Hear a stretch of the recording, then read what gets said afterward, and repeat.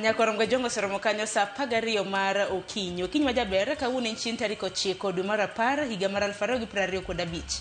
Gino mara ne gweng' michiewe yo makare. Samoro kina inindo, ing'eni pinje mamoko sani oka gidhi nindo, mamoko bende osechiewo, mamoko bende en odiochieng'. Piny Kenya ka to en okinyi mar sa 12. Machiegni chenro mar okinyi ma kawuono nyinga Sharon Ong'aw. Oyawore Nyakoramogi Ajwang' kamoro mora ma intiere okinyi ma kawuono, ageno ni chiewo maber kendo iikori mar dhi e kari mar orak. Wan bende wasechopo e studio kae mar tayi e chenro mar opiny, mangrumo kanyo sa 5 mar onyango. Ber kodwa nyaka giko, nyinga Joyce Odur. Joyce Odur, ichiewo nade? Achiewo maber Sharon, to in? Amba nachiewo makare.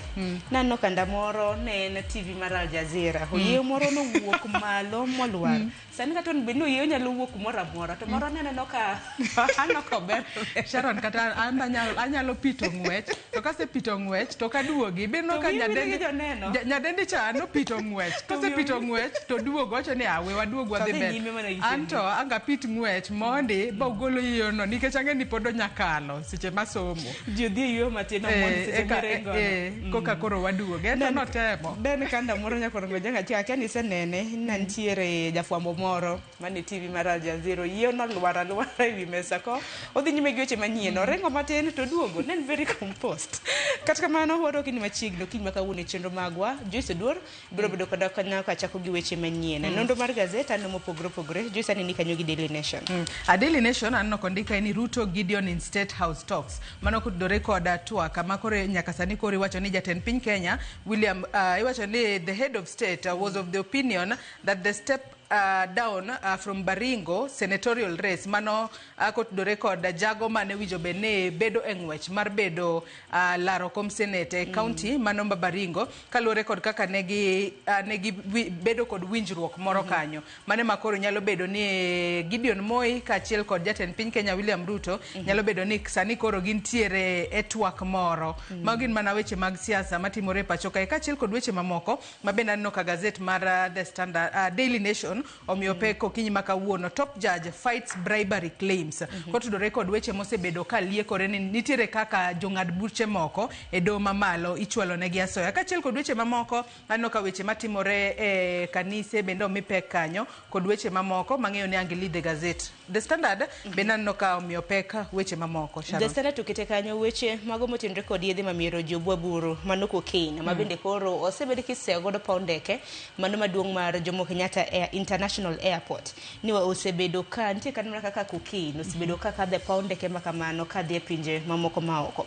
Juma mokalo bende nantiere sigana mabende The Standard nochiwo kotende kod wach mano mar obwaburu makama nantiere jal mabende nokadho godo kadho mana wang' dede ineno kanyo ka ikowe nyaka gi jogo kwa bende nyayo arita kwe ahinya e pacho ka kata kamano nodhi omake godo e boma mano ma London e paw ndeke nyaka sadi koro iwacho ni CCTV footage that is linking a cabinet minister's aide to an alleged drug trafficker. Tingeni Joyce okang' makama nyalo bedo ni landore kata na pinje mamoko maoko nyalo kata na mono ganda mapachoka dhi e pinje makamago nikech ka koro paw ndeke maduong' mapachoka mugik emitiyo godo yore market kod mage ken wacho ni gore mabende na dier anno ka piny Kenya nyalo miwa kata na to bende koro lieko ni nitiere jomoko ma giwuok e pachoka e paw ndeke mag JKIA gi clear gi kendo gidhi e pinje maoko ka gichopo e paw ndeke ma kuma gidhiye kureme mako gi kod yedhe makamang to pano odiochieng' manyoro bende ne nitiere sigana moro e gazet mane koro nyiso picha marach ma jo Kenya moko machocho ratiro mag jogo manitiere e pinje kuma gidake pinje maoko kama gidake kata kamano winjo bed ni nono kaka jo Kenya ting'ore bed yedhe mamero ji obed chocho ratiro mag ji kik joma tin kethne jomoko ahinya to jogo madwa dhi e pinje maoko. Bang'e Nyakorongo Jongo nondo mar gazet akilo kanyo chakre sa 12 news nyaka rom kanyo sa 1 nyaka rom kanyo sa 2 news abro bedo ka kilo ni chalna mano mar piny Kenya weche pogore mabende osebedo katimore achiel kuomgi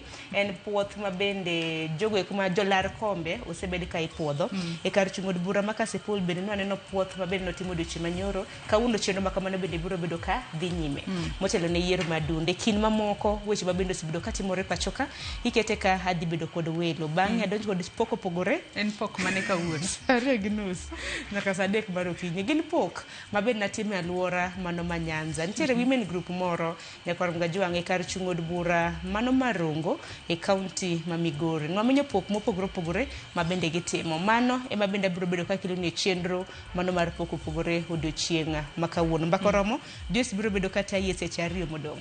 Nyakwarom Gajwang' mbakoromo kochakore saa 3 nyaka saa 5 abo bedo ka chako kod chal mar fwambo kama bang'e twak marwa romo mar Komesa odiochieng' ma kawuono biro bedo ka rumo. To e kinde mar romo ma kamano biro bedo ka rumo igeno ni jotend pinje mopogore opogore manitiere buo mabula mar Komesa biro bedo ka romo e pacho ka. Par ni nitiere pinje 21 manitiere e buo mabul mar timo ohala mar Komesa. Bang' romo ma kawuono bende jatend piny Kenya William Ruto ibo bed ka imiyo lemo mar bedo jakoma mar Komesa. Mano biro bedo ka nyiso nang'o. Te thuolo mar romo mar Komesa osebedo e pacho kae. Nyalo bedo ni gin ber mane kata obero lwasi mane mar timo ohala inyanya to e kind pinje manitiere e bwo riwruok mar ohala mar Komesa. Omiyo ichako tudri kodwa kochakore sani. Namba mar ote machuok 33600.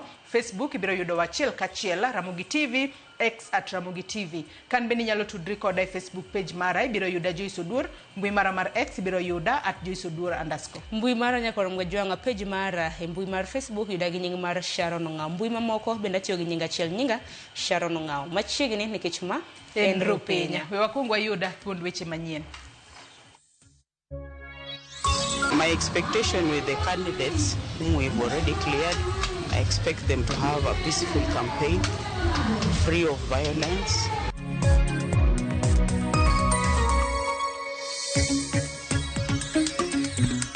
We are cleaning higher education sector. We are cleaning it once and for all. We shall not call strike next year. Tunamalizana this year.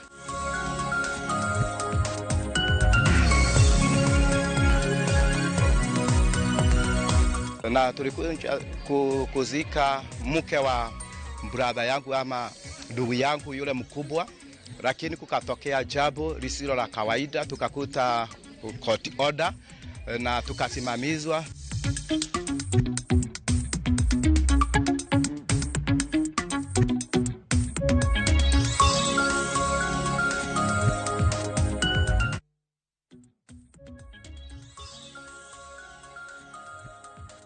Nyakwarom Gajwang' machiegni eneno weche manyien okinyi makawuono. Nyinga Joyce Oduor. Duol mochung' ne yiero IEBC ochako chenro mar puodho jochung' madhi laro kom od bura ma Kasipul e yiero madundo ma ibago tarik 27 dwe manyien. Tok tho mar mane en jaod bura ma Kasipul Ong'ondo Were. Jochung' 13 osewuok oko mar laro lemono kendo moko kuomgi IEBC koro osepuodho. Jafwambo marwa Ali Abich ne oluwo chenro no kendo miyo waler mar wach. Chenro mar gokogono kendo puodho jochung' molap dhogi ndong' ne kom od bura ma Kasipul yiero madundo mibiro bagi tarik 27 dwe manyien. Ne IEBC ochako kinyi ma kawuono e apisgi mane Kosele. Chenro ma IEBC biro tieko odiochieng' makiny. Jachung' mokwongo mane ochopo nyima IEBC gi otese mage mondo mi opuodhe saa 2 mar okinyi en jachung' Philip Aroko malaro kom od bura ma Kasipul ka ok ochung' kod wuon bura moro amora. Ka Aroko mane oten kod johera mage ne osingo timo kampen mar kwe ka ok onien gi chir mar kawo komno. Kwe kende mwalando ne jowa ni nyaka wabed gi kwe, ok wadhi engage e gik ma ok dhi konyo jothurwa. Process ni kaka jo IEBC onyisowa obiro bedo maber.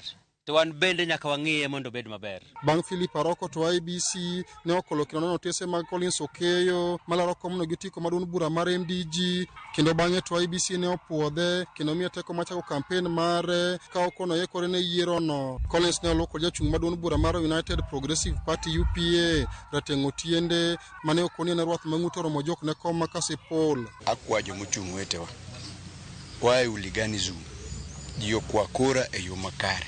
Yo kwa kura gi muolo. Adwalando ne jo IEBC opuodha kendo kawuono ne kura an jachung' gotiko nyake debe. Kar sabik mar odiochieng' jachung' mar ODM Boyd Were ne omulo apise mag IEBC mane Kosele kotene ko jotend wuon bura mar ODM kaachiel kod johera mage kendo bang' puoth mare Boyd ne osingo timo kampen mar kwe motelo ne yiero madundo no. This new journey will work together with the people of Kasipul and will bring this seat home. Jotend wuon bura mar ODM ka otelegi gi jalupo gai maduon burano Abdul Swamad Nasir. Geoffrey Ososi kaachiel kod jakom gi Gladys Wanga ne osingo timo kampen ne jachung' margi nyaka gineno yudo komno. It's a great feeling, and I want to thank the people of Kasipul who have come out in large numbers to escort our candidate Boyd Were Ongondo to come and present his papers here today.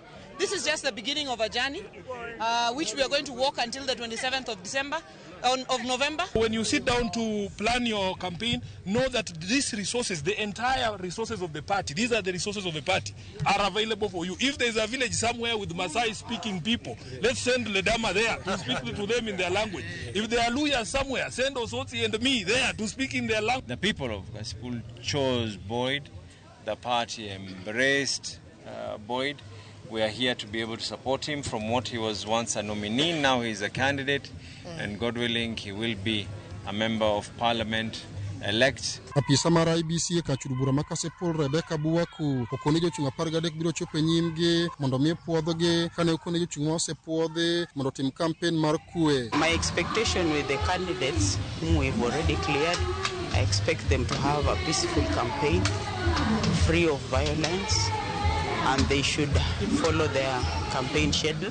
Ng'welar komodu bura ma Kasipul oyowang' jochung' 13 mane kodun buche mopogore kama ok bino chuma kodun bura mora mora. E kinde ma koro IBC ochako puodho jochung' ma sani koro laro komodu bura no endo marumo odiochieng' makiny, IBC kwa jochung' mosepuodhi nota campaign ge yor kwe. Ali Abich, Ramogi TV, Homa Bay. Apisas mag duol mar IEBC opuodho moko kuom jochung' malaro kom kar chung' od bura ma Ugunja e yiero ma Dundo. Jochung' mamoko ma podi odong' idhi dadhoggi mondo puodhgi odiochieng' ma kawuono. Steve Biko nigi lerno. En chenro mano chakro kinyi ma kawuono ka duol mar IEBC nenono bok mag jochung' achiel kendo puodhogi mar chako ng'wech mar laro kom ma Ugunja. Bang' puodho Laktar Benson Obol mar United Green Movement Party UGM, jachung' machielo mar duond bura mar Jubilee Eric Ofiro noyudore kama tek ni mar obok mare notiaise kod jagoro mar Jubilee Jeremiah Kioni kata odoko ni masinde mag IEBC to ne pod yango mane en jagoro mar Jubilee Rafael Tuju kaka jal mano winjore tiasei e oboke no. Mae nochuno apisa mar duolno mondo yuatol ne jakom bod mochung' ne yiere Jubilee mano ler ni ne gisechwalo listi manyien mar jodito mag Jubilee mayango ni Kioni e jagoro maduong'. Bang'e to duolo nopuodho Eric Ofiro. Kane giloso bang' yudo puoth kowuok kuom IEBC, jochungo nopuoyo chenro no ka gisingo mar tayo campaigns mokwe. Watim campaign kata siasa man gi kwe, kamoro moro biro migi nyawadu, obed material kata bana kata poster to kata mana gi dhano, wami jogi duto te respect. Wado no bed gi mara achiel mondo wabed motegno to samo ok mwa campaign wakoka. Gima nyalo kwayo joma chungo te ni waketru kwe nyaka watiek gima watimono. Ng'ama dhi loyo kata ng'ama dhi yombo Nyasaye mong'eyo. To koloya tabro yieno loya, to bende ka locho to nyaka uyiena locho. Nende wadhi maber kendo ging'iyo karatase ma maber, gik moko duto dhi maber e sama nok. Kinde no ne gikwayo jochung' wetegi mondo kik ti arietha gi rowere ma gikone to ibiro jwang' ka siasa orumo. Kora kwayo kin youth ka ja ng'ato ori ni kelo lweny ka moro kod ng'at machielo, wachne ni ng'ama idwaga ni wadhi kel go lweny no dhi ire mondo un wegi ugore ki un kikiti kodi. IEBC be wakwayo ni mondo gitimane nikech ma kore machalo kaka litmus test mipimo gi godo ni to 2027 dhi chalo nade. Koro wakwayo ni IEBC be gitim mana kaka jopiny dwaro no, gamo yieri ema mondo landi. Kar chung' od bura ma Ugunja ywayo jochung' 14 ka mago manopuodhi kawuono oting'o Benson Obol mar UGM, Eric Ofiro mar Jubilee, Vincent Olengo mar Kenya Moja Movement, Frederick Ochiel mar UDM, Oliver Choka mar National Liberal Party. Kata kamano, jachung' machielo Wycliffe Wendo koro biro rito nyaka odiochieng' makiny mar ng'eyo chal mar chung' mare bang' nyinge yudre listino kaka jachung' machielo mar Jubilee. Chenro no kiny rum kiny ka jochung' ochiko kiny chop mondo puodhi. Steve Biko, Ramogi TV, Siaya. Nyakwara Mugiajwang chenro makamano brobedo ka ruma yanga odiochieng' makawuono kama IEBC brobedo ka puodho jochung' mamoko 9 ma olap dhoge ndonga ne koma od bura ma Ugunja e kaunti ma Siaya. Ka udhi mbele ni ng'anyo mar jotije mbalariany mag sirikal nenore ni ok dhi rumo machiegni tok jotije tamore omenda ma sirikal oketonegi ne winjruok mar medo sara e kind higa 2025-2029. E ng'anyo margi maratipo manobagi kod mbalariany duto mag sirikal e boma ma Nairobi, jopuonjgo bende olero ni ok gibidok e twak kendo kapok omigi siling bilion 7.9 magibandho. Simfros Okinda miyo waler. Ng'anyo mar jotije mbalariany dhi katieko dwe sani. Jotije mag mbalariany duto mag sirikal kawuono nonywako kendo bago ng'anyo maratipo mano chakore mbalariany ma Nairobi. Kotelnegi kod jakom mar Ruasu Grace Nyongesa, kod jagoro maduong' Constantine Wasonga, achiel kachiel jotijego norie long'o ka gitero kwayo maggi e od bura, apisi mar migawo mar omenda, kendo tieko e apisi mar migawo mar somo. Kagiramo ni wang' ni ok gidoge klas nyaka sirikal rie weche duto motenore kod jotije mag mbalariany. We are cleaning higher education sector. We are cleaning it once and for all. We shall not call strike next year. Tunamalizana this year. Kato bedo ni sirikal nyose chako twak mar winjruok manyien mar higa 2025-2029. Jotije go kwedo omenda maromo bilion 3 makoro sirikal ochiwo negi. 2021, 2025, we negotiated a CBA costing 9.7 billion. The reason why it costed 9.7 billion is because it was for only 2 years, 2 financial years. Therefore, you cannot tell us that a CBA for 4 years, 2025 to 2029, is going to cost 3 billion. The government gives RC poko nyiso willingness negedwa ni mondo jiwuoye. They are offering what we can okwanyal bet kata mesa mondo wachak wacho. Kore momiyo wane ndara. To kendago mona konjo nyuol gi ma nyithindo time e skunde e university sani onge. Nyithindo gi nomi pesa dwe mar 8. Ma pesa go norumo kapok gi adala. Sani gima gitimo en yoro negi pesa gichamo to ginindo to gitimo gik mamoko mawakia. Magi timore ka wach mar winjruok mar 2017-2021 bede pod otamore ka jotich onyono ka tiendgi ni gopgi en shillings bilion 7.9. Pod wabandho 7.9 billion magine mane gidhi e court. Ka court oseyalo mowacho ni mondo chulwa to koro government dwani mondo wachak reconciliation.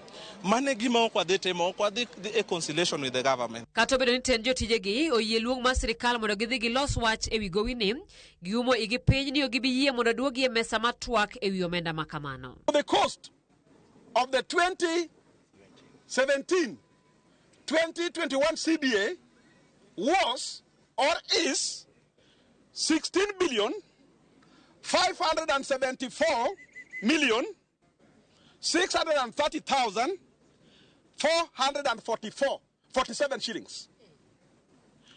We want to minus, this is a simple audit. We want to minus what the government allocated and what Parliament appropriated. The balance is 7,974,630,447 shillings. Dwa jotije mbalariany osiro kod riwruok makedo ne ratiro mar somo e pacho ka Elimu Bora Working Group madwaro mondo sirikal oruch chenro mar chulo jotich mondo somo dhi nyime. Weche mag omenda gin weche ma ochunge diere weche mag somo kendo weche mag tiegruok e mbalariany. Ka sirikal ok nyawuok adiera kuom chudo mar jopuonj mag mbalariany, to nyaka ng'ikni bedie kaka waneno sani, nikech adier mar wach ni en ni jopuonj koko chul maber. Tendu wasu kod kusu kijiromo kod jokanye migawo mar somo ewino na diere wi gowi hie ma sirikal onego chul jotijegi kaluwore kod winjruok mano bedo e kindiga mar 2017-2021. Simfros Okinda, Ramogi TV. Ten County ma Kiambu okwero ripode mag riwruok mar lakteche KMPDU manyocha olieko ni nyaka ne ng'anyo mar lakteche county no chakre nyithindo makwan gi oheo 130 osetho. Moko kuom mine mane okonyore e kar thieth ma Thika level 5 e county no to wacho ni nitiere kwan mar nyithindo mapoko yangi mane otho. Achiel kuomgi wacho ni osuptal no ne okawo tinga mar iko nyathigi. Judith Omondi ni kod mathoth. Hivyo umeng'ang'ana na hiyo mimba, uende urudi bila. Lit mar liel. Liel mabiro bang' bedo gi geno mar mor mar yudo nyak mar ich ne ng'ama miyo. Nancy miyo ma jahigni 27 pod paro odiochieng' mane ochopo e kar thieth ma Thika level 5 kod geno mar neno nyathine ma okwongo. E pache, ne ok opar ni nyalo bedo ni nitie ywaruok e kind lakteche kod tend kaunti no ma Kiambu. Daktari walikuwa ni wawili na lazima wazunguke. Unaona, lazima wazunguke. Madaktari na hao wengine ni wanafunzi. So unaona, mwanafunzi akiambiwa akae hapa, daktari lazima akue akiwaambia inafanywa hivi na hivi. Lilian ne obedo kod mahao seche 12 mag muoch kapok onyuolo nyathine, ma bang'e ne oketie masin mar medo muya kata oxygen. Kata kamano ne ok oduogo e lwet min. Ne otho, kendo kata mana ting' mar iko ringre ne okawo kod tend osiptal, ka Lilian to ne odok pacho gi lwete ka ofwayo. Daktari anazunguka hivyo, hiyo ni 5-6 asubuhi. Wenye walikuwa anakuja, kabidi nimemwambia sinikimbie nichukue staff fulani hapo chini narudi. Sasa hiyo time naenda, mi time narudi sasa mambo imekuwa sasa vice versa. Kapata mtoi, uchafu imetoka kwa mapua na mdomo. Hivyo ndo mtoi alipasi. Nikajitia moyo, nikajiambia ni mipango ya Mungu. Mana e kar thieth achiel ni, bende miyo machielo, Esther Wangare, miyo ma osegombo nyathi kuom higni 20, geno ne mar yudo nyodo, oduono bang' wito nyathine, kendo koro dong' mana kod picha mar ich gi liel, kaka rapar ni e higa mar 2025 dwe mar 9, ne obedo miyo bang' rito kuom higni 20. Seyo ne eni deng'anyo onge, kamoro nyathine di koro podi yueyo. Mimi kutoka ile siku nilienda huko sikuwa nalala. Ukiwaita hao wenye wako hapo, wenye sasa kama hao madaktari wenye wanasema ni madaktari, ukiwaita walikuwa wengine wanakuambia ongea, ambia na sio si kazi yangu. Hata hao ni kama hao daktari wenye sasa wako interns, si wale madaktari wakubwa. So hata pia madaktari sasa, kama hiyo siku kulikuwa na daktari mmoja kwa ward, na ni yeye anafaa kushughulikia watoto wote. Kalure kod riwruok mar lakteche KMPDU, nyaka ne ng'anyo mar lakteche chakre kaunti no, ngima mine mayach kod nyithindo ma onyuol ma hao 140 osewitie kaunti no. Thika Hospital alone has lost 5 mothers. Yeah, we have a record that Kiambu also has lost a mother. Ruiru has lost a mother. There are others that are near misses. Gino majatend migao mar thieth e kaunti ma Kiambu, Dr. Elias Maina, okwedo kata bedi ni okuchiwo report makwedo mano mar KMPDU. The case you are talking about, you are the one who saw. But according to me, there is nothing like that, because even when there is a doctor, it's not the doctor who come and stand there and give oxygen to the baby. Ng'anyo mar lakteche kaunti no kawuono ni odiochieng' mar 131 ka juma ma okalo. Riwruok mar lakteche nyicha osingo lungo ng'anyo mar jochiw thieth duto e counties 47 e ranyisi mar bedo e achiel kod lakteche manie kaunti ma Kiambu. Judith Omondi, Ramogi TV. Awageno ni serikal kata 10 kaunti ma Kiambu bro bedo ka chope winjruok kod lakteche maggi mar mondo mi gidoge tich, kaluore ne lakteche kong'anyo to japenya madwaro thiethe mahinyore kinde duto. E weche mamoko en ni obila makayole omako jomaundu 5 ma osebedo ka chando oganda e alwora ma Eastlands Nairobi, kendo yudogi kod $1 kido mar Falcon pistol kod magina achiel. E apedha manyochakore okinyi manyocha, achije 5 go omaki kani kod apiko moro magisebedo godo ka gitiyo godo e timo maundu. Jafumbo marwa Elizabeth Ajode nigiler. En apedha mane otimore yokinyi kama ne ondhi achije 5 ma itudo gi kweth njore masando jodak ma kuonde dak ma Eastlands. Kweth obila nyochako apedha okinyi mar tich ariyo magikone no kelo meko mar achije go, kaka komanda mar obila Manjiru John Owuoth lero. Kawuono saa 3:30 e area mar Kagundo Road machiegni gi Spring Valley. Askari mane nitie patrol noromo gi pikipiki moting'o ji ariyo ma iriembo gi ji adek. Obila lero ni achije adek ne orakruok godo e apaya ma Kangundo Road kane gitiyo kod apiko. Ne gibolo lisasi piny ka gitemo ringo, to kata kamano obila wacho ni ne ondhigi bang' jopiny bende geng'ogi. Kane gichungogi to gitemo ni mondo giwiti magazine mating'o risasi. So askari wakakuwa suspicious, asomakogi. Obila ne odayo dho achijego kendo giyie ni bunde margi opandi gi achich machielo e kar dak ma Majengo. Jochiw arita ne odhi kodgi achiel kachiel nyaka Majengo, kama bende achich mane gimako ne oterogi e kar dak ma Huruma, mako achich machielo ma oyud gi bunde, musdola kod kido mar Falcon. Ka koro ne giyojigi to giwacho ni bunduki nitie, kech magazine ok inyal ting'o ka onge bunduki. Koro ne giwacho ni bunduki nitie Majengo gi kijana fulani iluongo ni Achola nickname. Polis nodhi nyaka kuno moyudo Achola, ma Achola oterogi Huruma kuma nokan mane gipande e bundeni. Achije ma omaki gin mawuok e kuonde dak ma Huruma, Molem, Majengo, Umoja kod Kiamaiko. Komanda mar obila no ojiwo jopiny oti machiegni gi obila e chwalo ripot e wi achije mag njore. Elizabeth Ajode, Ramogi TV. Jaod bura ma Karachuonyo Adipo Kuome opoyo sirikal kokalo e migawo mar somo kuom chako chenro mar yango funde mani kod lony to onge gi oboke mag somo kendo miyo gi certificate mar yango tijgi. Adipo olero ni okang' makamano dhi miyo funde go thuolo mar timo hala kod sirikal, yudo rak mag sirikal kendo bero ngimagi. Adipo loso bende ka ojiwo oganda mondo kik dong chien e yudo omenda mag basari masiro somo mag mbalariany kod kuonde tiegruok mamalo.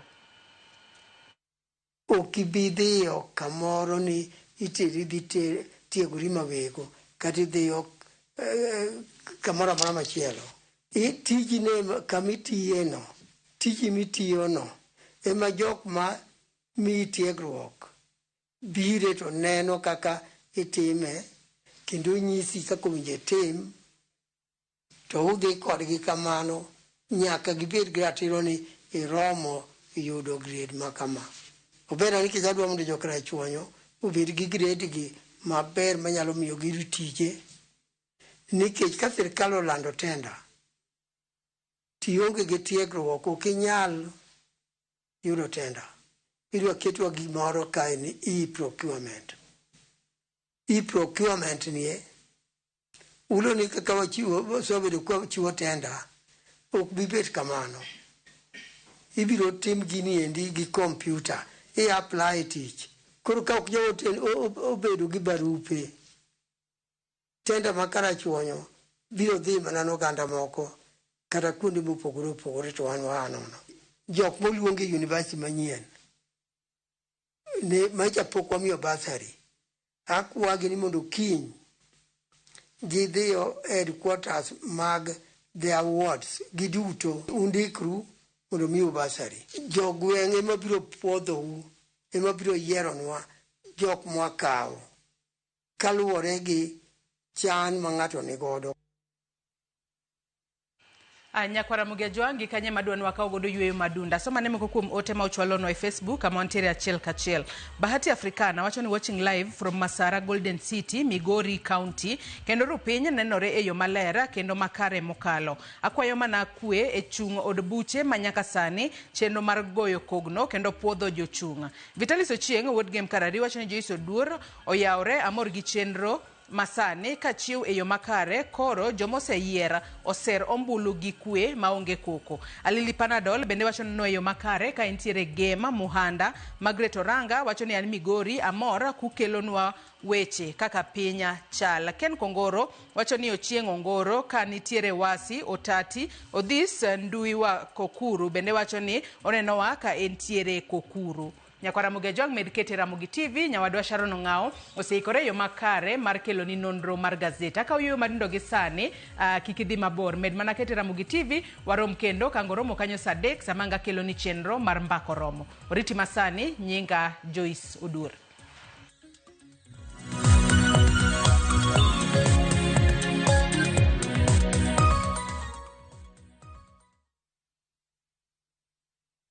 Na to kori winjo kika winj kucha koluongane mbabas nikech koro uneno kan gi pesa moro matin. View sasa ndio nyumbani kwa the best local dramas. Nataka ripoti ya Hansi pamoja na mkewe. Comedy za kuvunja mbavu. Telenovela bora zaidi kwa lugha yako. Anaere aina prita. Tokendo kimora mare wi mora. Na sasa una nafasi ya kushinda zawadi nono ndani ya promotion kubwa ya Jipange na View sasa. Shinda 50,000 kila siku, $500,000 kila wiki na grand prize ya 2 million shillings. Wow. Ingia kwa View sasa hivi kwa kupitia paybill 724177 au tembelea viewsasa.com. Weka nambari yako ya simu kama akaunti yako. Kisha weka 50 bob tu na upate content na point na uende kwa mshindi. Ingia mara nyingi uwezavyo. Kila ukiingia kwa View sasa, unaongeza nafasi yako ya kushinda. Imeidhinishwa na BCLB number.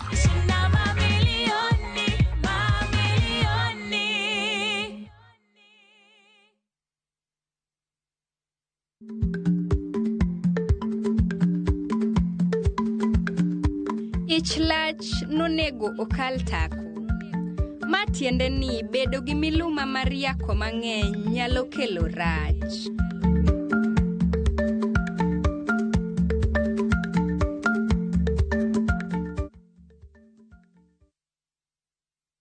Royal Mabati Factory Limited keloni fuongruok enengo. Corrugated kod box profile kuom ceiling 396 mita. Brick tile kuom Dol kod paridol mari. Ma en niti ok en pari. Onge gima inyalo timo kata kitemo gone koko. Omiyo los weche kapok okethre ka.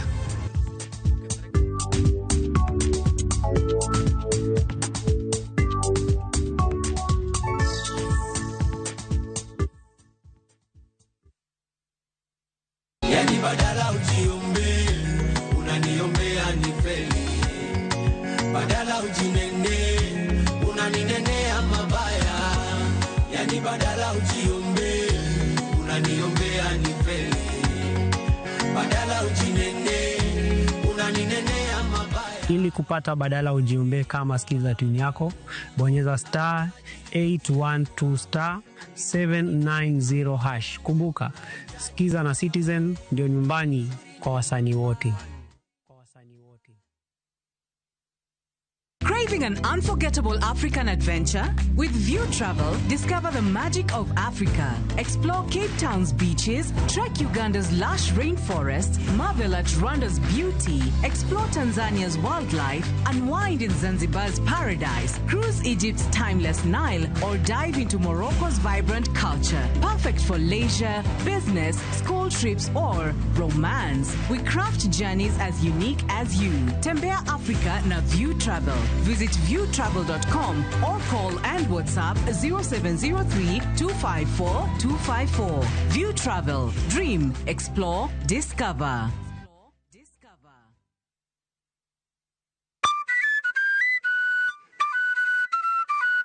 Nitie sigana e tok thum moramora. Kendo nitiere wuoth e tok jathum moramora. Baba naucha kupunja thum 96. Waromo gi jothum mag piny luo matene koda mago manyasani. Junjumini mano chaya sane bade. Machiek moro yano wang masonya ka wuoche dhoge molit. Ka wafwenyo chakruok gi, kaka ne ginyagore, koda kaka ne giloso kit ngimagi. Gospel music or trainer in a way that I'm able to sing in any kind of beat. Chakre gwenge nyake kuonde thum madongo. Biuru kodwa sama walero sigand thum mar Uganda Luo. Ng'e jothumbewa gi Solomon Atito Kafaya, Ticha Beach, Sario Okinyi. Kick by.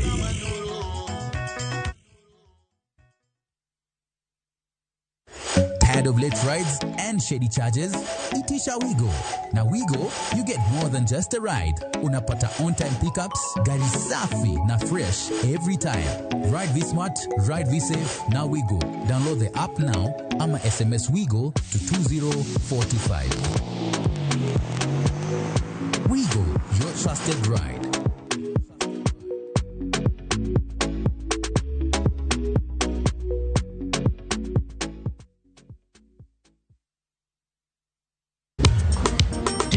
Ticha beach kocha kore saa ngweno tieno nyaka saa uche lakini ni mixes maliet kabisa maglu rumba luo benga kachil kora jao maliet Kuwuok Ondamo 107.1 FM kar chuny jaluo Kapela nako ni wangne ka wadokocha nyaka wang joy mari Ramogi TV Lungani boy handsome Mandawea Roji bed and breakfast. Lungani DJ Kolokol instrumental. Tokodan Solomon Atito Kafaya Gudi Kawa wachoni Ma en Ramogi Night Disco Kete Manaka Erika Kaero Jawar Mamana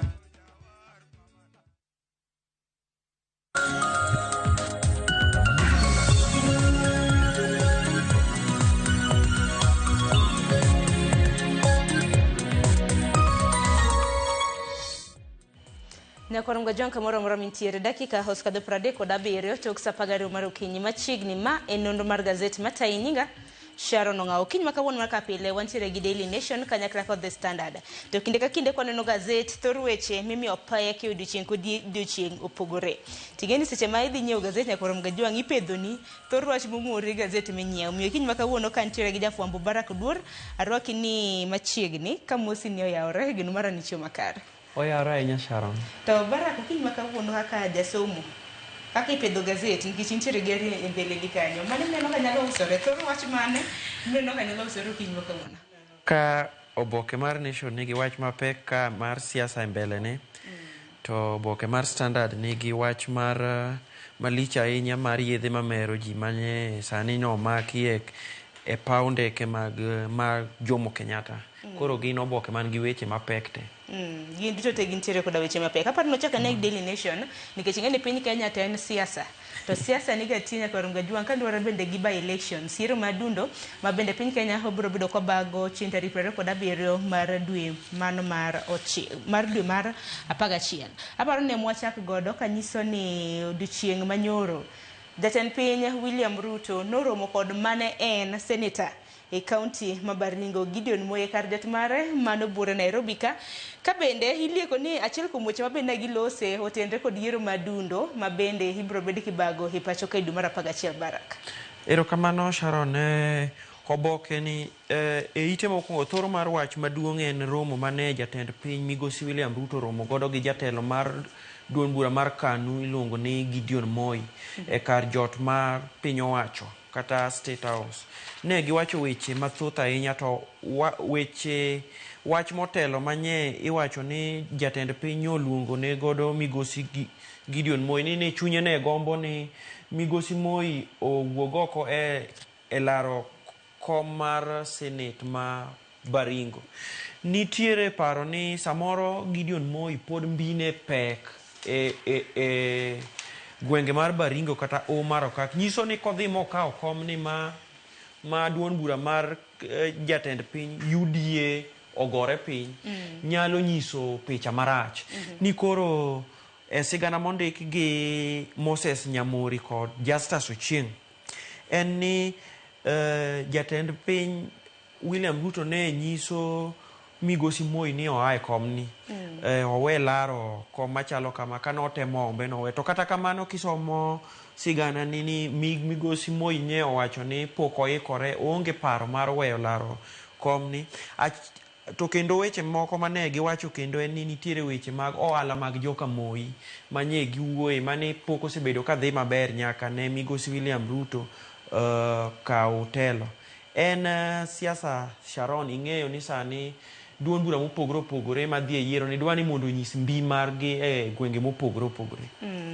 Mana kamano, kata kamano hadiera mar wach makamano noche ni those are just hearsays, wach mabende na wachore ne gitwake. Kata kamano wang'e ni Gideon Moi ne en senator e kaunti ma Baringo, bende nolaro kom mar senate makamano e higa mar 2022. Kata kamano noyombe kod William Cheptumo mabende koro nong'elo rengo nyakore Mgajwang' dwe mar 2 mar higa ni. Cheptumo noyombo Gideon Moi kod otiko mano mar UDA. Nyaka sani dong' welo mar UDA bende nosetim e kaunti mano Baringo e kom mano mar senate. Nyaka sani ja UDA mabende dhi laro kom makamano nyinge Vincent Chemutei en ema bende odhi rakore gi Gideon Moi gi jolar chung mamoko. Koro neno ka gima mbi mano mar Gideon Moi bende nitie kata kaka nitiere koda mbi e gwenge makamago. UDA bende wachore ni ok dwa wich kuot nikech kom makamano Cheptumo kanatho noyiere koda UDA. Koro marge wacho ni twak mabende dhi nyime nyakoro Mgajwang'. Kata kamano wan warito winjo kapo nono ni Gideon Moi biro bedo ka wuok e laro kom senate e kaunti ma Baringo kata Oyo kaluwore koda romo mabende nagibedo godo. Kopogore gi manya kod Mgajwang' weche mamoko mabende omi pek aparo ni warengane na e ite mano mar 2 gazet ma Daily Nation. Kinde ka kinde nyakor Mgajwang' ija winjo mich mago mag Guinness Book, wacho ni World Guinness Book Records. Nitiere chef jatedo moro e kar chung od bura mano ma e kaunti ma Mombasa e gwenge mag Utange. Jatedo no nitiere koda higni 31 nyinge Yusuf Ali Garani. En mabende koro dwaro mar mondo miye mich mano mar World Guinness Record kaluwore koda tedo mabende ochano tedo, in fact no tedo mabende pod irito kapo nono ni biro bedi kipuodhe ibiro bedi kimiye World Guinness Record. Nodwaro nano kanyo ka otedo kuom thuolo mar seche 100. Mano tedo mabende notedo chieng' tarik 7 mano mar dwe mar 10 mano mar higani. Sharon, ma wach maber ahinya. Ing'e gimomiyo en ni mich mar Guinness en mich mar piny mangima kata iluongo ni Guinness World Record. Nyiso ni inemi timo gima lich ahinya e kata ka en tedo kata ka gwe opera kata ka timo gimoro. Koro jago ni ma en gi higni 31 iluongo ni Yusuf Ali Garani wacho ni wang'e sani ng'iyo mondo miyo oket hemko kata mana record ka onyalo tedo gi 90 hours. King'iyo sigana ni mane ite mare wacho ni ok oyot ahinya nikech tedo kuom thuolo maromo kamano. Ting'eno tede ot, ok otede magawa kaka moko bende samoro jatede magawa.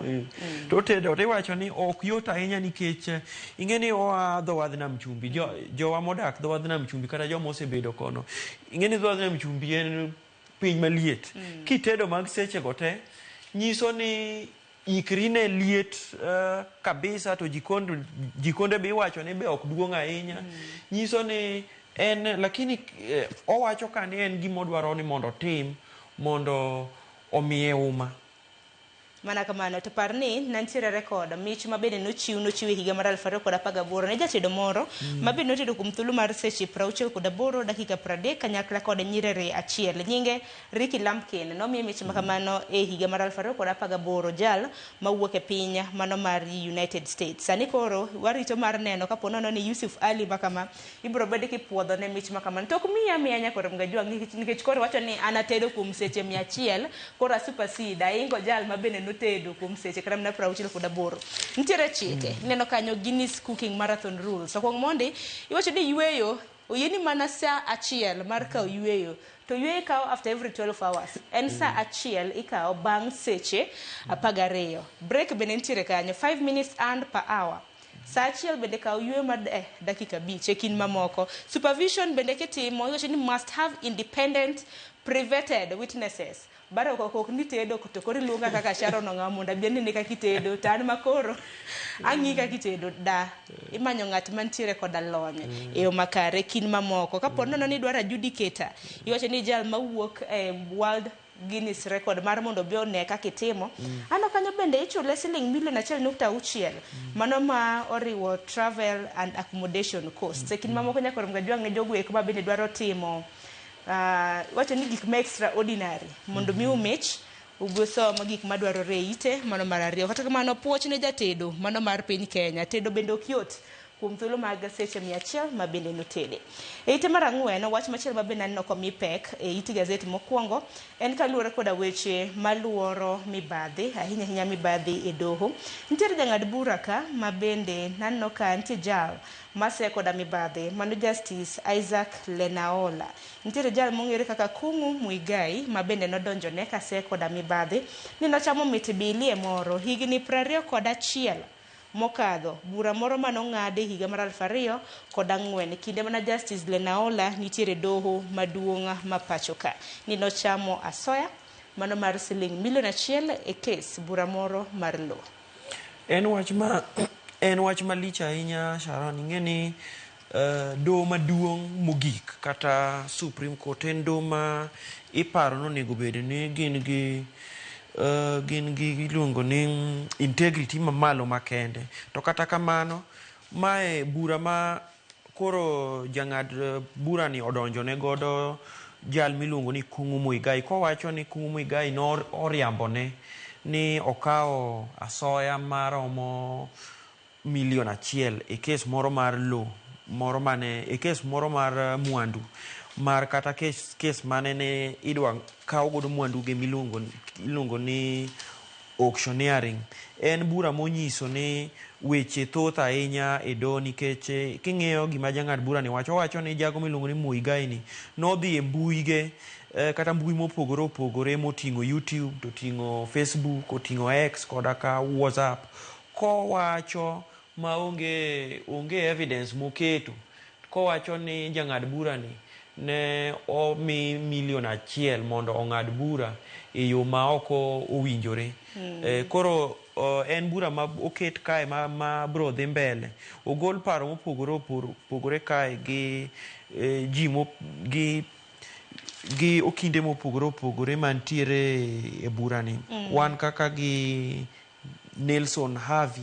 Nelson Havi en okil mar Migosi Muigai. Ing'e ni Muigai en wat jatend piny mokalo mane osedhi e rutaya, mano Migosi Uhuru Kenyatta. En kes mapani biro dhi mbele, to jo Kenya bo keto e wang'i kadwa ng'eyo ni to doho maduong' mogik e pacho ka Supreme Court en doho moting'o jong'ad bura maler koso jong'ad bura machilo mien. Mane penjo maduong' kata kamano Isaac Lenaola, mano Justice Isaac Lenaola, jang'ad bura mar Supreme Court doho maduong' mogik e pacho ka, to koro wacho ni mago gin mana cases mag defamation. En mana miriambo ma bende ketho godo nyinge. Manyaka sani hineno kanyo kowacho ni Mr. Muigai has been barred from publishing any further statements on the matter pending hearing. Nikech koro wachore ni osebedo kodhi mbui mopogore opogore ka bende oseyo Justice Lenaola kaluwore koda mibadhi makama. Nyaka sani osemie kum mar mondo mi kik odhi nyime gi lando weche makamago kaluwore koda bura mantiere doho. Kodhi mapiyo piyo e ite mar 6 nitiere jagoro mongirore e buo migawo mano mar omenda, mano Dr. Chris Kipto. Ing'eno osebedi kiluonge nyadi 16 e nyim od bura maduong' ma pacho ka, ahinya committee mano mochung' ne weche mag accounts, iwacho ni Special Funds Accounts Committee. Oseluonge nyadi 16 chakre higa mar 2020 koda nano kanyo 20 koda adek ni mondo chope nyim committee no mondo dwok penjo ma bende kinde ka kinde waneno ka od bura jagwelo jotend migepe jogoro mongirore mar mondo mi gidwok penjo. En osebuono boko dhi boko enang'o matimore ite mar 6? Sharon, ite mar 6 mar oboke mar Daily Nation sigana mondik gi Samuel Owino en ni committee kata committee motelne gi jaod bura ma e county ma Migori iluongo ni Fatuma Mohamed, jaod bura motelo ne mine. Igi owang' mokalo kendo giwacho ni ok gimor kata matin kaluwore ni achaya mosenyisgi gi jagoro mongirore iluongo ni Chris Kipto ma otelo ne weche mag omenda ma bende giseluongo to ok bi giluonge kinde ka kinde, koth chwe chieng' rieny giluonge ok obi ni kendo ma koro giseluonge mar gin gi barupe madhi 16 ma giluonge go mondo bi pok obiro, to ni gidwa ni mondo gipenje yore moko mag lal mag pesa kata pesa mane ok otimre nade ma ok odhi kare ma ok otigo maber e sirikal. Mae en wach ma giwacho ni nyiso ni kare kamiti gi ni ok oluor gi jotije moko mag sirikal. Gineno ni mae ok en gima ber kata matin. Owach kae gi sigana ni nitiere chike moseketi gi od bura kata iluongo ni standing orders manyiso kaka onego bed ni jotelo inyalo luongi madadhogi kamano. Ok apar ni odhi bedo wach mayot ahinya mbele ka, nikech ing'eyo ni Sharon, jood bura nigi ngufu kata gin gi teko mar ni ka jatich sirikal moro amora kata ng'ata e pacho ka otamore chopo mbele gi kaka koro Kipto tamore ni pod gin gi ongang' ma ginyalo kawo. Nikech kaluwore koda kamiti no gisewacho ni gisebedo ka gidayo dho kaka osebedo kitiyo koda omenda ma pacho kae. Iwacho ni omenda 50 funds gisebedo ka gidayo dho jokanyo mopogore ma bende koro ging'e kaka itiyogo. Mana 14 ma bende nitiere bwo Dr. Kipto ema pok giseng'eyo kata mana kaka itiyo godo e yo makare e pacho ka. Nyaka sani iwacho ni 16 invites oseluong nyadi 16 pok osechopo chakre higa mar 2023. Nano kanyo mogik manoluonge nitie barua manoorne chien tich adek chien tarik 8 dwe mar 10 mar higani. Keni bende obiro bedo kodhi ma bende duto te iwacho ni ne ochayo nokodhi nikech do mano kora na chaya nikech ng'ato koro ni oboke to bende okinyise kata gimomiyo ni okichope nyime. Aparo ne en mana chaya ahinya yate en jatij piny owacho civil servant. Aparo ne nitiere koda ratiro mar chope nyim kamiti no mar mondo mi odadhoge kotenre kod wach maket kod mano. E kinde maloso kotenre kod Dr. Kipto Nyakorom Gajwang' jatende to wachang'o mano John Mbadi ma bende en jatend migawo mochung' ne weche mago mag omenda. E ite mar 9 piny owacho chal ka gima riyo mano mar kwayo hola piny Kenya pod nitiere godo. To kwayo hola kaka pile wacho barok ok rach. An gi in wanyalo bedo ni wantiere koda hola to hola kwa kwayo watimo nade mane piny maduong'. Wacho ni piny Kenya nyaka sani Nyakorom Gajwang' wasechopo shiling trillion 12 goyo bende piny Kenya osebedo ka kwayo. Tiwacho ni seche sa kosekadho sani ni sadi Nyakorom Gajwang' sani odong' mana dakika 8 mar mondo mi orom saa 1.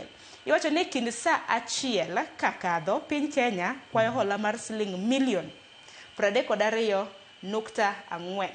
Te kind thuolo mar dweche 4 mosekadho piny Kenya osebedo kwa kwayo hola mano mar shiling milion 32.4 e saa ka saa. Mamoko bende aneno ko ng'injnwa gi matindo dakika ka dakika. Inene Barak osanyisige. Iwacho ni dwe ka dwe Nyakorom Gajwang' piny Kenya kwayo shiling bilion 23.9 mane dwe ka dwe. Pade odiochieng' kodiochieng' piny Kenya kwayo shiling milion 776.6. E dakika ka dakika wakwayo gowi mar shiling 539,321.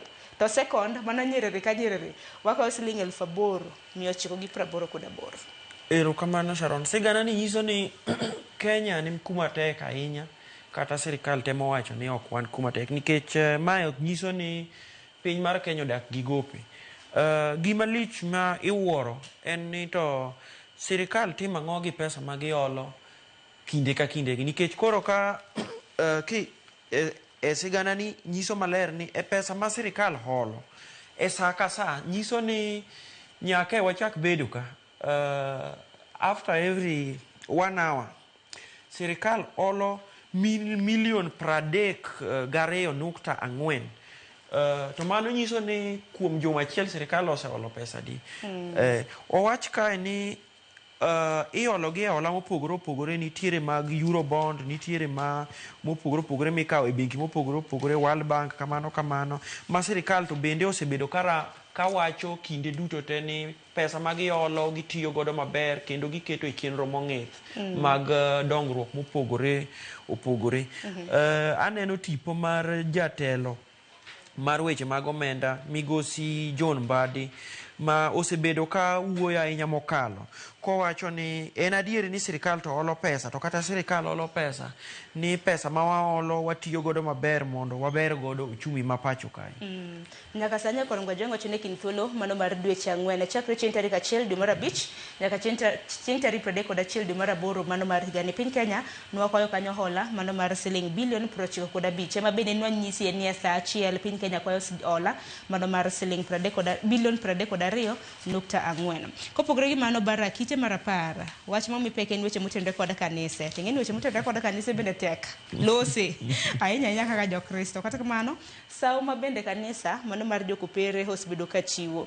Ing'eni sawo bende samoro sewo ka kanisa ne gidhi mane counter iwacho ni hotels, bars, supermarket, liquor stores kuonde mi iuse math mago mag kuong tinyiewo wine bottles kanyo.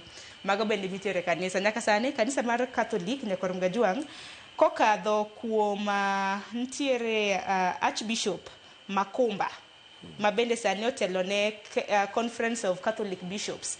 Giango ni kanisa mar Kopere koro gibro bedo ka giomo wine. Iwacho ni mag bende jitiyogo desao. Gibro bedo ka gigolo e piny mano mar South Africa. To wine makama inene. Kendo ndeke kanyo ni mas wine. Tiluonge kanyo ni Lutvizel. Obibro bedo kigole koda kambi. Mongere kaka Lutvizel Vineyards. Mantiere piny mano mar South Africa. Changes lokrok makamagi. Iwacho ni it took effect from 4th October. Tarik 4 dwe mar 10 mano mar higani. Koro ok en mana nyiewo wine ne dhi nyiewo wine e supermarket e kinde mamoko nyaka lose motenore kod sawo yo makende. Sharon, sigana ni ber nikech en sigana ma chalo ka mapuonjowa weche mag dini bende e iye ka nikech jok ma ok jokopere ma samoro osebedo ka paro ni weche mag sawo ena wine minyiewo nyiewa kumoro amora.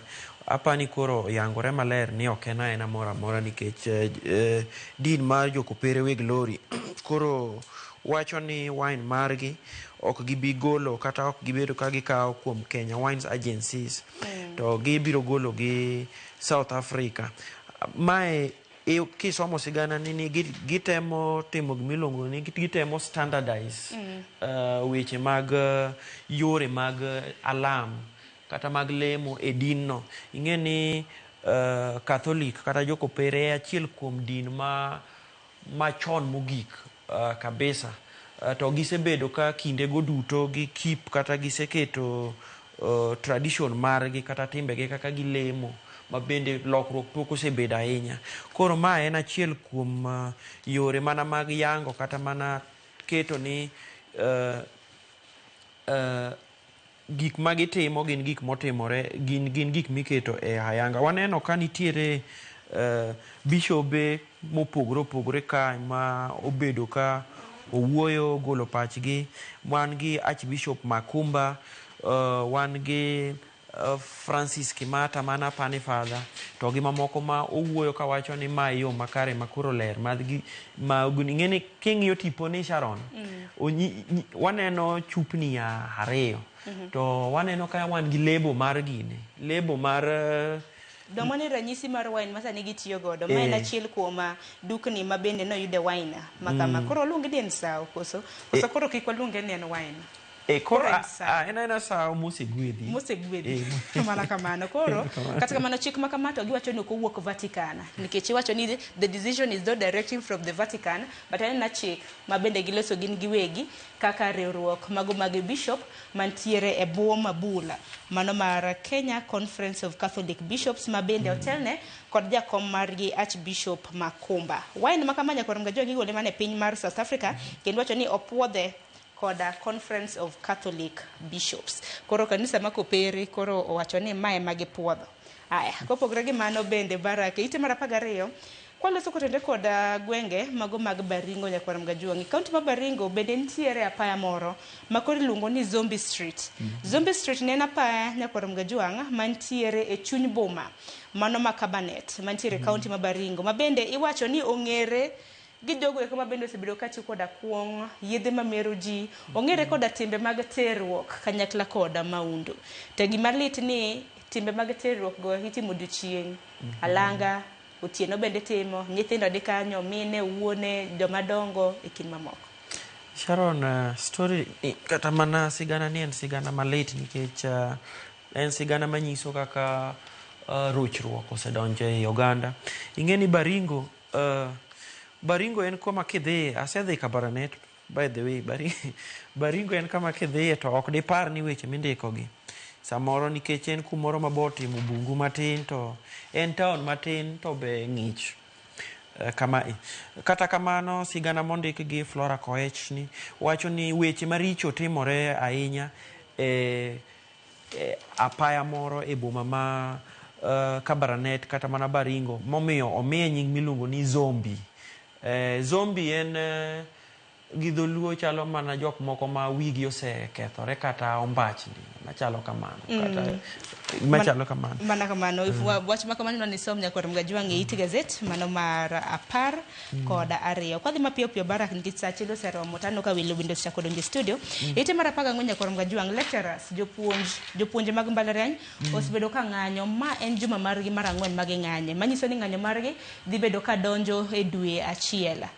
Wach ma bende osebedo ka thiro somo e mbalariany mopogore opogore nyaka sani nano kramna jopuonj mbalariany e kaunti ma Kisumu mago ma Maseno gisebedo ka gimiel joro nano ka gimiel gi dera e kind mamoko kata kamano jopuonj mag mbalariany pod oramo ni sirikal nyaka chulgi gope ma bende gintiere godo. Sirikal nitiere koda gope mano mag jopuonj mbalariany maromo siling bilion 7.9 to kata kamano sirikal to wacho ni dawi omenda makamano mana gigo uma hao siling milion 600 ng'a wacha diere ng'a ok wacha diere to ng'anyo makama biro rumo karango mane pinyo maduong'. Nyoro e ng'anyo mar tipo maduong' ahinya manyo los gi riwruok mar jopuonj mbalariany kotelnegi gi secretary general mar iluongo ni Constantine Wasonga kanye gi ng'anyo e chuny boma ma Nairobi kata CBD kuma nie giwuotho e yore apaya mopogore opogore kanye gidhi nyaka Jogo House kuma mano log tich mar Ministry mar Education. Nyagi wacho ni ok gibi we ng'anyo ngang' nyaka sirikal winj dwachgi ma sirikal kete tim winjruok mane gibedo godo ma iluongo ni collective bargaining agreement mane no kete kogno e higa mar 2000 kata higa mar 2021 nyaka 2025. Kata kamano iwacho ni ng'anyo ni dhi donjo akere keke sama kata odhi donjo koma tek nikech nyithi sikul kata mana nyithi mbalariany be koro wacho ni kakare kolokore mar oyuma kama wambe koro wadhi donje ng'anyo. Dong moko kuom gi bende osedonje ng'anyo. Dong waseneno jopuonjre mopogore opogore ma bende nodonje ng'anyo ka bende gisiro lecturers gisiro jopuonj mag mbalariany mar mondo mi ochul. Wasu bende oramo ni gin ok gidog e klese nyaka chulgi. Koro en mana ywaruok makoni kod kocha gino maro ni migawo mochung' weche mag somo biro bedo ka tieko achiedhnade makamago. Ite mar 12 mwang'e machinglo nitiere kanyo katun moro nitiere ite mag 17 wang'e bang'e wadhi gazet mar The Standard kasto watiek nonro mar gazet. Kaka jasomo, iwacho ni pach jasomo gi pach jandiko pogore. Kaka jasomo Barak machinglo nene machal nade? Aneno josiasa moko kanya aneno ng'ato machalo aneno tipo kata machinglo mar ng'ato machalo kaka Senator ma Nairobi kendo jagoro maduong' mar duond bura mar ODM Edwin Sifuna kanyo to gi jaod bura ma Embakasi East mano Babu Owino kod jaod bura ma Githunguri Mikai Gathoni wa Mushomba kagi wacho ni wana joma we are the opposition within opposition. Wan joma pingo sirikal ma bende ni ei sirikal. Wan joma pingo sirikal ma ni ei joma pingo sirikal. Kata kamano ing'eni ma biro aparo ni ma biro ka weche osebedo mang'eny kiparo ni to jogi gito gin ng'agi ni gin joma nade nikech wang'e nitiere kweth mar Kenya moja to bende wantiere koda kweth moting'o ja Wiper ja DCP kid mamoko. Koro which one is opposition? Magi koro wacho ni we are the opposition within opposition maka be wacho ni we are the opposition to kineno kata mna otas magiting'o nyakor Mgajwang' giketo our presidential candidate giketo Matiang'i aluorore Karua ema keno idhe wi Matiang'i Kalonzo Rigathi tanno ka koro gikiewo akeni nene machal nade machinglo makamano. Aparo ni Barak wawe nyikor Mgajwang' pongi wiye wadhi e gazet mar The Standard wang'e ne thor wach ma bende gazet mar The Standard nomulo.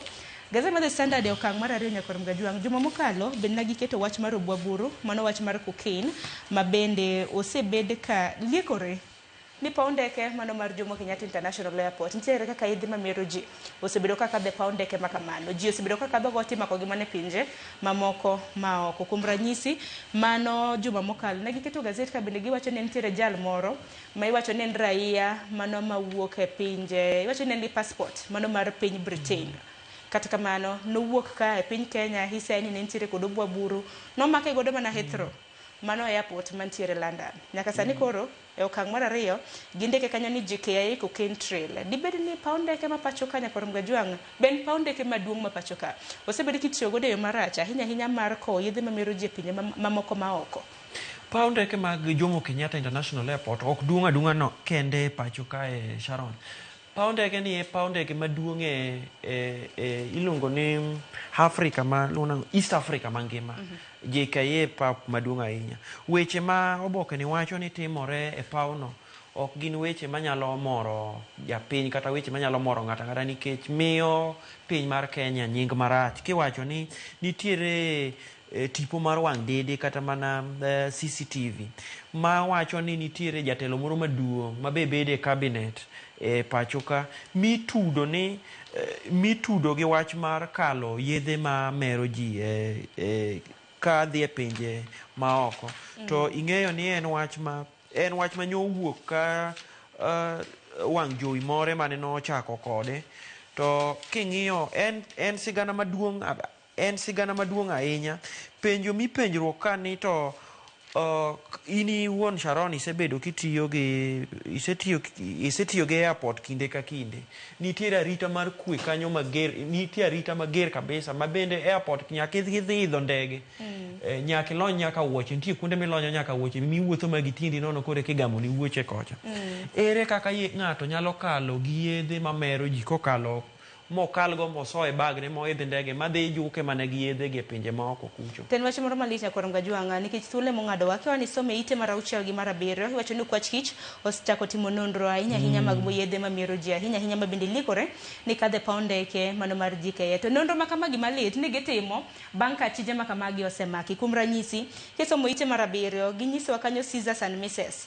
Chieng' tarik 4 dwe mar 10 mano mar higa ni nitiere kaka achudhe ba detectives jotim nonro mawuok ka anti-narcotics unit ne dayo dho miyo moro mantiere koda higni 41 paw ndeke mano mar JKIA.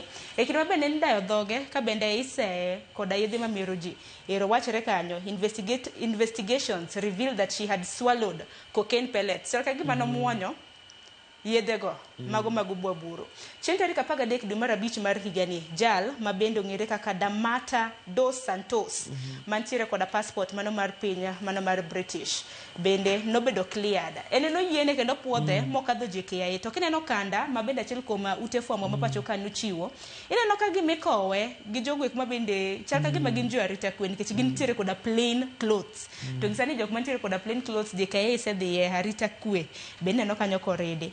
Bang'e nomake koda yedhe mamero ji e piny mano mar London kano chope paw ndeke mano ma Heathrow. E kin mamoko ma bende aneno kanyo ka nitiere ibiro bedo ka iso maparo ni mago gin weche mamieno chilo nyinga piny Kenya. Barak geno mara ni manene wach ni mogik osintiere koda wach mogik kapok andoloro nonro mar gazeti. Wach mogik manyalo bedo go en ni na neno ka jo chung' mopogore no puodhe gi duol matayo yiero IBC e gwenge mopogore sana Kasipul en ni ka campaign gibro chako timo to gitim campaign ma kwe ka ji ochomo yiero nikech kwe kende gima ber. Mana kamano kaka pile iwacho ni kwe e ber budho. Barak Oduor ogone rumanya kumuno e nonro mar gazeti. Nyakwar Mgajwang' kanyo makilwe giko mar nonro mar gazeti dakika 8 tok saa 1 mar okinyi akayo matin moko mweche mabende wanono nonro mar gazeti Nyakwar Mgajwang' wadonjo godo chala mano mar piny Kenya. Akayo matin kik di mabor.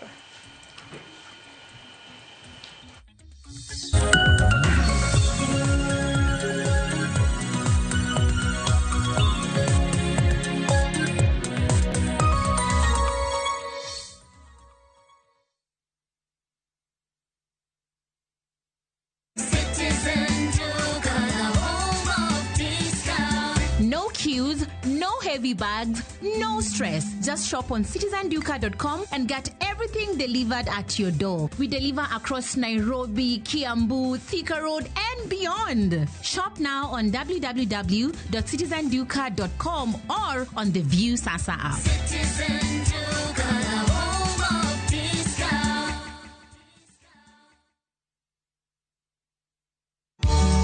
Mokagomo na teriena imos babana Batimaya kalionge Samora bedo pinyi dendara Auto kenda kaja neko endara Mondo iyud thuma mar era machon kaka skiza tune mari, dial *860 *416 hash. Ramogi TV e od jothumbe duto. Erokamano. This Customer Service Week, we celebrate the heart of Royal Media Services, you.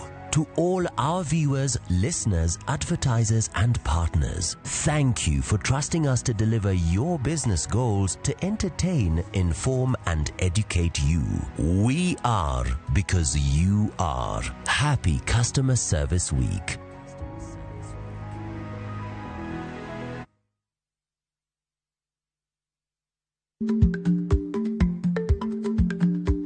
Chako chon loyo dhi kajuoga. Ma tiende ni bedo gi ikruok momondo, geng'o masiche kod midhiro mang'eny mabiro e ngima dhano.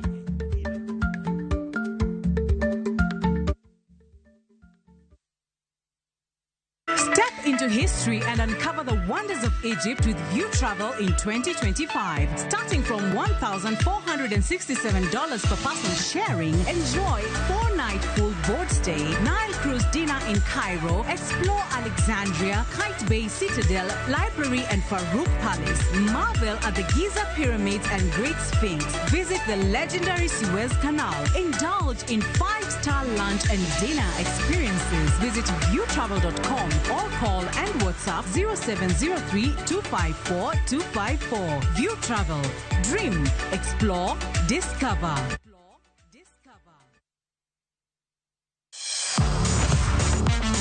Ne thuolo mar yudo weche tuke duto nyaka mopondo. Mbaka makende mag jotugo kendo mag jomolony weche tuke. Can you believe it? Magite yudore chenro mar pau tuke. The 4.84 kilometers. Nonro matut kod gigo matimre manyien mag tuke duto mawuok e piny mangima. Tudri kodwa ngeso ka ngeso Ramogi TV. Kochakore saa 8 odiechieng' ka wami gik motimore pau tuke.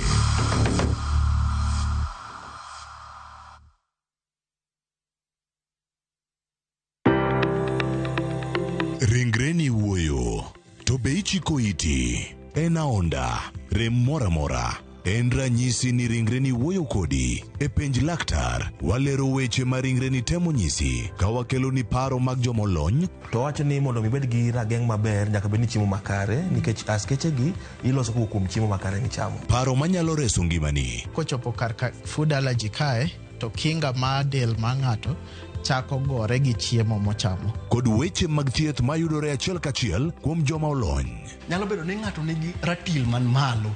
Koro konyono to onyono to choke cartilage ka toyore konyono nikech ratil mare man malo. Mano nyalo miyo bende ng'ato nyalo yudo arthritis no. E penj laktar gi Ruth Otieno, wuok tich nyaka tich abich saa 12 odhiambo, mana e Ramogi TV.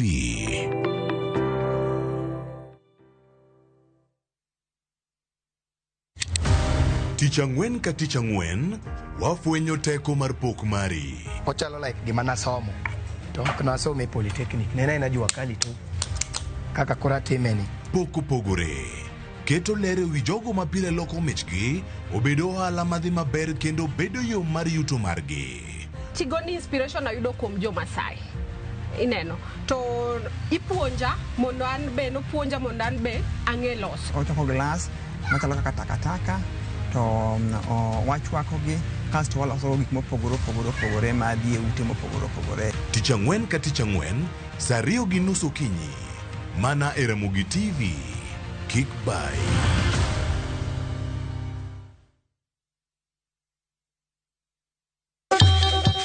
Ang'o mosetimore ne joma ne ochweyo ogandawa? Adhi primary Kagonditi Primary School. Gin kanye sani? Amobilize kalerte, ne wago poro to gibiro wasombo kidi to watero kacha jite e secondary kacha. Waromo gi jodgi to wafwenyo sigand ngima gi mopondo. Siasa ka ng'amo ywaye maduong' katere siasa en Daniel Arap Moi. Ng'e ranyisi mabeyo mane giweyo. Ne japiny opogore kata ng'ama ne nie duond loch ne neno ni kopo ni Kenyatta dhi, Tom okawie thuolo ni mondo tanwa pinyni kaluwore gi mwaseneno kuome. Ang'o ma gitimo sani? To kata kamano, be pod gin kodwa? Nakedo ne wach sukari ma jobunge jonjo kod biwot chaka ne bwana sukari. Gin kanye kod Walter Nyambaga, tich ang'wen saa 3 otieno mana e Ramogi TV.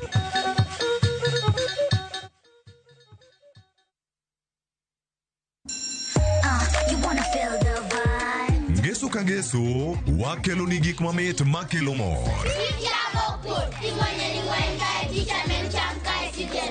E rogo mar nyithindo kae wakelo ni talanta, loso gi lwedo, wapuonji tedo be gi moko mamit.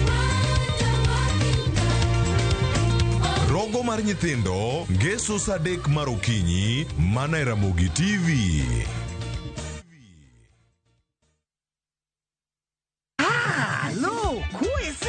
E gweng'ni wach landore mapiyo moloyo ote mar pesa, kendo nyiero en chenro mar oganda.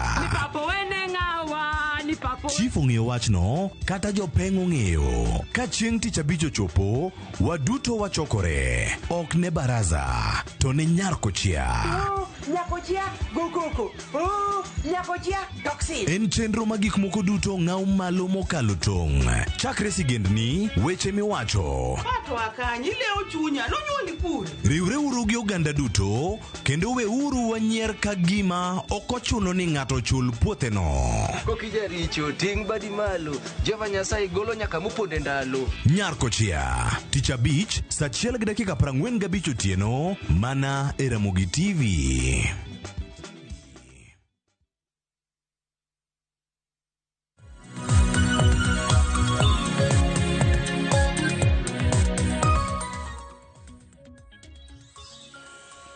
Nyakoronga juanga dakika na paga biero tok sa chiel marokinyi machiegni tok marwa e chenro mar piny pile ka pile chieng' tich ang'wen. Wajabedo gi thor wach wamulo chal mar piny Kenya kotenre kod okenge mopogore kiny makawuono posters kanise neno ng'e welo mabende wantiere godo kapok ni neno Nyakoronga juang an ka mar nyisi welo mabende antiere godo. Antiere gi yawuot luo adek mabende bro bedo kwasumo godo kaka piny Kenya osebedo karingo. Achaka nagi Newton Ogada menja siasa e pachoka Ogada mosini oyawre gino mara ni chioma kar. Oyawre chiemo ber. Ero kama na inya kopogore ko gada Nyakoronga juanga bende wantiere gi Seth Okumu. Seth Okumu bende janon siasa. Seth aroki ni machiegni gino mara ni chioma kar. Ero kama na inya. Mana kamano bende kang mokwongo aparo ni chenro mar piny poko biro gi Erika Ugo. Erika Ugo en MC mogwela e county mano ma Homa Bay. Ugin bende mosini misawa gino mara ni chioma kar. Kosa riambo dong meno kang mari mokwongo chenro mar piny. En kamano ni mai mokwongo mara ero kamano ruma ber. Ero kamano inya kendo machiegni chal mar piny Kenya kapok wadonjo weche mopogore mabende osebedo katimore. Nantiere ka gi Barack Oduor jafwambo mabende nwano godo gazete. Okiny makawuono ang'e nuonge kode kata kamano Daily Nation gi The Standard kwang'e thor weche mopogore momo pek. Romo mano mar jatend piny Nyakoronga juanga gi manen senator e county ma Baringo Gideon Moi notimore odiochieng' manyore kar jot mar State House buore Nairobi. To romo ni katimore iwacho ni notimore kaluore koda ikruok ne yiero ma adundo mibiro bede kibago chien tarik 27 dwe mar 11 mar higani. To bende wang'e ni Gideon Moi en achiel kuom jalar koma mano mar Senate. To bende noyombe gi Cheptumo mabende koro nong'ielo rengo e higa mar 2022. Standard to kete kanyo ni JKIA Cocaine Trail. Aparo ni Ogada king'iyo thor weche makamagi en ang'o madiwachi? Wachaka na gi romo mar jatend piny Kenya gi Gideon Moi State House. Mana mapiyo kapok wadhi thor weche mamoko. Yawre kendo. Gideon Moi gi Ruto gino wete. Kendo gidongo kumoro achiel. Inyalo paro ni Moi emanokelo Ruto e siasa ka. Ruto ne en yudh Moi. Koro Gideon to gi Moi mago wete. Gik ma samoro ji neno ni gintiere gi political differences macha onge macha mana PR migoyo. Koro miyo rombgi ginyalo discuss gik mang'eny. Namba achiel ginyalo discuss development margi mar the region kaka jotelo mar region no. Namba 2 ginyalo be ng'adore rieko kaka onego bed ni gitayo siasa margi mar by election madhi timore kanyo. Koro aparo ni romb William Ruto gi Gideon Moi ok en gima wendo. En mane gitimo public gisiro gitimo moko samoro ma ji ok nyal neno privately nikech gin joka ng'ado achiel. Nikech romo kama gitimo na motelo ne wadong' gi matin ne wacho ni dwe achiel nikech wacho ni dwe achiel makama nikech yiero madunde timo next month dwe mar 11 kata kamano iwacho ni Gideon Moi bende kochung' ja UDA bende ochung' e kar chung' od bura e kaunti ma Baringo mano Vincent Chemitei e kin mamoko bende ni wacho ni kana gitwake bende gitwako tende kod ohala ma bende anyuola ma Moi osebedo ka timo ma bende wacho ni osebedo ka dhi maber chakre jatend piny Kenya donjo e PC higa mar 2022 kendo Seth nene okang' machal nade. Erokamano. Aparo ni kinde ka kinde jotelo bedo ga piny kendo gisumo paro. Mano one of the hallmarks of democracy. Ni beni ni jatelo ma in opposition kata mane government nyalo bet piny kendo nyalo go mbaka ma ji winje. Koro ka Gideon Moi ne obi moro ma president wa Kenya Dr. William Samoei Ruto. Aparo ni en gima ber kendo tango ni Kenya wako onego bet politically tolerant. To moloyo mano gin jo kanyachiel mano kaka Newton owacho ni. King'iyo joka Moi gi joka Ruto ne gin jo mosiepe kata ndalo machon ka jaduong' Moi ne nitie. Koro nyalo bedo ni ne giwuoyo kaka ginyalo kata kelo oganda gi pamoja ma yo ka Rift kono kendo ging'iyo kaka inyalo tim yiero mar Baringo no e yo makare. To kata king'iyo demokrasia mosetegno kaka piny mar UK, piny mar United States of America, ineno ka kata South Africa mwaluka kinde ka kinde jotelo jabet piny to gibedo gi mana mbaka ni ere kaka wanyalo miyo pinywa kata kaka oganda ochore mbele. So aparo ni it's a step in the right direction ka jotelo nyalo bedo piny kamano to ji goyo mbaka. Akina ugeni nene omachal nade nikech maling'ling jomoko bende nene ka gima samoro Ruto dwaro mar mondo mi Gideon Moi koro owe laro kom mano mar Senate kaunti ma Baringo mar mondo mi owe ne ja UDA gi mamoko mar mondo mi laro kom kamano. Erokamano. Mana kaka owetega ariyo gi osewache. King'iyo chakruok mar siasa mar William Ruto nochako e od jaduong' William Moi. Koro en Gideon gi jomo osebedo kanyakla. Koro aparo ni nyalo bedo ni paro machalo kamano nyalo bedo ni nitiere. To kata paro moro bende nyalo bedo ni ginyalo bedo gi winjruok moro ni yiero midhi tim giwinjre mondo mi kata Gideon Moi ema odhi oting' obed jachung' makanyo mondo gionge lwedo. To bende ginyalo be romo kamano mondo mi gilos weche ma wuok e region margi mondo mi gibed gi dhok achiel e weche mag siasa manyalo kelo dongruok ne region gino. Mana kamano bende no bro bedo koweyo kata bro bedo kodhi nyime gi dwaro mar laro koma mano mar Baringo nyaka ronga jwang'e wach ma bende bro bedo kwa ng'iyo kinde thuolo madhi mbele. Standard bende no keto kanyo ni JKA cocaine trail. Joma mokalo bende nagin tiere koda thor wach bucket kod mati ng'eni paundeke mar JKA paundeke maduong' ma pacho ka kilieko ni obwaburu cocaine gi yedhe mamoko ma mero ji osebedo ka pakanya kadhe paundeke mar JKA kadhi e pinje mamoko bende en wach ma bende mako dhok. Nasemo wach makama e ite mano mar abero nitie jal moro ma bende nokadho paundeke ma pacho ka notiyo gi paundeke kodhi London mano dwe mar 5 tarik 13 nyinge da Mata dos Santos iwacho ni en jal mantiere koda British passport nokadho gi bwaburu cocaine e paundeke ma JKA odhi omake mana Heathrow mane e gwenge mag London. Aken mato di wach nang'o Newton kachako kodi. Corruption mosebedo katimore Kenya ka ok en gima ochakre nyoro.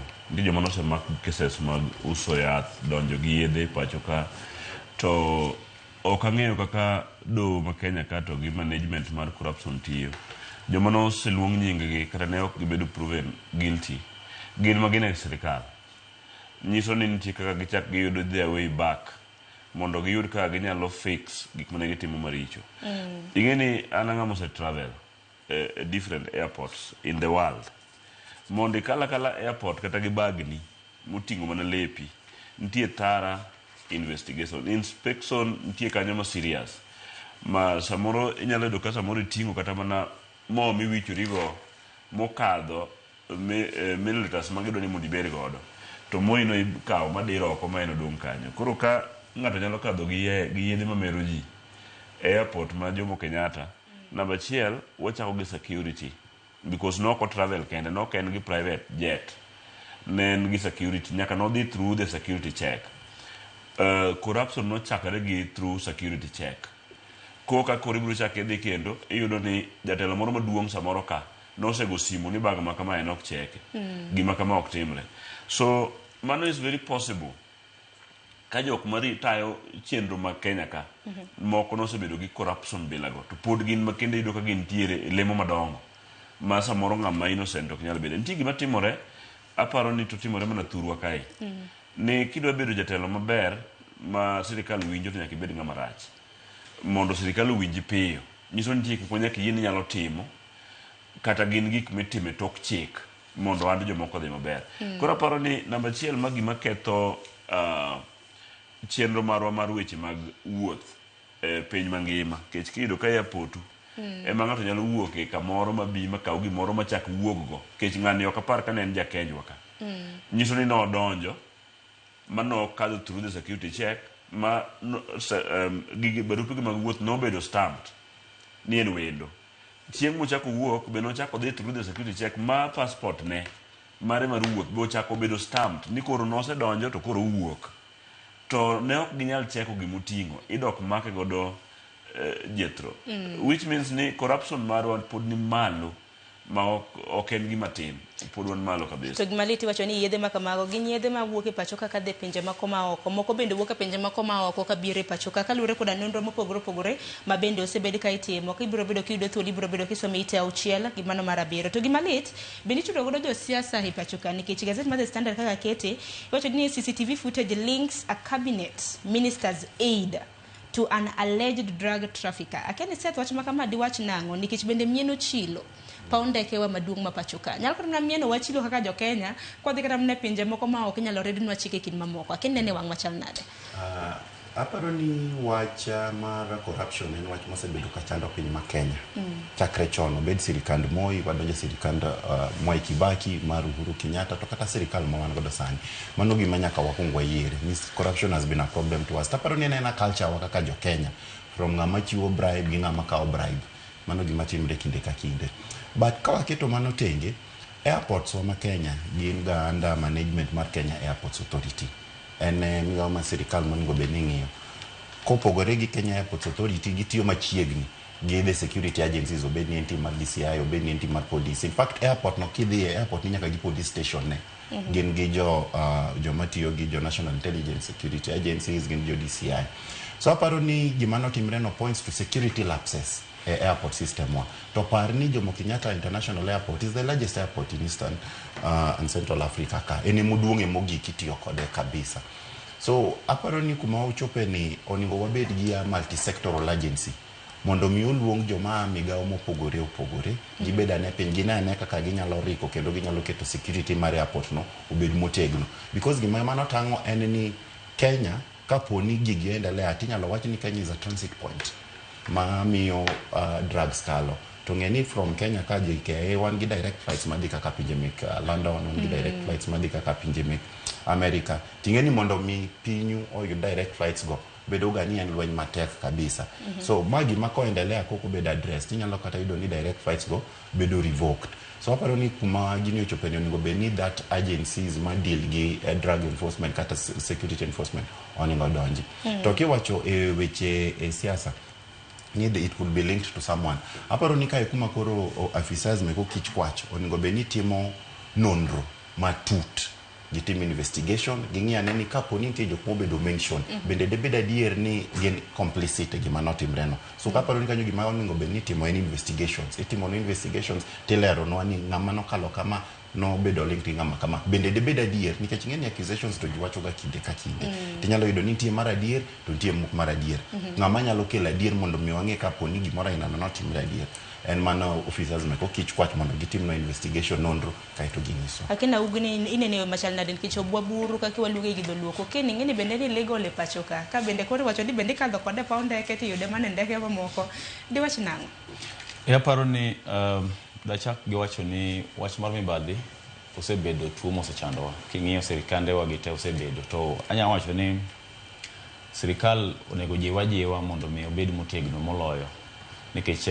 weche machalo ka koro mar wuok ma koro timore pa ndege marwa mar JKA ok en wach maber oduoko kiwango mar piny mar kiwango level mar pinywa oduoko piny kabisa kendo miyo mana kaka wadwa setho wache ni wanya inyalo read ne jo Kenya kabisa makoro dwani mondo mi wuog kadhi e pinje maoko nikech koro nwang'na rita mag kweto kod mibadhi bende koro dwa timo newa paunde ke marwa koro enana ni sirikal onego jiw arita mar kwe to kendo wach mar mibadhi ni endi onego kawne ondamo kabisa jalno machiwo mibadhi gi jalno bende ma kawo mibadhi onego ng'i wechegi mondo mi wateg arita kwe e airport marwa mondo mi kik waduok level mar airport marwa piny. Machielo kendo e wach mar tudo kata gima notimore JKIA no gi achiel kuom jatend migawo moro. Aparo ni chenro nego tim nonro matut kabisa go kwach kich mondo mi jopiny ong'e na dieri en gima nitie ok en allegations. Kech mano be biro miyo other countries moyie no mondo mi ndekewa odhi e pinjego directly. Gineni we are doing something about it, kendo we are serious about it, and we are and kendo wajiwa rita kwe kendo wadani mondo walok weche obed makare. Mana kamano kopogore gi manya korum gajon kinya ka indo thuolo magi thor weche mano mi pek e gazeti okiny makawuono mano gazeti ma Daily Nation kanyakla kod mano mar The Standard. Kopogore gi manya korum gajon wadonjo weche mamoko mabende osebedo katimore e pacho ka chakro duche manyoro gi duche makawuono IBC osebedo ka puodho jochunga mago mopogore mabende alap dhogi ndong mano mar bedo be jod bura MCA zekin mamoko. Oduche manyoro no aneno kanye kar chungod bura mano ma Ugunja kanyakla kod kar chungod bura mano ma Kasipul ne gidhi kanyo mano mar puodho jochunga mopogore nyakorum ga jongo nyana sigana mabende Ali Abich no losonwa kono ido thuolo bende aparo ni mar Ugunja bende wabiro bedo kwa winjo kaka Biko no losonwa e county mano ma Siaya.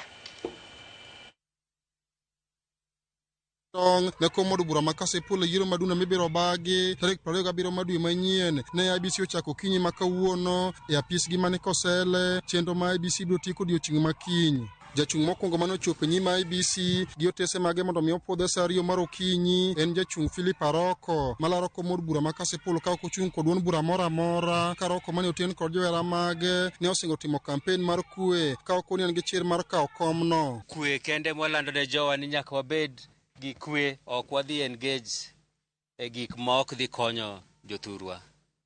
Process ni kaka jo IBC onyisowa obiro bedo maber, to wan bende nyaka wang'iye mondo bed maber. Bang' Philip Aroko to IBC ne okolokino notese mag Collins Okeyo malaro komno gi tiko maduong' bura mar MDG kendo bang'e to IBC ne opwodhe kendo miye teko machako kampen mare ka okono yekore ne yiero no. Collins ne oloko jachung' maduong' bura mar United Progressive Party UPA Rateng'o Tiende mane okoni ne rwath mang'uto romo jok ne kom ma Kasipul. Akwa jomochung' wetewa wae hooliganism dio kwa kura e yo makare dio kwa kura gi muolo. Adwa lando ne jo IBC opwodha kendo kawuono ne kura an jachung' goti nyake debe.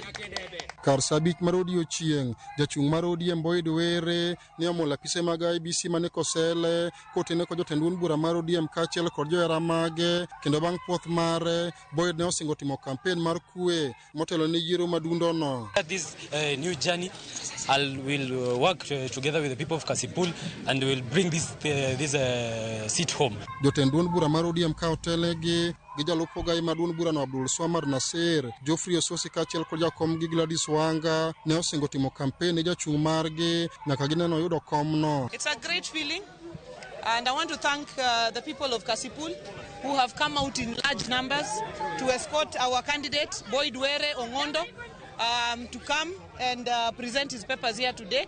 This is just the beginning of a journey which we are going to walk until the 27th of November. When you sit down to plan your campaign, know that these resources, the entire resources of the party, these are the resources of the party, are available for you. If there is a village somewhere with Maasai speaking people, let's send Ledama there to speak to them in their language. If there are Luya somewhere, send Osotsi and me there to speak in their language. The people of Kasipul chose Boyd. The party embraced Boyd. We are here to be able to support him from what he was once a nominee. Now he is a candidate, and God willing, he will be a member of parliament elect. Apisa mar IBC ka chudo bura ma Kasipul Rebecca Buwaku okone jochung' 13 biro chopo nyimgi mondo mi puodhogi kane okone jochung' ma osepuodhi mondo tim campaign mar kwe. My expectation with the candidates whom we've already cleared, I expect them to have a peaceful campaign, free of violence, and they should follow their campaign schedule. Ng'welar komod bura ma Kasipul oyo wang' jochung' 13 mane kod wuon buche mopogore kama ok bino chung' kod wuon bura moro amora. E kinde ma koro IBC ochako puodho jochung' ma sani koro laro komod bura no endo marumo odiochieng' makiny, IBC kwa jochung' mosepuodhi nota kampen gi yor kwe. Ali Abich, Ramogi TV, Homa Bay.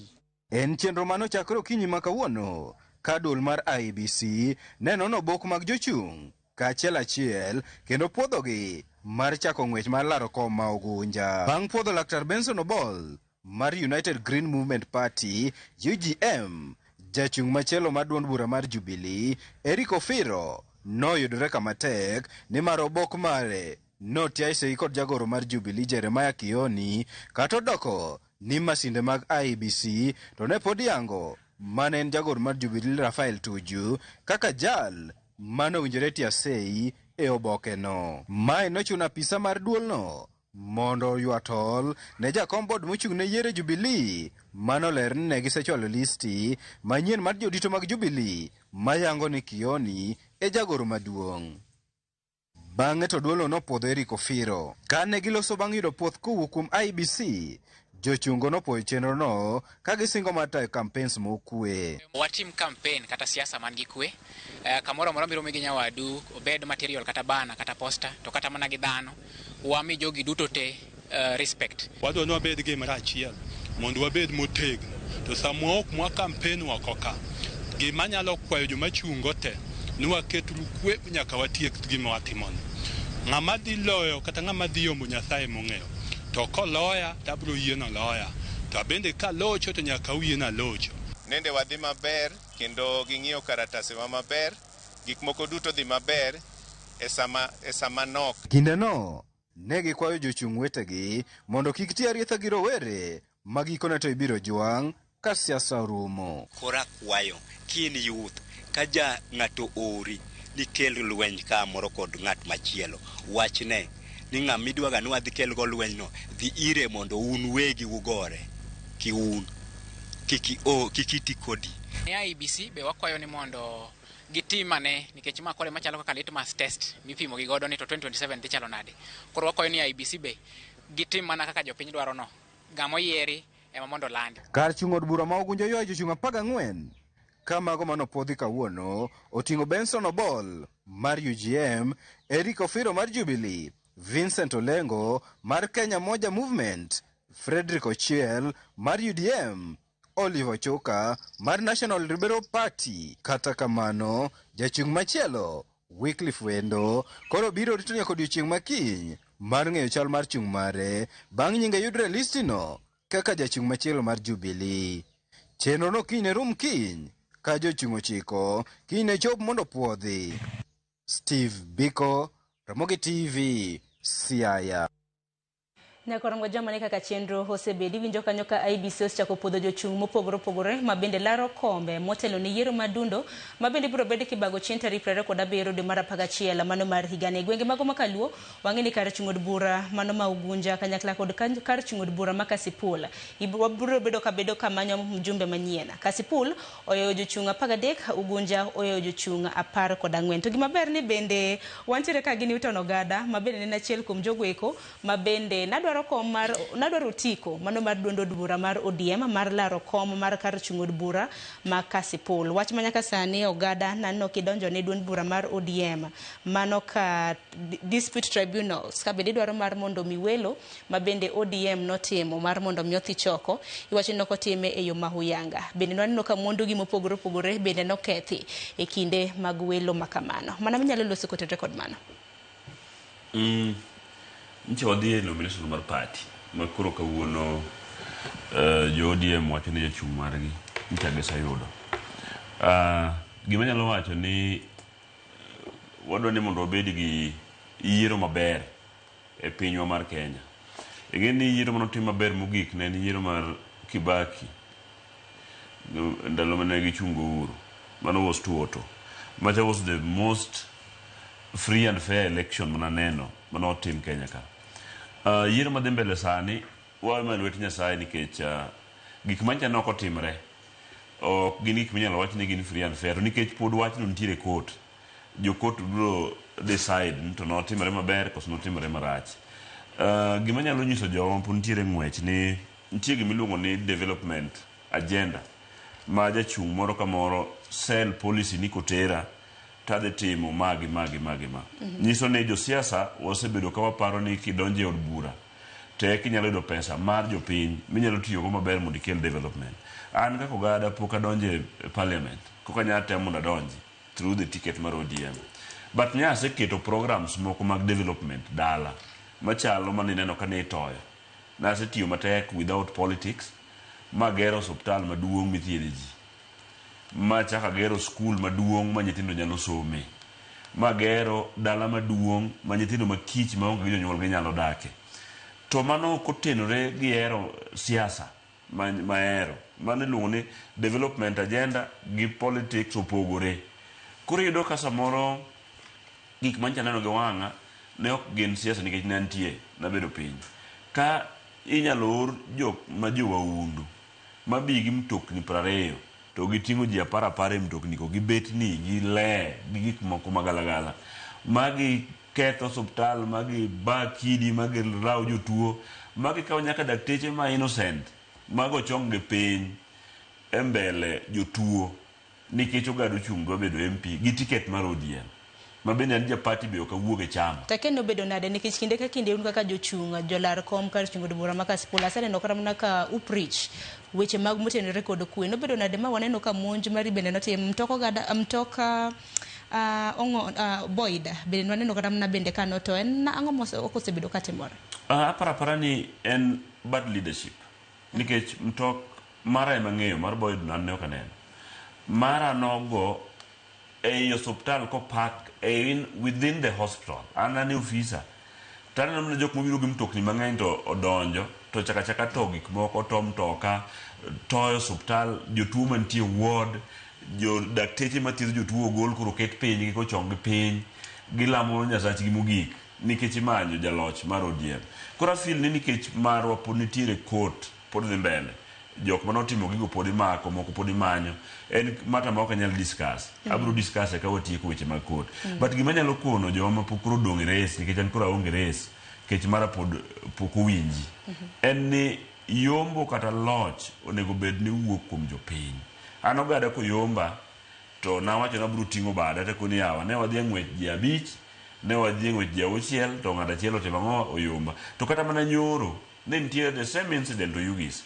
Nya neno ka mtok Samra tengo tiende. No to mtokni gi 3 modhi odonjo ka police. And at the same time odoro kura. Kechan kura onge res sani. Nyaka court decide. Gima nyalo kono jo mpuntie res. Ni kom madwaro ni en kom ma Kasipul. To kendo nyaka wabed gi MP koromo tarik 27. Kik waket gige jowetewa. Kendo be kik wagore mwechwer remo. Nikech kom ma jopiny ema dhi miyowa. Ng'amo yier no an pod I believe ni ka en ng'ama Nyasaye oseyiero to dhi rito oganda mar jo Kasipul maber kaka nyo onego rito oganda mar Kasipul ka nyo yiera. Koro gima pod anyisogi ni giket kwe obed mbele, giwe keto intimidation ok yier godo ng'ato thurwa ka. Wan gi modore en mjumbe ma Kasipul. Mjumbe ma Kasipul ni onyalo kalo through duond buchwa maduong' mar ODM kata onyalo kalo through kuom duond bura mora mora ma jopiny owacho ni ng'ane kech sama iyiero ng'ato iyiero dhano mobedo gutiko mar duond bura moro. Inyalo riwori gi kanisa mora mora but kidhi kanyo to gimitimo en mana lemo. Koro feel ni waketo bed very rough and tight competition nikech duond od bura. But nyaka sechegi an ja ODM kendo pod a fight e ODM kanyo to kendo lemo ni ODM lok paro nikech kiwacho ni jo Kasipul no yiero candidate dikora onge court nikech an cha a participate election.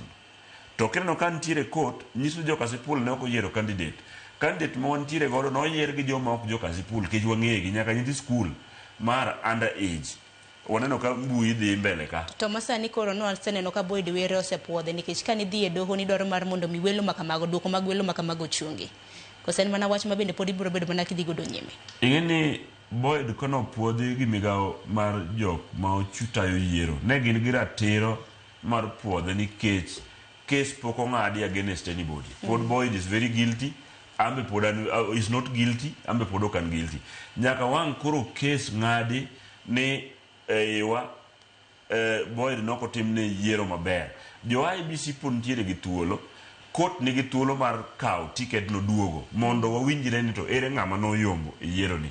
Kata jo party pod biro bedo gi thuolo mar luongo ji ariyo mayuare mondo ket gi piny ni kaluwore gi saa wadwa ni mondo wang'e ni problem nyicha en mane. To mano ne jo ODM ne okunyo nikech nwachako gi tribunal mar ODM party. To ne giwito kwayo wate oko. Ema odhi political ka inyalo winjwa kuno. Koro nyaka sechegi an kaka ng'ama jachung' poda feel ni jo IBC notimo gima kare nikech gin owuon pok gibedo served ni ng'ama omiyo ticket no wawito yiero ne oko. Koro miyo ne gitimo gima ber. Anana kwayo ne giduto te jochung' mochung' ok boyedi kata jochung' mamoko. Akwane jochung' te mochung' e by election mora ma Kenya ka ni akwayo ne gi maber ni to giyombi and wadwaro test mana ka osiep na osewacho ka ni jo IBC nitiere gi ad time kech wadong' gi achiel gi nus to wadok e yiero maduong' mondo gitim free, fair and credible election mag by elections. Mana kama na ugange ni in OMCM Ogwela manika e county mano ma Homa Bay. Takeni wach mano mar Kasipul di wach ang'o nyaka sani kopogre gi ODM jochung' mamoko 12 bidintiere. Koro kiriwo board gi jochung' mamoko mago gin jochung' 13 e kar chung' od bura mano ma Kasipul. Siasa mabiro sibido ka gore Kasipul e kin mamoko e kin mabende koro IBC koro puodho jochung' di wach ang'o. Erokamano. Aparo ni wan kaka jo ODM nyaka gie sani koro waseyudo candidate ma en Boyd Were. And aparo ni mane position mar chama. Okadang' alose wi jochung' mamoko. To anyalo mana wuoyo koro kaka jachung' marwa mheshimiwa Boyd Were. Ne wan kaka koro jo party ineno kaka jo party nogolo machineries mag resources mag gite. Kendo gidhi Kasipul kacha kendo gichung' gi candidate margi makoro kendo nosepuodhe kaka koro jachung' madhelaro kom mar Kasipul. Wan kaka jo ODM koro candidate wana mwachungo kendo ticho maduong' ma wan godo kaka koro jo ODM jo chama en ni wa make sure ni wa deliver kom no. Kaka ing'eyo kata kaka ong'ere ni ODM Homa Bay osebedo dala ODM kendo en gima pano ong'ere. Omiyo an gi yie mang'eny ni kom mar Kasipul ODM dhi kawo kendo wadhi nong'o mjumbe manyien kochopo yiero. Kamano. Mana kamano hakeni korka in okumwa keni ne yo machal nado kongo monda keni in jaduond bura mane nyalo mana yangonwa kopogre gi mano bende county miwuoke samoro in achiel kuom jolutombolo ma bende walose. Ana jachama mar UDA chama tawala. To koro gimogada to ji osiepok nyawacha anta nyalo wacho nikech anto ok adhi e kot. Gima notimre Kasipul cha ok ang'e ni wanyalo tiyo gi dholuo mane mondo wamiye nying. Pod amanyo nying minyalo miye. Nikech ng'eni ne wan gi 24 by elections monego bed ni timre Sharon. To 24 by elections monego bed ni timre piny Kenya ni en mane piny Kasipul ka ema ne wanene lweny machal kamacha. E by elections tete nominations tema notim. Chama mar UDA otimo nominations ke kata koko miwinjo kamora mora okobedo. To kata Ugunja we amege post ipak nikech Ugunja otimo nominations to onge ni incident of violence motimre piny mar Ugunja. To Kasipul be king'iyo adiere ni historia ma Kasipul ndalo machien ka osebedo ni Kasipul osebedo gi tungni kod lwenje mang'eny kabisa ma iseneno ka ji tong'o ji osewito ngimagi mano gima osebedo katimre Kasipul ma it's public knowledge. To king'iyo katiba wa article 81 way about principles of elections democracy wacho ni free and fair elections nyaka bed free of violence, free of intimidation, free of voter bribery. To kaning'iyo the manner in which those by elections make chama mar ODM no bedo conducted okapar ka gi meet that threshold constitutionally ni were they free okapar ka they were free nikech ne waneno kate mbui ka nikech Kasipul ni ambaro ni area mokwongo Kenya waka chakre Kenya yud independence ma nyithindo ma below higni 18 yienegi go kura nikech waneno ka gigo kura ma waneno ka giketo kura gino waneno ka Kasipul owuogi 18,000 voters in a by elections. Generally by elections gi voter turnout bedoga mapiny kabisa nikech nitiere weche mang'eny matimore ji seche moko onge seche moko yudo ka ji noko travel so by elections turnout ne niga piny. Kata king'iyo mar Ugunja ni neno ka numbers gi opogore to mar Kasipul ni noneno ka ji ochopo ji 18,000 matiende ni gima timore ni nyalo bedo ni nitiere weche moko manotimre Kasipul manoko dhi e yo makare. So kata ka poni ogada ni notero api ginene case ne political parties dispute tribunal to wambe de wagomba ne winjo ni gini timre nade because ng'eni watimo yiero 2027 Kenya ka we have had a trust issue gi IEBC gi the electoral body. So kaka wadhi timo by elections motimo tarik 27 gi nyalo bedo an indication of kaka elections wadhi bedo managed in 2027. So apparently it is very important mondo kapo ni nitiere any incidents manyalo keto ni dipo ni yiero ni iketo ne alama tiwacho ni ken yiero yo makare. Taparo ni IEBC gi all the relevant bodies onego be ni wuoko kumotegno kendo ng'iyo to gi hakikisha ni yiero time yo makare mondo mi trust moro ma jo Kenya chandoga igni ka igni after every 5 years for the election mondo duoge. So IEBC nyaka make sure ni elections me they team all these 24 by elections and a litmus test negi ni bende ginyalo timo elections ma en free fair verifiable maka ja Kenya obet piny to ja Kenya nyalo yiere ni oyo elections manotim notime yo makare. Ainya nyaka free fair nitiere gi ywak mopogore opogore ma bendo osebedo kotendre kod welo maka osebed kama na kitimo ogada ine minyalo nyiso kaka Kasipul na nitiere kaka jachung nikech bende seyo na nitiere ni nitie kaka welo no kotime yo makare kaka iwacho akeni kiwacho no kotime yo makare no kwale kosango manotimore. Gima nyalo kono ni kwara mo jwang ni yiero ma Kasipul ne onge notime e yo marach mogik. Onge yiero mosetim Kenya ka nyaka ne Kenya chakre machalo gima ne otim e by election ma Kasipul. An ne ana candidate kendo pod an candidate nikech pod mat na nitiere court. Pok aneno yiero mitimo maonge register to untie ni udil gi a political party. Ingini chike mag party mantie namba achiel ja chama ema nyaka go kura e chama no kitimo nomination mondo jo chama oyud their candidate mago ne okolo. Namba 2 the POs manochung ne yiero te ne ochung e bath ng'ata achiel notamwa kar ni ok onyalo romo kodgi waneno gi e hall gokinyi mamano bende ok onego timre kamano. Namba 3 returning officer monego bende romo go 3-4 days monyiso mopuonju motrenu bendo biro saa par on 23rd year on 24th, which means ni kata bende ok obedo piny gi POs mopuonjo gi gimo nego dhi tim kaka yiero nego bed conducted.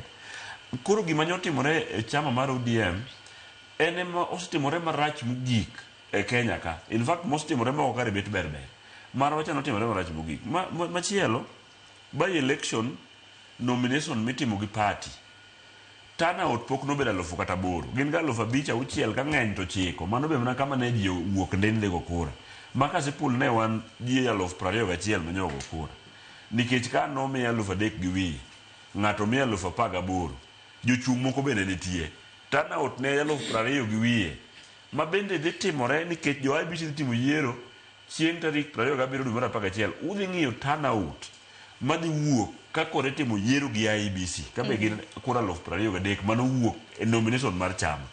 An asebedo ka anje chama motegno kabisa kuom igni mang'eny kochakore higa 2006 nyaka kawuono. To jo chama kineno ka jo chama madongo mabende weg chama mosepuodho mileo madongo wacho ni yiero notimore maber kendo gisenuang'o jachung'. Kato gi expect ni kwa dhi e general election ma 2027 to gibiro timo gidhi e court ni jo IEBC oko tie conduct election e yo mowinjore gigi dhi difa, which means ni sani koro Kenya kere biro jatelo onge tiende mondi campaign onegi cheche go kinyi ti di landry kata mana ibungu kamoro kato in mano koro in ja chama. Gima temo nyiso jo chama mar jo ODM nikech an je chama biguru ka wuoge chama en ni ka ok watang' kaka wa conduct political issues mekwa mag election to dhi chopo kama chama wadhi bedo chama marachie mogik ma ng'ama nyalo gombo dhi mondo dhi twe pesa kan mana dhi bedo matek. Mogik leadership mar constituency gima dwaro maduong' kabisa telo en leadership, management, development. Awinjo ka MCA mogwel wacho ni gin ne ginuang'o jachung' koro gin gidhi tho gi jachung' gi, which is really wrong nikech jachung' mane giyudo ne ok omigi gi jo Kasipul, ne gilando jachung' gi in a way ne gitimo free and fair nomination mane ok obet violent manyotimore cha. An pok awinjo ne antiere within my hospital building in my office tawinjo kiwacho ni wabiro nego ogadano en nyaka wanege nega owuogi en moti okedo gi sirikal ng'amuko no chung gi sirikal to ogada ne feel no dhi a free and fair exercise maka poni je chama moro yomba ta chungu kinja koni je chama no se yomba kora support 100%. tawinjo ka ng'ama onego bed ni dhi support jacham oyombe kata idhi bedo supported, ikono ge jomoko niya ni in kawuono wabiro timo ang'o, wabiro negi. Jatuo mantie osuptal gi building aseneno e piny mangima. Hospital kata ji dhaw mane tiende to ng'ato ok go gi kidi nikech en kama kata ng'ama dhaw ni kohinyore te kumiringe timo ang'o, itere. Ambulance mating'o jatuo, wan gi emergency cases pile. Jonjore biro motucho tiendege ochuoge pala moto kiyo e ambulance kae to ng'ato claim ni mano ne free and fair election magisenwang'o jachungi without checking ni entire Homa Bay County kakoro kawuoye Kasipul Beryls Hospital makoro nego ma en mar jachung ma en an osebedo ka conduct free medical camps all over the county, all over the country kachiwo thieth ma ok onego bed ni cha ikawo politics mondo timo ang'o, iketo kuno.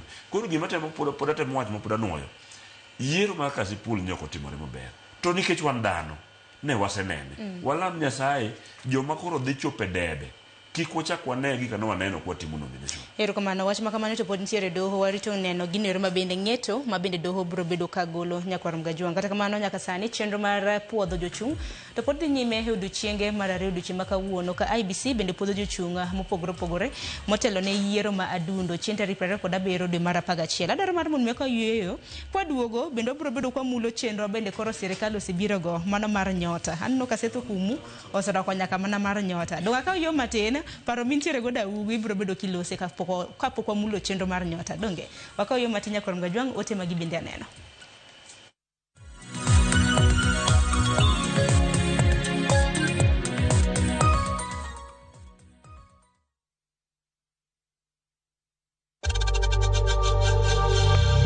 We know times are tough, so save money by buying airtime from M-Pesa to any network with zero transaction fees. Dial *487*2# and get your airtime PAP with zero transaction costs.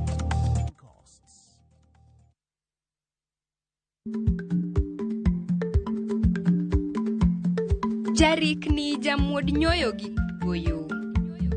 Matiende ni dhi matek ma ok inono maber samoro nyalo miyo ng'ato midhiero.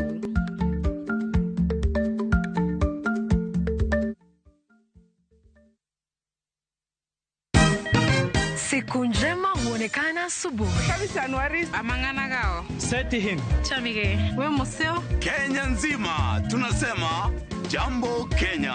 Wax, tiki, taka. Twende sana my people. Hapa ndo nyumbani kwa muziki wa Afrika Mashariki na malezi ya vipaji.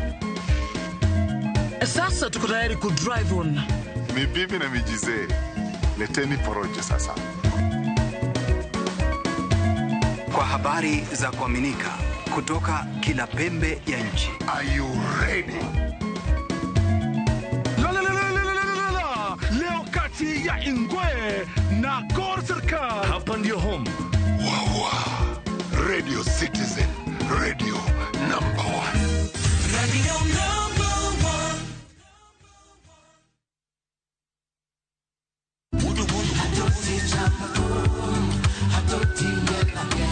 Woktich ka woktich wakelo ni don ya wotonagi. Kabinet chario kati chario Nyakwarum Gajwang' en odiochieng' mar yuto mari. Chieng' tich adek kati tich adek Nyakwarum Gajwang' en odiochieng' mar mine nyalo kachiel koda weche hera. Awendo. Kachopo tich ang'wen Nyakwarum Gajwang' wakelo ni kama nene, yani TBT, kod thume mamit mokalo. Furahi the edition and thum kaliech. Loso kapuoyo Nyakwarum Gajwang'. Ka wakelo ni jothumbe mopogore opogore. Kanyo ndo bende wakelo ni gimiluongo ni Bes Yawan.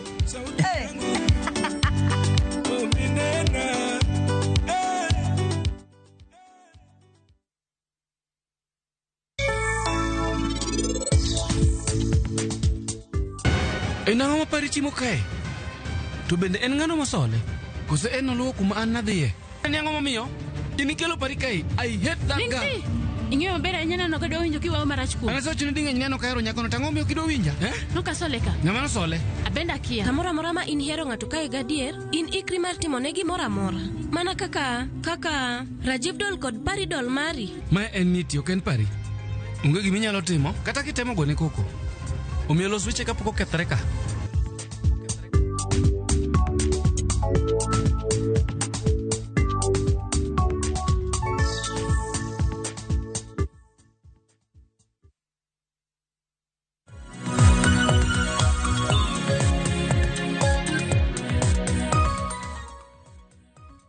Nyakwaron Gwajwang Sari oseromo machiegni okang' mar ariyo odhi nyime gi chal mar piny Kenya. Weche mopogore opogore ma bende osebdo katimore. Wadong' gi dakika 15 mondo watiek chenro ma kama odiochieng' ma kawuono. Pok opogore aneno ka kawuono nwa losa landa.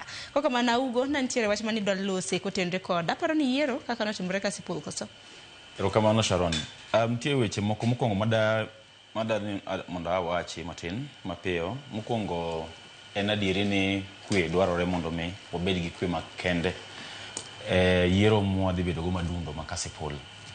Wadwa setho wacho ni ne samanye timo nomination ni nyaka jo higni 18 nyogo ombulu. Mae mana allegation moko mapoko bedo confirmed. Ting'eyo mana kaka wadwa Newton osewacho ni it was violent, nentiere kogang'o noto hospital kamano. Allegations gi Sharon gintie both sides. King'iyo campaign team mar Mheshimiwa Boyd Were gichege noto membe ntie the same allegation. Koro kata bed kamano ni weche no bedo kamano. To gima da jiu maduong' madwa na tiek go wachno en ni watewan jo ODM. Wadwa Newton en jo ODM. En ni koro jo otachiel. To waseyudo candidate marwa mar ODM. En ni koro waser candidate marwa mondo deliver kom mar Kasipul wayudi jumbe mar Kasipul gi kom gi chama mar ODM keche pod nitiere thuolo.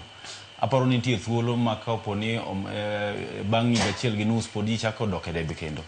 Owadwa Newton nitie gi thuolo mar kendo duogo kendo mondo mi okwa mbulu kendo mondo jopiny oyiere gi party mar ODM. To gi sani to tayari wan kaka jopati osedongo jachung' marwa ma en Migosi Boyd Were kendo wadhi sire kendo wadhi make sure ni wan kaka jochama wanongo kom ma Kasipul. Erokamano Sharon. Aya, mano bro bedo kwa ng'iyo tok yiero mar tarik 27 dwe mar 11. Kata kamano wach machielo Nyakwaron Gwajwang, sirikal osebedo ka biro koda chenro mopogore opogore. Nwaneno kanyo Hustler Fund, wasebedo kwa neno empowerment. Wacho ni akedi gin rombe mag empowerment mag siro dongruoge mopogore opogore ma bende sirikal osebedo ka timo. Kata kamano chieng' wuok tich mano mar jumani nwaneno PSS jogoro mongirore mopogore opogore pachoka ma bende noluorore e kor gwenge ma pachoka ka bende obiro koda chenro mano mar nyota. Nyota ni ong'ere kaka en chenro manyien ma bende piny owacho osebiro godo. Chenro bende biro bedo kadhi nyime kind thuolo mar higni 5 mabiro. Nyota en National Youth Opportunities Towards Advancement. En chenro mar neno kaka rowere nyalo yudo tije mopogore opogore e kinda mamoko. To bende gini rowere nano kanyo kind thuolo mar higa 18 nyaka 29. Disabilities jok mantiere koda ng'ol nantiere madhi nyaka 35. Kata kamano Seth Okuman korwako law nyota ka. Seth dibed ni ne chenro mar nyota en ang'o matimore? Nyiso ni chenro ne en ang'o, deadline bende aparo ni dhi kakae e kind mamoko. Erokamano Sharon. Nyota mana kaka iwacho na National Youth Opportunity Towards Advancement en a program mobiro mondo mi okonyo jendewa mani between higni 18 to higni 29 ng'ama nigi ng'ol higni 35. Ng'eni ka nyaka population mar yudhe manie malo mogik over 80% kanyo mar yudhe man ka. Tiyudo ni wan gi yudhe mosomo nyaka klas 8, nitie yudhe manosomo nyaka form 4 to rem gi kanyo. Koro kinde mang'eny iyudo ni ka gidwaro tich kata ka gidwaro manyo kuonde ma ginyalo donje giyude pesa gimoro matin, bedo ni gima tek nikech gionge qualification. So sirikanda President William Samoei Ruto kano donjo no temo ng'iyo kaka onyalo deal with that youth problem. To one of the initiatives mane giparo ne en nyota. So nyota tiyo ni en gi categories adek mek empowerment mi timo ni ji. Nitiere miluongo ni business support. Business support no en ma imi cash grant. Nitiere cash grant mimiyo yudhe mar siling 50,000. Timiyo yudhe 70 per ward. Ward ka ward ma wan godo Kenya waka. Mano kono makigoyo tiyudo ni odhi bedo around 5 billion shillings midhi mi yudhe ka yudhe. Kopogore gi mano, wan gi gimiluongo ni on job experience bende mitimo. On job experience en matiende ni nitiere tich minyalo gombo ni dwaro timo but ionge karatese. So for instance idwa kata ni tim gimoro kaka welding, ikawi tiketi gi a welder ng'at moselony tij welding no, tibet kode gimoro madhi dweche 6 kupuonji tich kendo tiegi. Bang' mano nitiere certification midhi tibet ne timi mano kokalo e State Department mar Youth ema timo mano. Koro giyiero joma olony tijno, gikawo vijende gisoe program no kendo ipuonjogi matiegi gi at no cost, onge kata siling achiel magichulo, sirikal ema kata magote mamiyi certificate. Mar adek, program ma itimo through Nyota en gimoro miluongo ni recognition of prior learning skills. En gima osebiro sani. Recognition of prior learning skills matiende ni ionge certificate gimitimo, niwuok kata dala kija higni 17, ibiro town ka kisepuonjri mechanic michopo higni 23, koro ilony e tij mechanic tionge otese. Iyudo ni kata kidwa dhi manyo tich kamoro tipenji ni ere qualifications. So Nyota program be nigi components ma inyalo dhi titimo ni certification test. Certification test ni itime kokalo through National Industrial Training Authority miluongo ni NITA.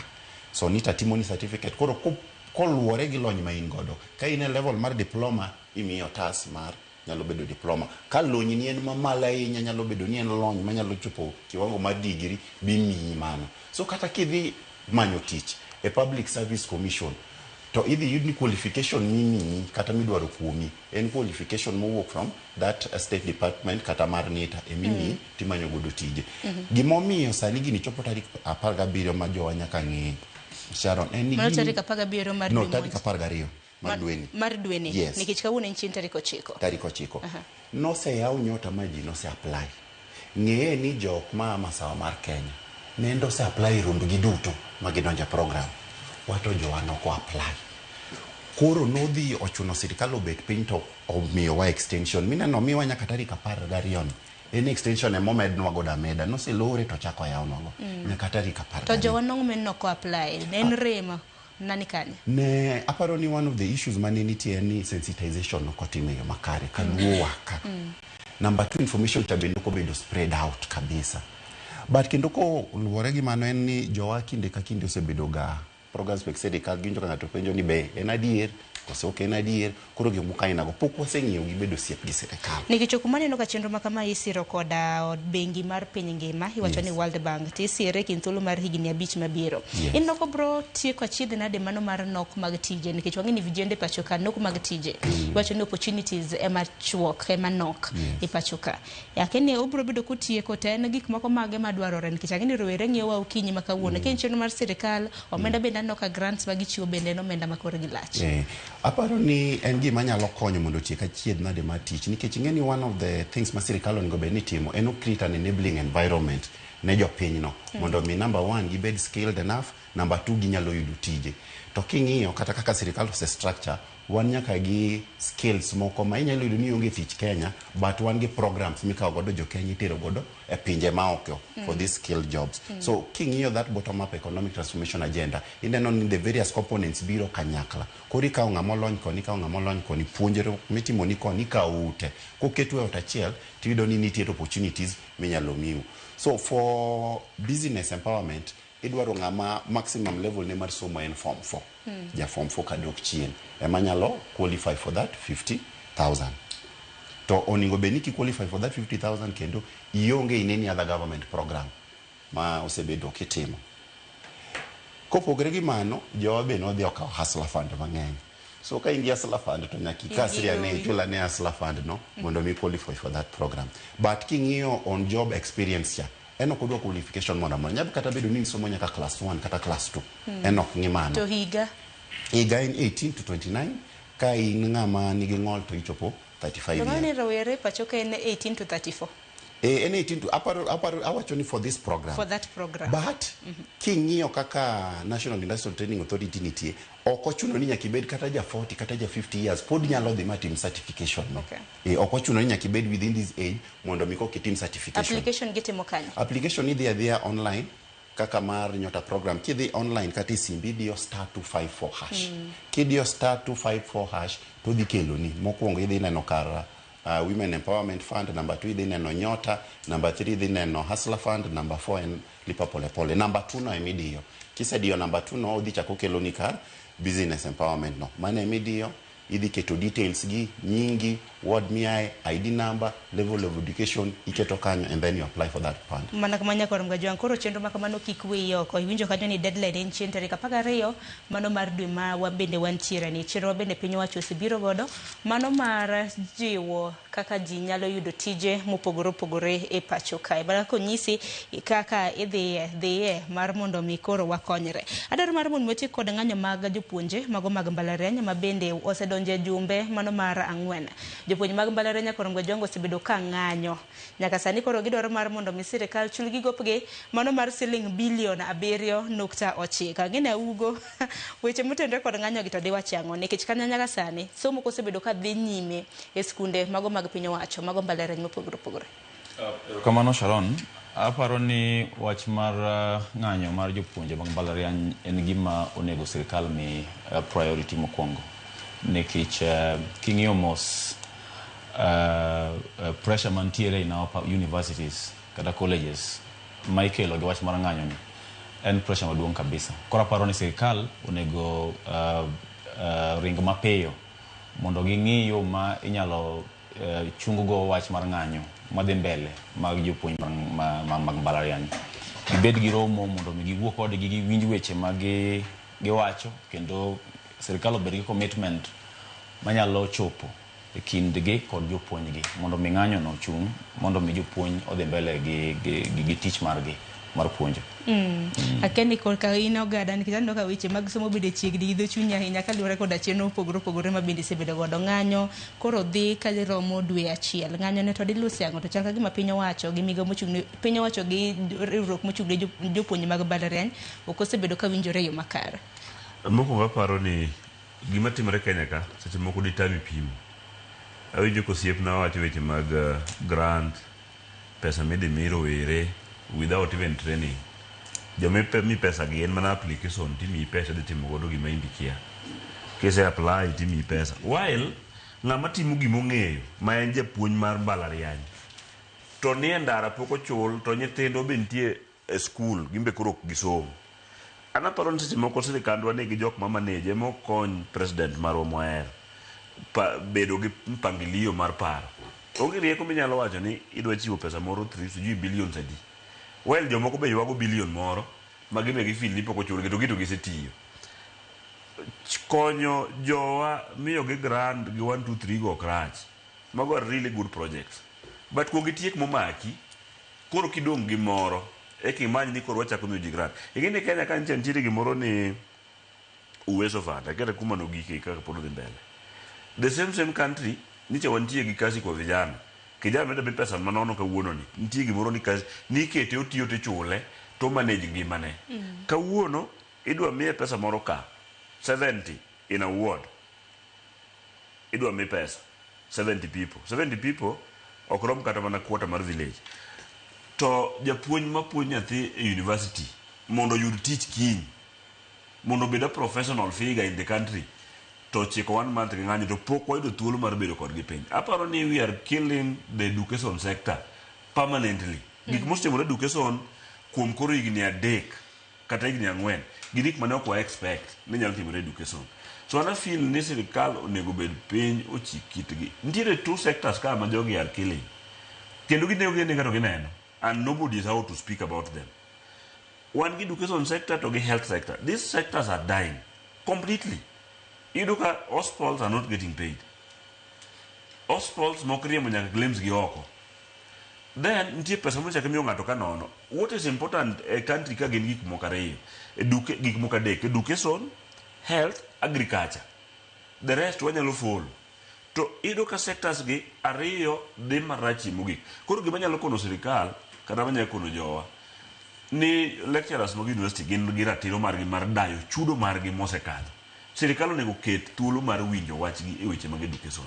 Mondo waduok education obed e line.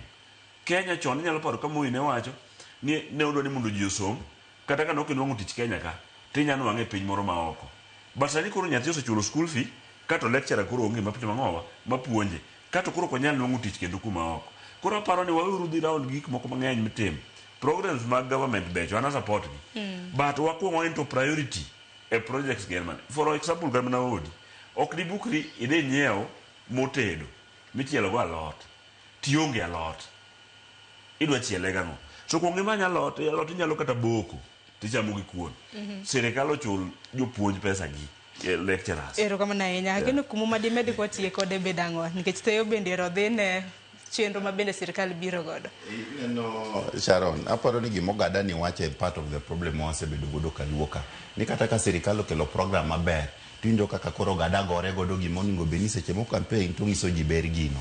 Ok en adier ni pesa migolo ni onge training mitimo. Nitiere business development service training mitimo ne ji kapok omiyi pesa ni. Nitie gimiluongo ni entrepreneurship aptitude test michaki timo ni in that program. Kapok omiyi pesa no, nitiere program mikawie miterie ma puonji ma tiegi mane kaka idhi tiyo gi pesa no. So en a program ma en campus nyaka training or in campus nyaka financial literacy skills or in campus nyaka saving skills odwa aparo ni Newton ningo beni interact gi program ni mondo winj program no matut mondo koro kodok e ground Kasipul to nyalo ngiso yudhe ma Kasipul kaka gino nyalo konyo kata eri kimbe kidok kon wanyisuru jowa gik manyalo konyo gi magi programs mabecho kendo gin programs makelo dongruok to kata king'iyo pesa no ok en pesa mani ati en pesa mimiyowa kaka grant from the World Bank. To giwacho niya, we have a youth problem. Kato gado ng'eyo ni en gi youth problem kodhi e ground ok dobed gi kwe. Yudhe ni ania kuom. So wamanyo kaka wanyalo miyo yudhe gi gik moko. But kodhi e education sector, aparo ni it would be unfair to blame the government on some of these issues. Nikech kinyo sirikand Ruto ni chakre donji. Incrementally, wasebedo kwa medo budget mar education. Iga ka iga. As of the last financial year, budget mar education was taking over 25% of our budget. Mano ka to ket kanyo. CBA mineno kasani lecturers on the strike god. This was a CBA manobedo entered in previous regimes. Magowi makoro President William Samoei Ruto emang'iyo kumonyalo gole funds monyalo chulo. And you must understand the problem en here.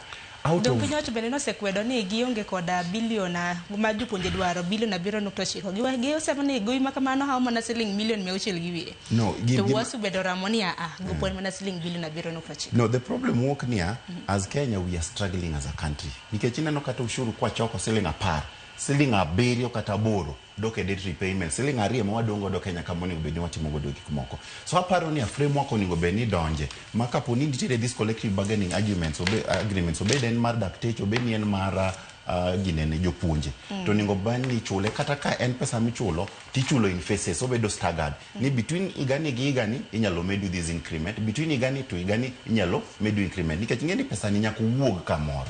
Already as a country wasebedo kwa ywak ni ushuru ni mala ahinya. Kitemo medo kata ushuru matin mondo michul jogi kende dhi neno ka it becomes a problem. Tingeni kidi mama goti more se tangeni thuolo tero sengado kidi mama goti more bende wacho ni piny Kenya bende gowi mosebedo kwa kwayo bende osebedo kwa medore kane wachiko chenro makama isoma ni ite maro chiko mar Daily Nation wacho ni piny Kenya ikind thuolo mar saa achiel ikind thuolo mar dweche 4 mokadho wacho di chakre dwe mar 5 nyaka dwe mar 8 mar higani saa achiel 1 hour piny Kenya kwayo siling milion 32.4 pesa makama gi watero kata mna Kenya dongruoge ma bende samoro jopiny nyalo wacho ni waneno kosa kwane within the 4 months Kenya se kwa siling billion prochiko koda beach sani debt ceiling marals chopo trillion apagareyo mana ko tike bonyere iriembo okingeni king'iyo gino oningeni pesa ni kwaene yango nikech king'iyo tiyudo ni kapoko kwa pesa to nitiere projects moningo beni timo pesa nyoro serikal nolando yore wan yoro machiga rabuor oningo beni loso kaugada no land yore gigi te mondo mi sirikal otim nyaka giyud pesa kamoro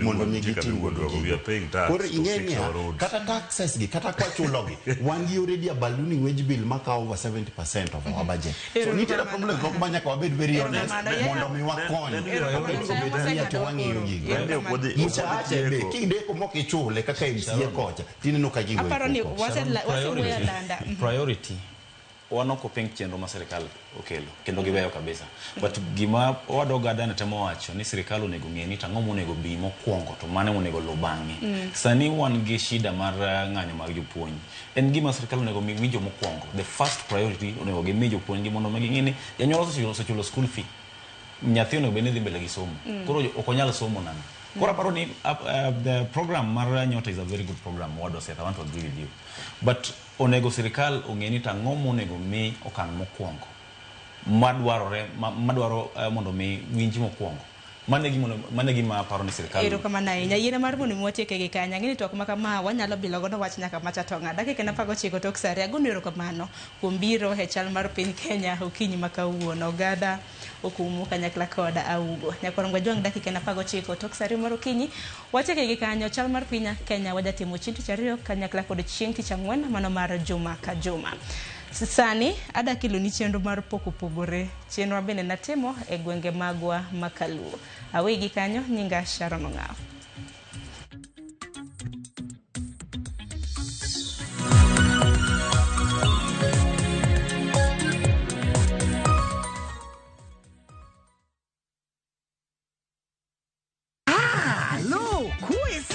E gweng'ni, wach landore mapiyo moloyo ote mar pesa, kendo nyiero en chenro mar oganda. Chief ong'eyo wachno, kata jopeng' ong'eyo. Ka chieng' tich abich ochopo, waduto wachokore. Ok ne baraza, to ne nyarkochia. Nyakochia, gokoko. Nyakochia, toksi. En chenro ma gik moko duto ng'aw malo mokalo tong'. Chakre sigendni, weche miwacho. Pato akanyi leo chunya, nonyuoli pur. Riwre uru gi oganda duto, kendo we uru wanyier ka gima okochuno ni ng'ato chul puothe no. Kokija richo, ting' badi malo, Jehova Nyasaye golo nyaka moponde ndalo. Nyarkochia, tich abich, saa 1:45 otieno, mana e Ramogi TV.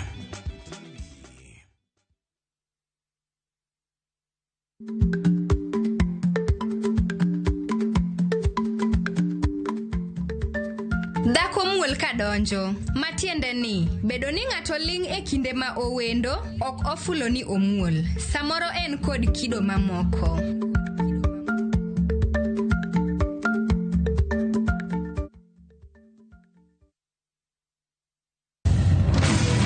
Ikori mar doke pacho, kama sigendni ilero gi mor kod sunga mar luo.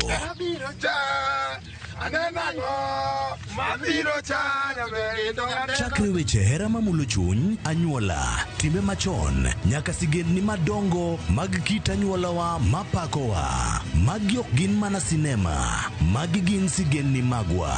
Ka oko mana chikni, emomiyo koro sani wabedo kaka familia. Kar nyamerwa, dak kethore to wantie. Dhok ma wawacho, koko mag nyierowa, kit luo kod sigendniwa nenore ayanga.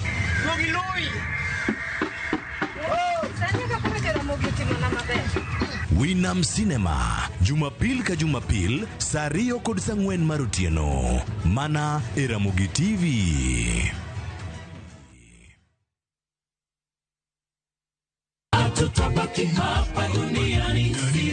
Be imanyo kit lamo mamulo chuny, kae kama wach bedo e mangima, kendo thumbe duogo chuny.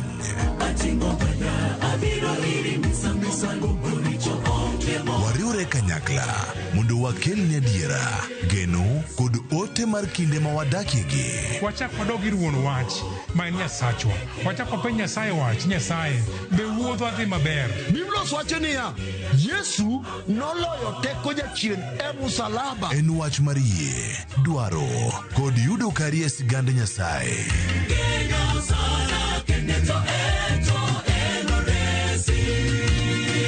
Injili ngima, sabato ka sabato, saa 2 okinyi, kik bai.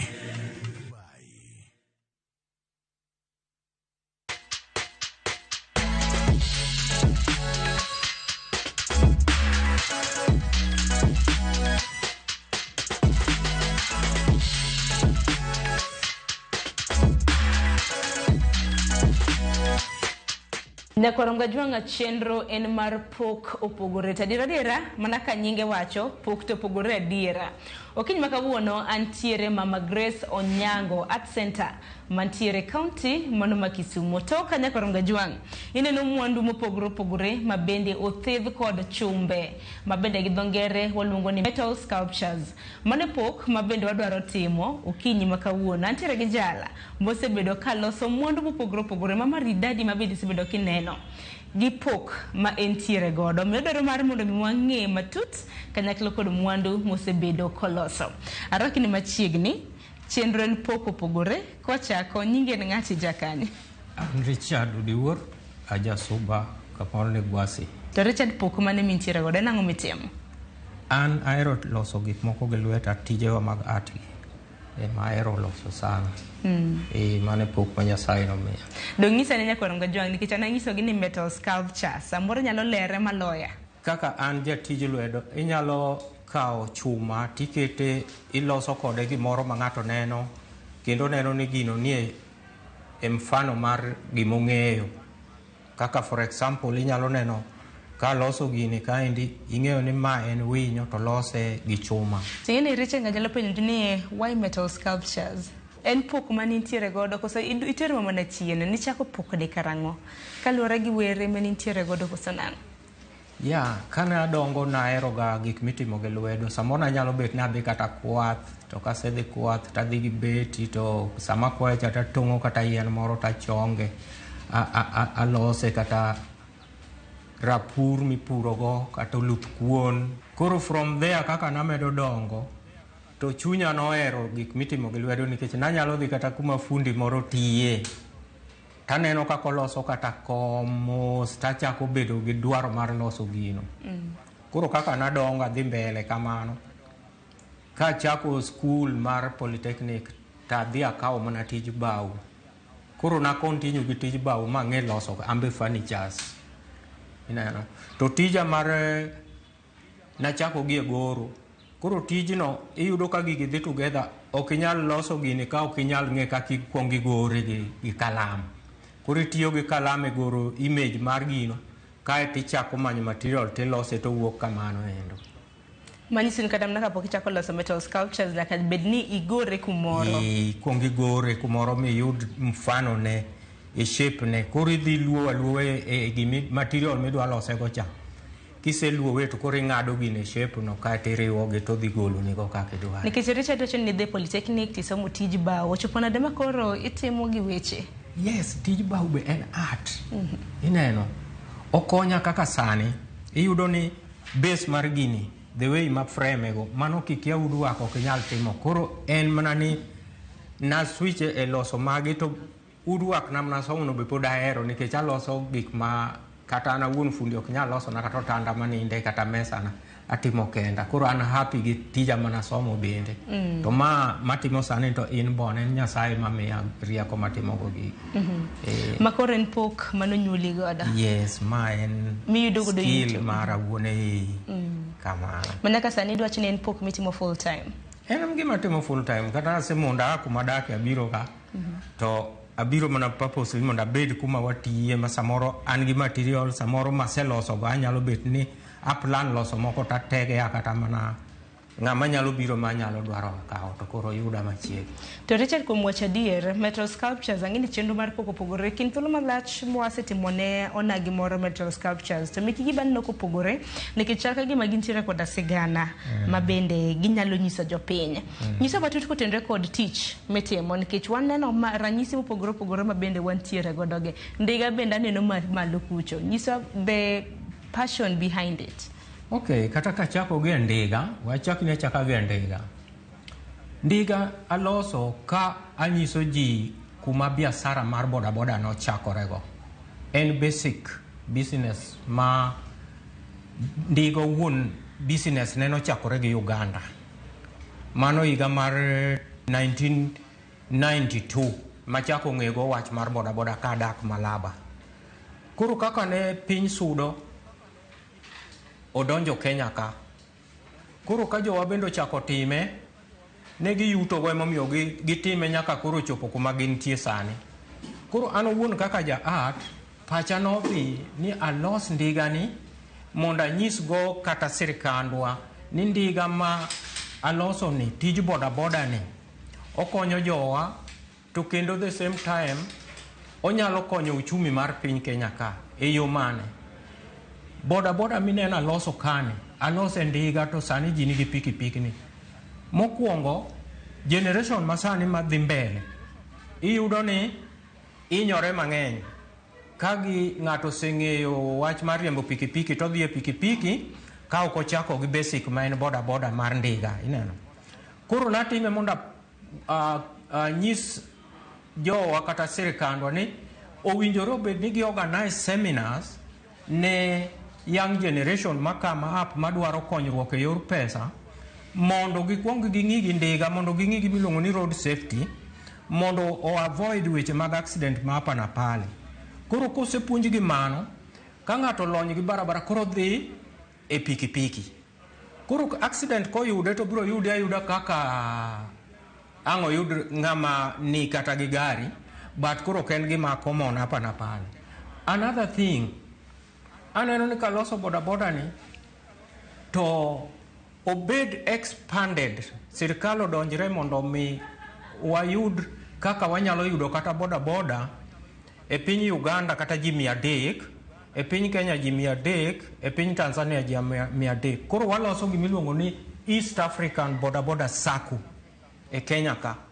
Mamano kotimore to biro yudo ni jogi even 5 years ginyalo gero asset mo maduong' kabisa in Kenya ka, to sirkandwa nyalo yute gino, pinje ma jogo ae bende gimbe gini dhi benefit gi. Koro mano emomiyo ncha loso ma mondo achop that message. Manyiso ni duto te miloso nitiere koda puonj ma bende puonjo godo jopiny. En gi puonj mapek, mano puonj mapek ma kotim implementation makare, tibiro yudo ni onyalo uplift our economy in another way. To kibedo piny tiwacho ni dabiro gi metal sculpture, ang'o mabiro e pachi mar mondo milos mwandu gi? Okay, sama iparo timo gimoro, apani Nyasaye be medo medi paro. Koro iwacho ni atim gini, the way I chose to using them with the metal ni durability mar item maloso. Obed gima ok kethre kiny. Obed gima kobedo gine to obudho, at least onyalo puonjo joma piny kanene. Ting'eni bathi kanyo bende wan gi gita. Wan ga gi chenro moro ni ng'e jothumbe wa. Obiro ga chieng' tich abich. Chakre saa 2 nyaka saa 3 mar okinyi. Koro biro odiochieng' bang' pok opogore. Koro nikech ng'e jothumbe wa bende biro bang' pok opogore mondo chieng' tich abich. Taneno gita no to king'iye gi wang' ma iye nyakwar mga juwang'. Ok anena gita okadho ka. Akene gita ni to diwach nang'o? Erokamano. Ka chako ni wach mar gita ni, gita en instrument mar music. The main title mar gini momi alose en music. To kwa wuoyo kuom music, music en gima nochakore chon monyuol ji oyudo. Ji join mana on the way. To ng'amonge kuma music nochakore tik tik, mana kwa dok kende Biblia ni music no agi piny kabisa kapok generation kata magwa gi ochopo. Koro kawuoyo kuom music, music en gima ji ohero. Music near churches, music near schools, music everywhere. Koro music en gima ber, en gima kelo puonj maber, kendo music keto ji together. Koro mano emonomiyo I decide mondo alos this instrument, musical instrument, mondo aler go history mar music, especially kuma music koro nochako bede recorded. Ineno? Wayudo ni in history, wan gi gimiluongo ni machinery ma wasungu nobiro, technology mobiro mano chon ni wera live ni, to ji miel or ji winjo wende mag kata puonj mag kata church nini. Koro sani music wasungu nokete modhi obedo e machinery. Koro en gi kako bedo recorded, machine nyalo wer kacha to uno lingu winjo, koro ken dhano live. Inano? Kuro mano no medo value kabisa e music. Momiyo the first music machinery mane giloso niluongo ni gramophone. Gramophone ne tiyo kod majira, nokotigi battery, nokotigi steam, according to that technology during those years. Kuro wayudo ni ka wan gi plate inside here mar gramophone, wan gi plate mar record player. Kuro kaka recording ne dhi giluore gi kamano, then wan gi this album maneno oko kan. Kuro from there technology medo dongo, ji ng'iewo radios. Wayudo ni later odonjo e radio cassette, ma cassette mar radio ni ne mako information, o record music the same time onyalo mako gimoro kaka koro wawuoyo ni to record. Inano? Mano technology sudo. Koro idho wadonje video makoro inyalo goyo thum to kende neno ji pictures. Mano technology idho. Mano pod awuoyo mane music. Mano music recording. odhi mochope CD ni be wayudo ni nitie CD ma audio to kod ma video manyiso technology sudo. Wachako wagik gimiluongo ni diskette en recording gadget ma tiyo korka mako any information. Inya tiyo kode kaka file, inyalo record gige ni e file, idhi kode computer, itiyo kode kanyo. Koro osuda mochope gimiluongo ni MP3 player. MP3 player like this one en bende o record music kendo o record kata information moro ngato gimoro nyalo timo kata CIDs nyalo ne tiyo kode e dhi record information moro mane gimanyo to giyudo to gi record kanyo. Aya wan gi flash disk ni bende en mana recording. Koro kaka recording odongo mwadwa chope gimiluongo ni mem card makora keto malo kamo gik mano mem card inano. Koro ka tieko wach mar recording king'iyo malo ka ibiro yudo ka keto letter P. Letter P means gik mang'eny, but with gimomiyo alose akete kanyo, akete ka the meaning of progress.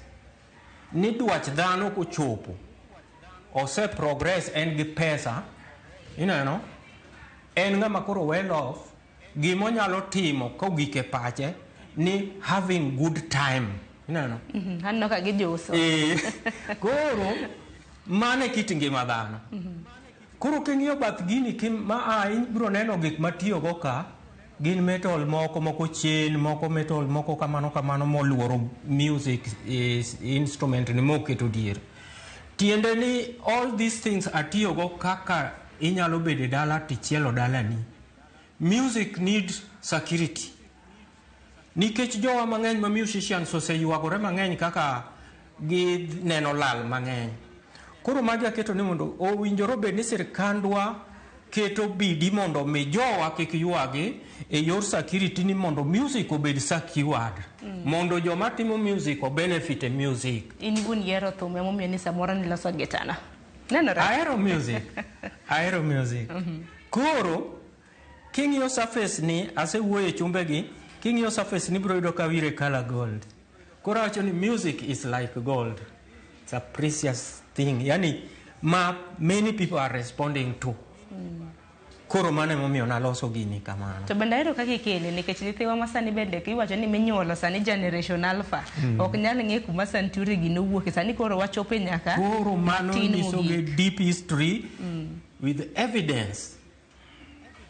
Oneno live kumi wuoye koro understand gino nikech onene practically.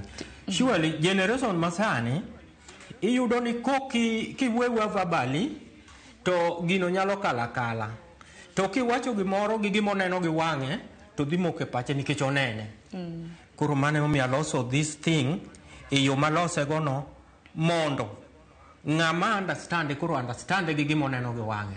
To Richard gitani ni loso karang'o nikech gombe na penjo aken makani luongo no tonglo koso gin nduru mago mag 50 50 cent magi recent magi Simon magi kawo ariyo to pencil koro mano be oromo puonjo gini magi pesa manitiyo go masani onge to ne watiyo kodgi makata sani siling kata mana beach bende neno ka gimoro mok nyal konya ahinya koro mano bende ginyalo ng'eyo godo ni kare wadok chien kata wadhi mbele nikech kama gik man watiyo go nyalo yudo gimoro e duka inyalo ng'iewo go sweet e duka to sani ok inyal yudo kata mana Simon ming'iewo go kotonglo ne nyalo ng'iewo tam e duka yani sweet wan chon waluongo tam yani tamu mani mako go slaves ka joko biro ni mako slaves ka gini kono gini tamu kodonje meli to sed koro mane theme mar gitani maka in gi penj moro machielo tinyalo chako penja gima nyalo penjo en ni collecting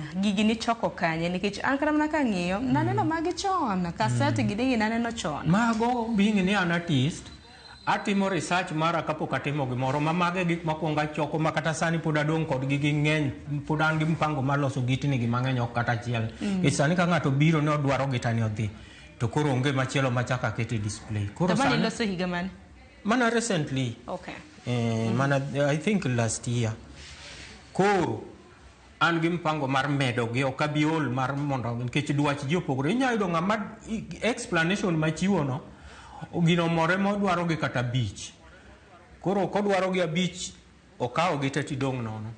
Onge giminyisi ni oge gi historia replace. Koro chuno ni nyaka achako moro adhi go mbele, asechako this part, koro adwa mana tima mostly gige na dhi mos nikech gig kata material miwinjo iwacho mag metals go adhi scraps adhi ang'iewo gi takelo, koro plan go kaka timo gika. To nitiere ndalo ma bende kata mana piny owacho na kumo dwaro mano mar choko chumbe, iwacho ni maga scrap ge. Lakini in kaka jalner ma bende osebedo ka tiyo koda chumbe, mano no affect nade to dok ram na scrap sani affect nade? Nikech ing'eni ng'ato nyalo kawo mwandu ni to keyo to dhi oter chumbe na scrap, ok one gimi loso godo makare. Manto diere sirkal ne nigi purpose mar ne timo stopping yore mag scraps go, nikech ne yudore ni gik mang'eny iyudo ni like gigi choko gitero gi e masin dhi rego gi tichak itiyo kodgi. Ting'eni kuonde mane giayo originally maybe nitie components moko ma jogi ne loso go gigi mako oselosi obedo used to kodwoko odhi obedo recycled, koro odhi obedo weak. Koro iyudo ni gigi kano ger kodgi kata poles moko mag stima to ne gore piny nego ji, hinyo ji. Koro President former President Uhuru Kenyatta ne gitemo stop gigo ni mondo kik gibed, nikech noyudore ni e Kenya ka nitiere recycle materials yani mang'eny mitiyogo, giduoko ge masin dhi rego gi to ichako gine. Koro yudo ka original bedo gi teko maloyo recycle. Koro ne gise compare ma gineno ni gigo nyalo kelo damage, koro emiyo ne gi stop gi. Koro by this time round ok anyal ng'eyo gimomiyo pod odhi mbele, to wan koro konyowa nikech wan gik matindo mwaloso ok gin gik madongo manyalo nego ji machalo kaka poles mag stima. Wan waloso gima kelo puonj moro matin, kaka koro ineno mani en onge gima nyalo kethe yo mayot. To chumbe tindi igolo kanye nikech thothne dogani no kitiyo gi metal sculptures. Ema wacho kuma wagolo gieno wagolo gi Kibuye e kama wang'iewo gie. Ne gise square weche mang'eny go, koro ne giduogo e business kawaida. To gina chid nade mage bende Richard ukadhe kaka jal ma osebedo ka nigi pok mago mag loso metal sculptures? Gima wakale en mana finance issues, nikech mondo idhi yud gino chuno ni nyaka imanye, to kiseyude tok tek, but chuno ni nyaka ing'iewe. Koro samoro kata miseloso gi pok iyudo buyers, to ifeel ni nyaka ilos gimoro sechope pachi mok idwa nokal, ti iyudo kionge pesa. Koro mano is a challenge. To bende kopogore gi mano, niseloso wach gita, niloso wach ndega, kata mna jomoko bende luonge ni ngware. Koro waloso ne mantiere nyimwane. Ananeno ndege. Jomoko luonge ni winyo. Nyalo mana nyiso gi matut. Mata temo loso wetland environment kuonde machalo kaka wan wadak e Lake Region ka. Ibiro yudo ni ng'ato obedo ni o decide no dwa loso gire moro kaka project ne moro, oloso fish pond kaka ka, mano is a pond. Koro this gini age ne around the fish pond ine. Koro kise attend fish pond ibiro neno these vegetations, those water lily. Koro nyiso ni rech ni e bwo pigno, tortoise be ineno kuwuok e pigno. Gin gik mohero kuonde mantie chemi, yani kuonde mang'ich. Koro yudo ni ng'ano kano oseketo fish pond neno kanyo, to nitie samoro ma Nyasaye oro ni konyruok e yo machielo mikia. Like ka koro iloso fish pond ikete kanyo, samoro ya tende mana after a week, samoro dhi oyugno. Tibiro yudo ka Nyasaye oro kata winyo machalo kaka koro ma en heron especially en winyo machamo mana thuol, mane favorite food kata kado ng'ino kama thuol. Koro yudo ka Nyasaye nyalo oro gimoro makonyi, nikech thuol en gima is against life madhano. Inyalo dhi kanyo to ni kia ni en kanyo to negi, to idhi kanyo purposely for project ni mano teri kanyo. Koro yudo ka winy go biro to gisefwenyo ni kanyo thuol nitie kae to odhi ochamo dongo okonyo ngima ng'at cha. Mano e gima miyo gino bende alose en kanyo. Taro kaka ilose nikech aneno ka nyaka gi lum. Nyaka gi lum miloso ne maber. En go kela moko ba neno kuonde go. Mago gik mabede swampy places kuonde machalo fish ponds go bedo gi gik makamago. Koro I indicate gimoro ka gimoro giko. Ngini art you need to be creative. Wachalo kaka Nyasaye mano loso piny to keto gode, oketo nembe, oketo yiende, oketo kite. Koro wan artist wambe wadhi e line no. Koro ineno ka keto mano mondo okonji ni gini loso gima kama. Tiwacho ni art bende nego bed ni nyiso sigana mondo kaka iwacho no. Aneno dede. Okay. Mantoki. Mantokwa ne. Naloso 2019. To nalose before the disaster. Kanalose 2019 was the last show in Kisumu.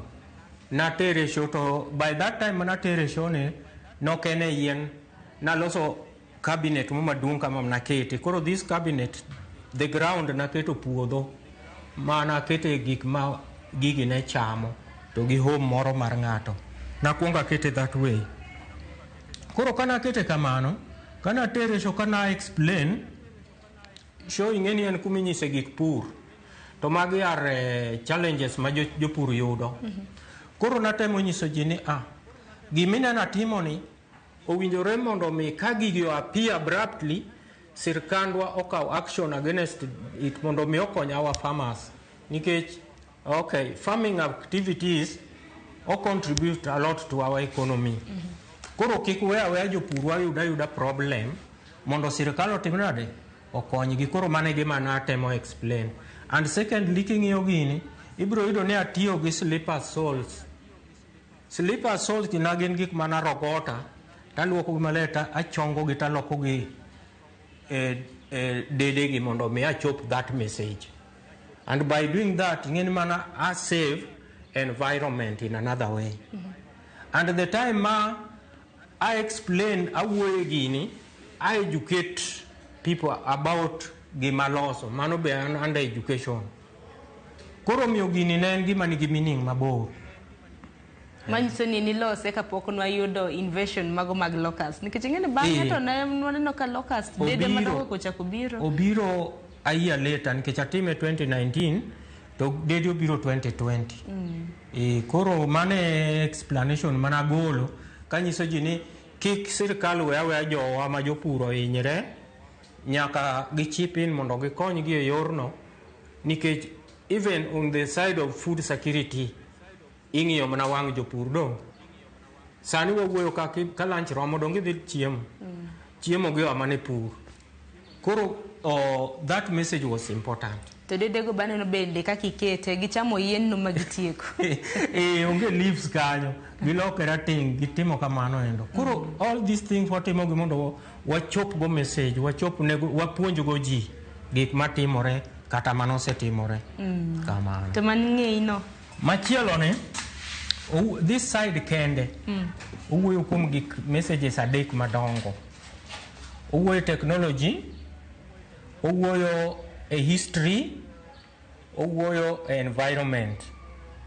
Kaka ineno tiende ni king'iyo piny ka ibiro neno telephone booth e yor telecommunications. This telephone booth en gima wasewe ng'ewa to ne en gima ne dhano pango mlolongo kadhi go simu ma ng'ato riedo ng'e ng'ato, ng'ato riedo ng'e ng'ato, udhi go simu. To ka rieko nobiro ma new technology mar wireless mobile phone obiro, koro inyiso jogi ji no respond to it. Ing'eni dhano ohero gima nyien ma gidwa ni ging'eni to tiyo nade gima onge kata gi wire mon connect ere kaka otiyo, people ji ok believe. Koro ka jogi nosewe line modhi monyisgi kaka gino tiyo, landline nobedo dumped kama. Koro ji respond e wireless mobile phone. Koro ji ochako ng'eyo simu nikech koro ing'e kaka isoe card, ing'e kaka itimo manyaka oti miwinj ki iwuoyo gi ng'ato. Koro ji orume wach mar wireless mobile phone. Aya, technology idho. Technology no idho kamano, odongo ka yien madongo. Iyudo ni before independent, ne wan gi gimoro ni East African Community, Kenya, Uganda, Tanzania, we were sharing one currency. Magi currency, real money, mane idhi Tanzania, igole fuko ni ng'iewo go gimoro e duka koke welo. Miketo malogo gin pesa ma. Ochakore ela tema pinygi. Kia ela tidhi ndururu, yani 5 cents. Kia ndururu tidhi otonglo 10 cents. To gigi duto yudore ni by that time ne ging'iewo gimoro e duka. Ne maisha ber. Ma inyalo yudo ka pesa mathin ng'iewo gimoro e duka. Koro after independent, Kenyatta bede telo, koro Kenyatta loso magwa. Kenyatta dhi mbele, Kenyatta thought 78 owene Moi bendo took over. Moi bendo chako continue loso magwa. Koro yudo ka maisha dongo kaka yien. To yien kodongo, en gi faida kuom dhano. Faida gani ma yien nitiego kuom dhano? Yien ywayo koth, ma en clouds. Ka yien oseywayo koth, magi indications mag koth. Ka koth osechwe, iwacho ni climate change. Koth kosechwe, to oloko environment. Ineno background ka koro greenish.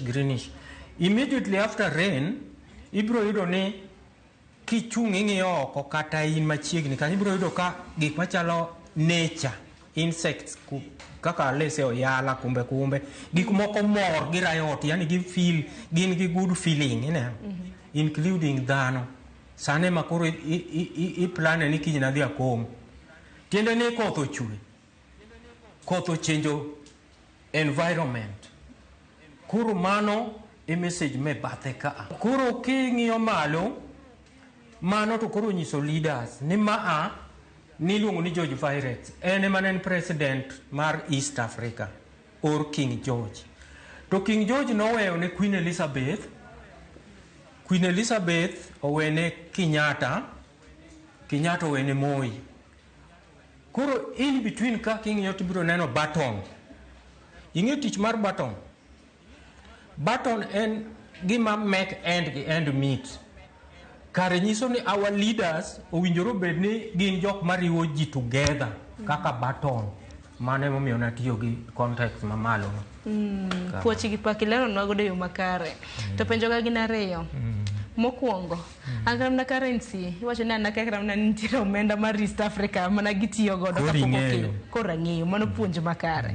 Mar ariyo, gin material mage ma bende itiyo go. Material stereo iselero, mane ni koro masako no, alafu nitie moro mobiro kaka umbrella kama.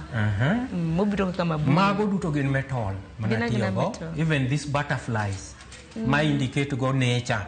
Ka gimora mora mangima maringo after koth gibedo ga mamor. Atiyo mana gi metal, mage gina metal ok yot mondo gi kethre. Koro the whole of the surrounding nyiso the global world, nikech this information wayudo gi the world. Koro ma is a global world. Koro all this information manyisi ka gin under umbrella mar the world. Gine buma bula. Mar piny mangima. Kanye lero makare. To bane no token bende niwacho nitie gimoro. Koro kwaduoge part 2 ka. Ma koro waluongo ni part 2. Part 2 kanyo wan gi gimoro ni spider. And wan gi gimoro kanyo ni cactus. Cactus en a plant ma bedo ga gi kudho mabitho. To cactus ni kitimo uchunguzi kidogo tibiro yudo ka kidhi kata kuma cactus nitie yudo ka spider ogero web ne inside the cactus. Why? Nikech ong'eyo ni cactus nigi sharp thorns manyalo protect from enemy manyalo attack ni dhi chame. Nikech en gima tin. Nyasaye nomiye akili mar keto web ne. Web ne noketo purposely for trapping small insects ma chiembe mochamo. Koro en owuon ibiro yudo kogero ode moro piny e buoye kanyo, ma kodembore ode no to winjo ka net neno web neno yiengni to ng'eni gimoro osemoke mondo odhi ocham. Koro kosedhi to yudo ka winy ariyo grab chiembe chamo. Koro fear for its life odok back mondo odhi opondi nikech ko insist idhi chame. Ineno. Koro these two birds, e ngima dhano wan gi robas. Ng'ama rito ni selos, obiro grab kumi mondo dhi okonyre go. Koro the whole of this side mar this picture, en gima encourage ngima dhano, owuoyo kuom dhano. Ni owinjore ng'ato ka ng'ato otim gire, o benefit e gire moloso, moko rely e gir ng'ama chielo kaka koro winygo. O encourage working hard to achieve what you want. To paro mane manintiere godo kocha cha ni seleronwa kaka evolution kaka ngima chal to koni bende enena gik maloso ngima ere kaka ne koro nikete obede gimoro achiel. Yes, donge koro nyaka kaka ng'ama artist, you think critically. You have to think deeply to give out the full information about gimiloso. Koro mane momiyo natimo mani keche these cactus, obviously kiwuotho ibiro yudo ka timo uchunguzi, ibiro yudo ka nitie web mare, to winyo biro yudo ka chiemb mbui no moko e web ma en small insect, to chamo mochako keth kata gino. Koro mbui ang duogo timo mana repair kendo. Enena gi bidi ne mondo mi at least oyud gima okonyorego. Koro gigi, there is that similarity between animals and man. Tiende ni gik ma animals timore kuom animals, moko kuom gitimore kata kuom dhano. To Richard, nikech koro ma en pok mintiere godo, tigeni pok bende kelo yuto, donge? Mar mondo mi us mwandu makamagi, leronwa customer kabiro ilero negi omondi koso kesingiso kaka iusoge. Customer ko biro nitie customers mama gino ber neno dwara. Koro kose ng'iewe odhi kode. Kose ginene samoro ko penji kata nini tiende nango joma riek kata lese bias moko moero art oseng'ega ni art nigi gimotemo puonjo, like recently nwauso ndigni moko ka ne kagi seng'iewo to ne giduogo back magipenja ni what can you tell us about these bikes. Koro na explain negi nobedo negi maber magikawo magidhigo. To customers magi gini ng'agini ng'ata nyalo biro afure na or japiny nyalo gina aseuso negi jok ma kuondegi kata oko. Richard, en puonje achal ka gima ntiere history class. Acha pada ni pak puoch gi pak. Ema ne sir bende iseyudo ngene sirikal county ma Kisumu nikech ntiere Kisumu. Bende gisebedo ka gima ko badu jok mantiere creative industry. Podi kabisa pokaneno. Ma igni ma sebet katimo kata koro peace work na maduong project na man go masani asetieko godo 13 years. Onge ng'ama nose contribute na kata a single cent. Koro a struggle kode mana sama yudo pesa na mama tina dia kawo go material as kuma gike kode gono tawe. Nyaka kenda chaka yude omiyo kawo all those years. Otherwise oken gima ne nyalo kawo years go. But na sechiworane ni mondo atime mondo anyis jopiny gima atimo. To market yourself na de mar mondo mi ng'ato ng'eni Richard ntiere kama Magreso Nyango ate gallery. Jomoko nitie ma through kaka sani jomang'eny mabiro ka because of neno wae mtandao, samoro gineno gimoro kipost, koro miyo ng'ato nyalo biro ma find out mondo ng'endo itimo gini e yo mane. Bende in thuolo mar yango negi samoro nengo. Samoro te customers gi mang'i kata mang'eny ma digom kata mana ng'eyo nengo mag mwandu miloso. Gin gik manigi bei mopogore opogore. Koro kaka let's say those ndigni mana nyisigo, ndiga achiel uso 3,500. Koro mago prices motiyo. Koro sama be gionge gi fixed price ahinya, ka ng'ato biro ma ineno ka en willing odwano ong'iew gino, koro at least bargaining be nitie, nyaka reduce ne matin. Koro odhi komori bende at least idong' gi gimi nyalo neno kaka ichukorigo idhi dwar material chak ibedo go busy. Koro thothne en mana negotiating. To gitani na lomba gitani iwacho beche. Gitani en kaka monument, nikech a monument en gima ok en gima kiny to rumo, wach ne orumo. En gima years and years to come. Mane momiyo en gima nigi value. Tiende no bro anyalo tho kawuono, message maweyo onyalo continue puonjo generation mabiro bang'a. Koro en gima is quality. En ka ng'ato ng'iewe kuoma kasani, to en ma 300,000 gitani. Nikech obro last long. En gima nigi indication mabor. Bende gi materials mitiyo godo collecting data kaka collect e kin mamoko. Adaro mar mondo mingi kamera kacha mar mondo minyis ne korom jok kaka ginyalo yudi jok ma deher mar ng'eyo metal sculpturing bende nyalo mondo loso kodgi iyudi namba mane samoro mbui gi mamoko. An iluonga ni Richard Odiwuor, visual artist. An Grace Onyango ka. Waloso gige art, waloso gik ma puonjo ji gik matimore kata manosetimore. To namba na minyalo yudago en 07 940 96360. 07 940 96360. Yes. Koro wayudore Grace Onyango ka e karwa mwatiye. To an gi project machielo ma ok na nyal donjo ka to en gi oko unyalo dwaro mondo udhu nene pia matin. Wan ka nikichini. Kingso ni wache mutende kod visual art aparo ni nyalo mana dhi tango nwa Richard. Mise bedo kiloso kum thulu mar higni 13. 13. Aya wadhwane. Yes. Aya. Koro mae rech mani wacho. Mae my big project mana wacho ni. Nyalo mana lero nwa kotende kod rech ni. Ma rech miseloso kum thulu maromo nade gi components mage. Okay. Rech ni achako lose 2012. Mana chako lose. To nalose kan museum. Alose gi metals, resin, atiyo gi fiberglass and body filler.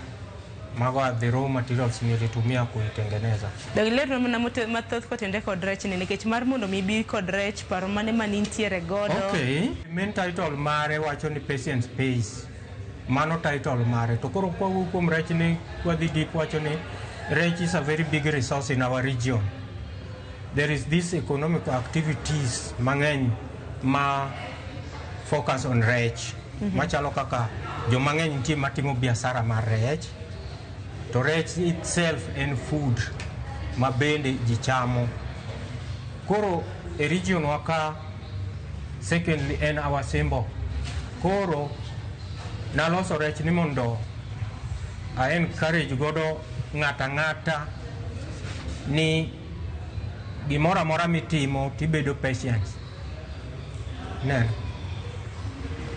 Omiyo jalupo en ng'ama very patient. Jalupo nyalo chiewo gokinyi kodhi e nam lupo to ang' oduogo without gimoro. Kendo kidhi lupo chalo dwaro, ok nyal promise ni kidhi nam tang' ni duog gi rech. Koro jalupo ok nyal promise. Tinyalo yudo ka kinda ma en go ochiewo to dhi tang' oduogo, samoro duogo gi mathindo ma ok enough. Kiny ka piny ru kendo chako doka. Kiny ka piny ru kendo chako. Koro eventually, even days are not the same. Chieng' moro Nyasaye mi the biggest because of kinda mari ma pile cha.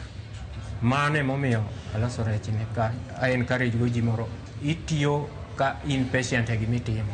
Rech ni naneno ka nitiere koda scales. Dibed ni en bende olose gi metal. Kesi ba neno gik moko machal ka orange kamano manjano. Gik maloso go rech ni mo indicate scales gi magi gin bottle tops, gin wi chupa mar soda, mar kong'o. Peke. Peke. Ema loso godo scales mare mondo mi onenre rech ka ng'ama neno ma rech. Okay. Kiwuoyo kuom magi gin gik miluongo gi kisungu ni exports. Export gin gik ma bede fin mar rech machien kaendi. Gin gi tich gi. Tiende ni rech mineno aloso ni kare en rech ma male, it is male fish. Emomiyo en gi gigi. Koro gimomiyo en gi gigi ni male fish sama female need fertilization obro cheso gi gigi. After erection to obiro ka en gi eggs ka oketo gi machiegni to ng'amo dhoge to oketo gi karibu gi kama nitie male organ mar male fish to osprey sperms e eggs go, then oswallow gi gidonjo. Ka gisedonjo to gibedo heated gi ei to gi hatch. Koro sama gi hatch ne odhi kuma pi okue, pi kuma onge waves to ng'ogo gi. Koro ng'ogo gi ka gisebet nyithindo matindo tindo. Koro sama ng'ogo gi kanyo no en wuok dhi manyo chiemo to dichuo go security luorore kama pi okue ma onge waves luorore. Koro koseduogo to ng'ogo ne gi chiemo to gichamo to ka giol gi kanyo to gichako ong'amo dhoge to gidonjo to gidhi kuma chielo. Mana kamano Richard, mano kor selero ne gado ni watiek chenro mar pogore kinyisa gimomiyo nosekawi thuolo mar higni 13 kiloso rech makama tiga nutieke kin thuolo maromo nade? Rech nalose purposely mar puonjo kode ji kaka iwinja wacho no mondo ging'e gima en to gi encourage dhano e gimotimo machalo kaka message manyisi mar patient pays no. Gimoro amora ma ng'ato timo winjoro bed patient e konyalo faulu e yo makare. Kwatieko koro wachni mogik debedang. An wachna mogik nyalo bet ni e kinde ma wantie ni sani wan gi generation ma piny miyudo jomoko ohero mana tich matimo no, jomoko bende ohero encourage ni tich ma ng'ato timo gi lwete you can't go wrong. Kata budho to ibiro yudo ni better late than never to nyaka yud gima ni gombo yudo cha. Koro ng'ama nigi intention kata nigi interest e loso gik moko to wa encourage ni gibia ka wapuonje nyithindo ma dwaro ng'eyo tijwa mwatiyo no wapuonjo gi apuonja. Erokamano ahinya Richard, puonj makare ma bende isumo ne nyikwara Mgajwang' kanyakla kod an nikech an bende apuonjora. Kwacho ni chenro mar okinyi ma kawuono bende apuonjora weche achiel ariyo adek kotenore kod metal mano sculptures. Erokamano ahinya kuom nyiso puonj makare. Thank you. Erokamano ahinya. Ne nyikwara Mgajwang' gi kanyo bende makelo e giko mar chenro mar pogore. Mana ka pile en poko mwasumoni mar mondo mibed koda riekni mopogore. Waloso kanyo gi Richard ma bende osbedo ka loso iwacho ni visual arts mago kotiyo koda metal sculptures. Achiel kuom gi en ma bedo nyisa ni en higa mar 13 ka bende odhi nyime gi loso rech maket kod ma to kilo bende no nyisa kanyo ni kilo en adicha. Kilo pod ok anyal wacho nikech pod en gima ne timbe. Mana kamano wacho kanyo ni kilo pod ok onyal yango nikech it's still work in progress. Koko mano rituru masani warad kendo e chenro mar pogore juma mabiro chakre saa 2:30 nyaka saa 3 mar okinyi. Chenro makama akelo ni chieng' tich ang'wen mar juma ka juma. Nyinga Sharon Ong'ao, rituru masani.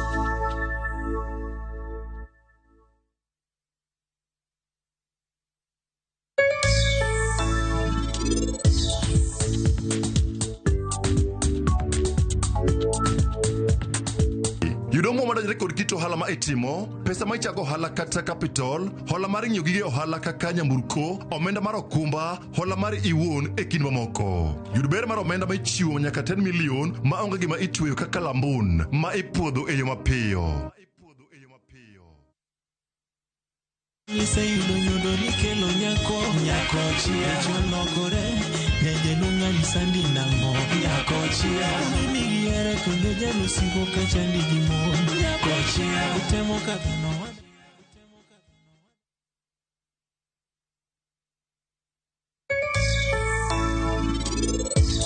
Penj laktar kokalo Ramogi TV ngima en mwandu iluonga ni Ruth Otieno kendo en ga morna mar bedo kod odiechieng' kod odiechieng'. Sanyiso jodala wani opportunity mar go ohala nitie, market bende nitie, oyegre kaka iuso.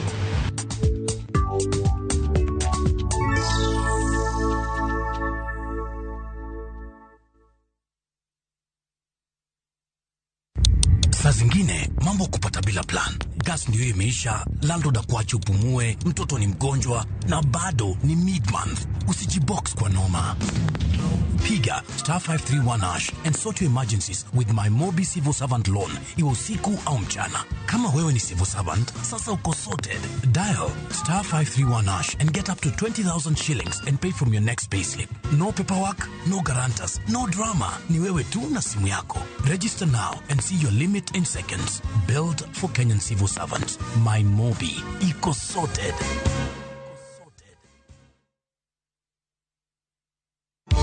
Sechemo kagomo na terie na imos babana Batimaya kalionge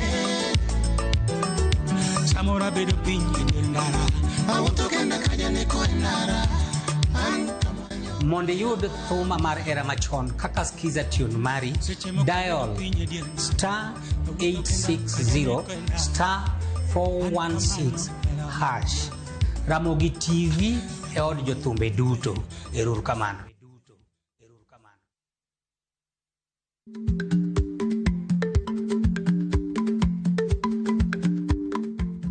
Icha gweno to icha ogwang'. Matiende ni, kapok ing'ado bura ewi wach moro amora, kuong inon ng'ama rach.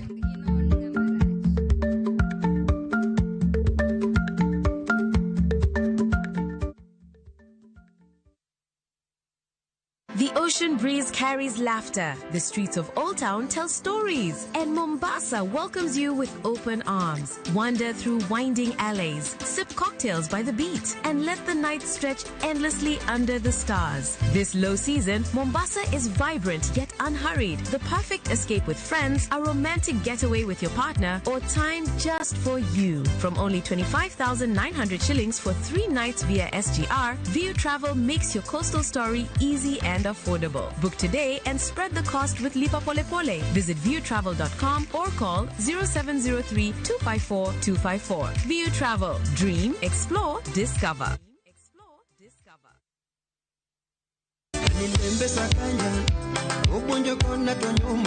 Chakre sulwe mapod nyien nyaka duond jower mang'ula. Winyo sungore mamo wang winyo sungore. Wan gi thumbe manyien mowuok e dho nam nyaka e piny mangima.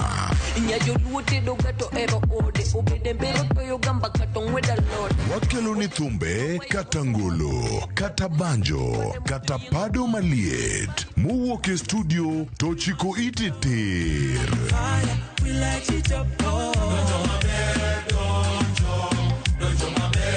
Mami thuolo mar winjo duol kod wach mopogore opogore.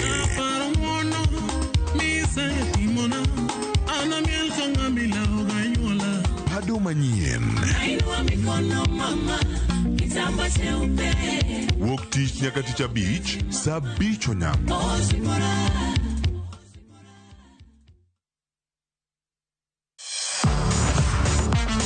Ne thuolo mar yudo weche tuke duto nyaka mopondo. Mbaka makende mag jotugo kendo mag jomolony weche tuke. Can you believe it? Magite yudore chenro mar pau tuke. The 4.84 km. Nonro matut kod gigo matimre manyien mag tuke duto mawuok e piny mangima. Tudri kod wangeso kangeso Ramogi TV.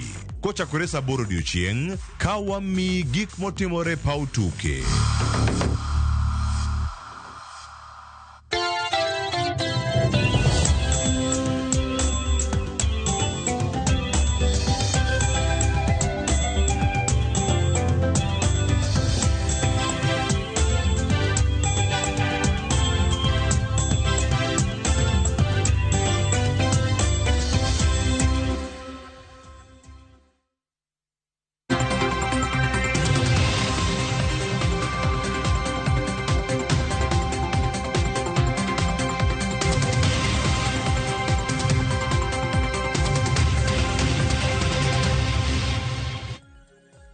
Nyakwara Mugejong dakika ina par kod adek tok sadek marokinyi machiegni chenro mar mbakoromo machakore sani nyakango mol kanyo saa 5 mar onyango. Antiere kae mar taye chenro mar mbakoromo to mokwongo wachako kod chal mar fwambo. Mago gin weche mwaluonu achiel kachiel e kor gwenge duto mapacho ka. Ing'eyo ni TV mar Ramogi jofwambo magwa kinde duto obeda kicha e kor gwenge duto mar mondo mi wach kotuch twakelo ni godo achiel kachiel ma onge leo. Kwachako chal mar fwambo nyakora Mugia Jwanga duol matayo weche magiere pacho kae IEBC dhi nyime koda chenro mano mar puodho jochunga laro kom od bura ma Kasepola kaachiel kod kom od bura ma Ugunja e kaunti ma Siaya. Odiochieng' ma kawuono e kaunti ma Homa Bay e kar chung od bura ma Kasepola wang'eyo ni nitiere chenro mano mar puodho jogo ma olap dhogi ndong' ne bedo jaod bura manyien ma kar chung od bura ma Kasepola. Ka bende odiochieng' ma kawuono clearance mano mar Kasipul parliamentary candidates e county kar chung od bura ma Kasepola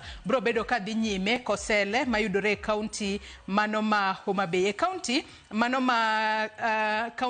ma Siaya e kar chung od bura mano ma Ugunja odiochieng' ma kawuono nitiere chenro mano mar puodho joma moko 9 manyaka sani koro odiochieng' manyoro IEBC noko yudo thuolo mano mar puodhogi. Mane momiyo odiochieng' ma kawuono nitiere moko kuom jogo mabro bedo ka chopo mar mondo miyo puodhgi mano moriwo nyaka jala ma olap dhoge ndong' ne kom od bura ma Ugunja kod otiko mano mar ODM mano Moses Omondi en achiel kuom ji 9 ma IEBC bro bedo ka puodho odiochieng' ma kawuono mar mondo mi koro gibed ayanga e ng'wech mar laro kombe mopogore opogore. Bang' mano to koro gintiere thuolo mano mar chako timo kisera mar ombulu motelo ne yiero madundo mibo bed ka ibago kanyo tarik 27 dwe mar 11 ma higani. Jofambo magwa e kaunti ma Siaya kaachiel kod kaunti ma Homa Bay bro bedo ka luonwa chenro makamago achiel kachiel odiochieng' ma kawuono. Wach machielo ma bende waluonu odiochieng' ma kawuono en odiochieng' chiemo. Gino miluongo kanyo kod dho ngere ni World Food Day. Odiochieng' ma kawuono e kaunti ma Migori jafambo marwa George Juma nyisa kanyo ni nitiere chenro mano mar neno ni ober lwasi mar timo pur e kaunti ma Migori mobo bedo koluwo mar mondo mi okony e kedo kod nok mar chiemo e pacho kae. Gino miluongo kanyo kod dho ngere ni integrated agriculture mibo bed ka itiego jopur e kaunti ma Migori mondo gibed kod lony mar arieya mar neno kaka ginyalo timo pur kaachiel kod pith e yo makare kaka yor kedo gi nok mar chiemo e pacho kae. Wach machielo ma bende waluonu e kaunti ma Mombasa nyakoro Mugia Jwanga wang'eyo ni juma ni duto osebedo juma mano mar dhialo customer mano miluongo kanyo kod dho ngere ni Customer Service Week. Odiochieng' ma kawuono jatatije maduong' ka Huduma Kenya kaachiel kod jatatije maduong' ma bende en jakom mar Kenya Institute of Supply Management odiochieng' ma kawuono gibo bedo ka gilimo Huduma Center mayudore e kaunti ma Mombasa mar mondo mi koro gisidh ayanga iwacho kanyo ni en Kenya Institute of Supply Management Services. Gibo bedo ka gisidho ayanga services makamago e Huduma Center mayudore e county ma Mombasa. Wang'eyo ni magi duto timore e kinde ma koro osebed kidhialo customers malimo kuonde mopogore opogore kata kuonde mag timo hala mopogore opogore e county ma Mombasa. Odiochieng' ma kawuono CEO mar Huduma Kenya bro bedo ka limo kuro kar saa 5 nyaka kar saa 6:30 mar odiochieng' ma kawuono. Wach machielo ma bende waluonu odiochieng' ma kawuono tudore koda mago moko kuom jokanyo manitiere riwruok mago mag jotije matiyo e dho wath ma Mombasa makata mano miluongo kanyo kod dho ngere ni Dock Workers Union. Odiochieng' ma kawuono Dock Workers Union bro bedo ka bago twak kod ute fwambo mane kaunti ma Mombasa mar mondo mi kotudore kod weche ma yande koro liekore ni gichano mar dhi e ng'anyo. Gigo mano wach kanyo kod jagoro mar riwruogno Simon Sang. Gibo bedo ka giwuok oko ka gikwedo wach ng'anyo mar jotich mano wach kanyo kod jagoro margi Simon Sang. Jafambo mar e kaunti ma Mombasa George Aoko bro bedo ka luono wach makamano mar mondo mi ging'iswa ne tang'o momiyo gikwedo wach mowach kod jagoro margi nowinjo bed ni gidhi e ng'anyo to nyalo bedo ni ng'anyo makamano ok bitimore nikech ang'o. Kawatieko kod kaunti ma Kisumu gimwaluonu odiochieng' ma kawuono e kaunti ma Kisumu otudore kod ng'anyo mago mag jopuonje mag junior secondary school e kaunti ma Kisumu. Odiochieng' ma kawuono Kisumu JS teachers gibro bedo ka gibago ng'anyo kendo gichwalo ng'ur margi achiel kachiel nyaka e apise mag migawo mochung' ne wechego mag somo e kaunti ma Kisumu ka ywak margi maduong' ma gintiere godo en kotudore kod gino ma iluongo kanyo kod dho ngere ni autonomy kata gidwaro mar mondo mi gichung' kar kendgi, gibed kod head teacher margi kata japuonj maduong' margi, gibed kanyo kod jalup japuonj maduong' margi, kata bedo ni gibedo housed e skundego mag primary. Wang'e ni jopuonje mago mag junior school osebedo ka ywak ni gidwaro chung' kar kendgi, giywak ni moko kuom jopuonje ahinya to mago mayudore e skunde mag primary osebedo ka chocho ratiro margi kata osebedo ka nyanyasagi e yore mopogore opogore. Mane momiyo kawuono gibiro bedo ka gichwalo petition margi achiel kachiel nyaka e apise migawo mag somo e kaunti ma Kisumu mar mondo mi owinja ywak margi. Nyakora mogi ajwang' weche to podi thoth mak mana ni e chala mar fwambo wangeko ni mana matin moko kuom gigo mbiro bedo ka ineno kuku kachiel kod tiendgi e weche manyien duto mag odiochieng' ma kawuono. Yiena mar mondo mi akaw yueyo madundo gi sani bang'e taduogo kod twak e chenro mar mbako romo. Kik idhi mabor.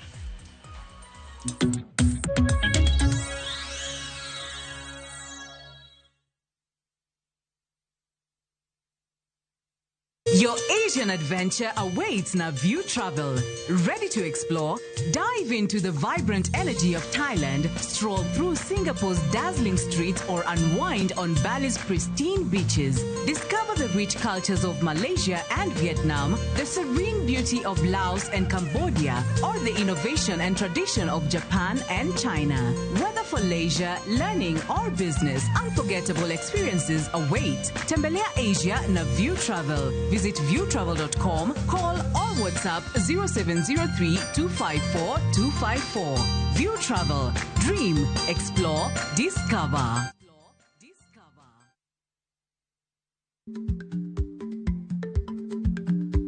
Chako chon loyo dhi kajuoga. Ma tiende ni bedo gi ikruok momondo, geng'o masiche kod midhiero mang'eny mabiro e ngima dhano.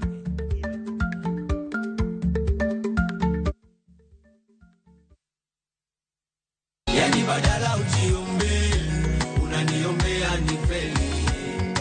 Badala ujinene, unaninenea mabaya. Yani badala ujiombe, unaniombea nifeli. Badala ujinene, unaninenea mabaya. Ili kupata badala ujiombe kama skiza tune yako, bonyeza *812 *790#. Kumbuka, Skiza na Citizen ndio nyumbani kwa wasanii wote.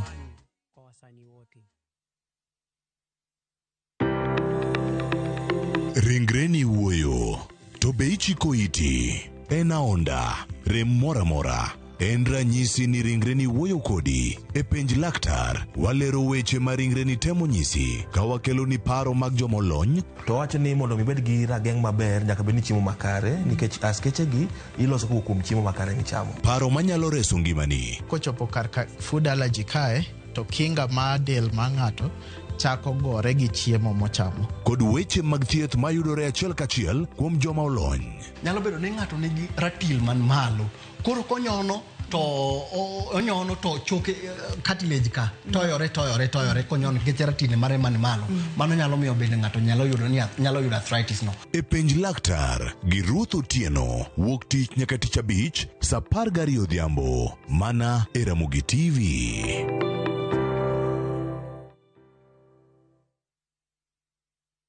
Ne to kori winjo, kika winj kucha koluonga ni mbabas nikech koro uneno kan gi pesa moro matin. View sasa ndio nyumbani kwa the best local dramas. Nataka ripoti ya Hans pamoja na mkewe. Comedy za kuvunja mbavu.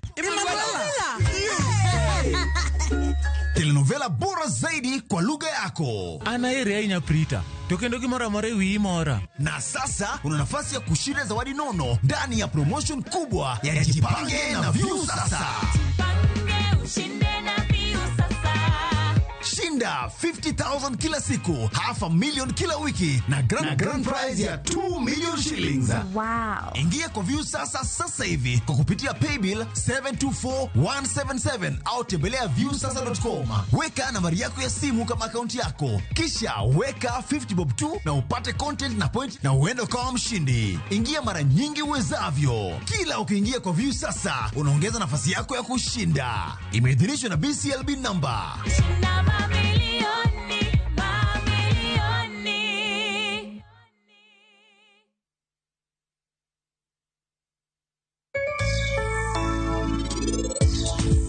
It's really been a tedious process when we choke planning. Sitiko ijo warma, itiko ijo kiwasko, the next thing KEBS, and then koro KRA. Mondo wide exercise, because this is an exercise with goods.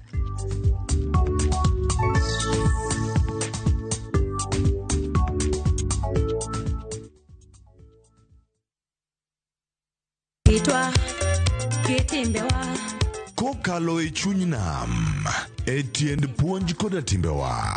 Ma en 111, chenro makelo nung'eyo madier mar joluo. Nitie chik manam machon mondo ne ondhie ka niketo gimo miluongo ni migongo. Wawuotho e alwora mar joluo ka waromo gi ji mopogore opogore. Wafwenyo adiera mabwogo ji. Ndalo be gimoro ne muchari ni bende ne pod onge. Ne onge adier. Iolo ni mana ng'owa kuoye miketie. Kowuok e timbewa nyaka e ngima mapile, e ngima ma ok ong'ere. En gima nigi mwandu, en luo nyaka e chunye. Joluo 111, jokato gin 111. Ngeso ka ngeso, saa 1:45 otieno kod James Rabala. Mana e Ramogi TV.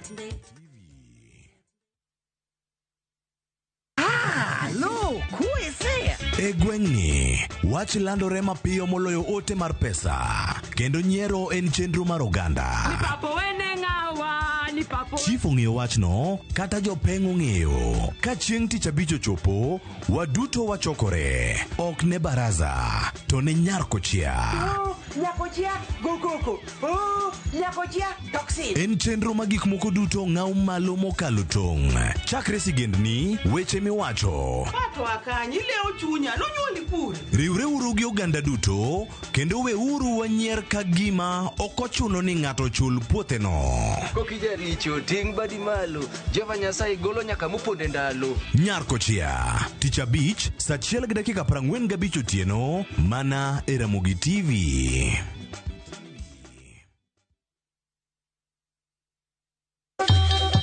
Ang'o mosetimore ne joma ne ochweyo ogandawa? Adhi e primary Kangonditi Primary School. Gin kanye sani? Amobilize kalere ne wago poro to gibiro wasombo kidi to watero kacha jite e secondary kacha. Waromo gi jodgi to wafwenyo sigand ngimagi mopondo. Siasa ka ng'amo ywaye maduong' katere siasa en Daniel Arap Moi. Ng'e ranyisi mabeyo mane giweyo. Ne japiny opogore kata ng'ama ne nie duond loch ne neno ni kopo ni Kenyatta dhi Tom okawie thuolo ni mondo tano pinyni kaluwore gi mwaseneno kuome. Ang'o ma gitimo sani? To kata kamano be pod gin kodwa.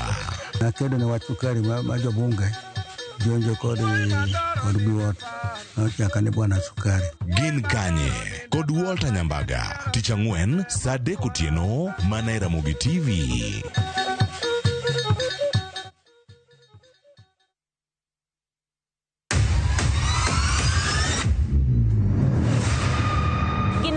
Makelo dongruok mopogore opogore. Don't speak on our issues as women. Let us be the one to speak. Kaka gikete ratil, familia kod tijegi. Magitimo gisiso kod lony. As the woman representative of Homa Bay County, this nation is hungry and there is no question about it. Minegi ni etelo. Gijiwo kendo gikelo lony mopogore opogore. Mentorship en gimoro ma important kabisa. Mano konyo ji kendo miyo ji bet gi positive attitude. Gimiyo lony margi kanyakla kod yudo duoko ne chandruoge duto magikale. We want leaders to be fair to the nation. To emine wacho sigand miyo kamiyo ogen. Mine wacho ngeso ka ngeso kod jailieta.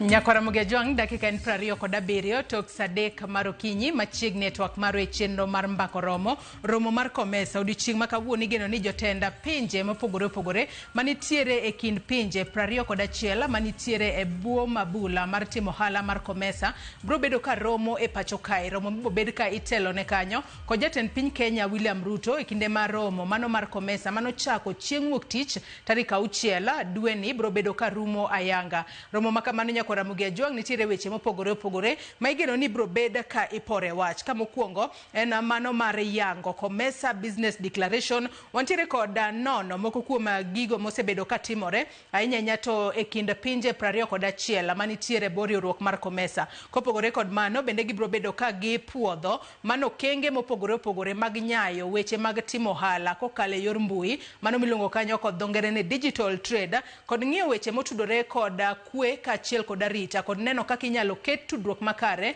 kod AU kachiel kod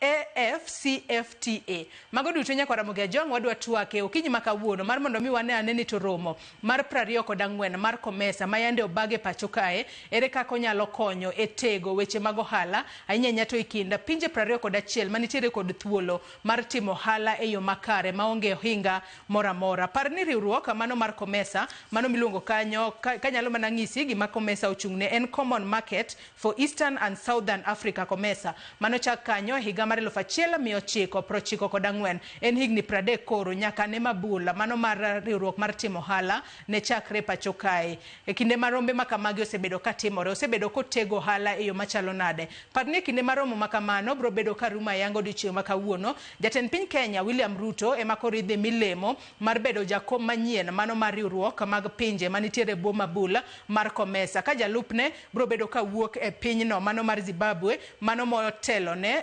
Zimbabwe bagoromo maket kod mane ntiere pacho kae higa manyien. Nyakora Mugejwang twak maket kod mayo kabibedo godo kenda wendona mano Felix O Okach EBS jalonye weche timo hala obo bedo ka utudore kodwa e studio ka e kinde modhi mbele kod twak marwa. Kata kamano gie thuolo ni antiere kod Patrick Nyangweso jatatije maduong' ka National Taxpayers Association otudore kodwa achiel kachiel ka entiere pinyno mar South Africa.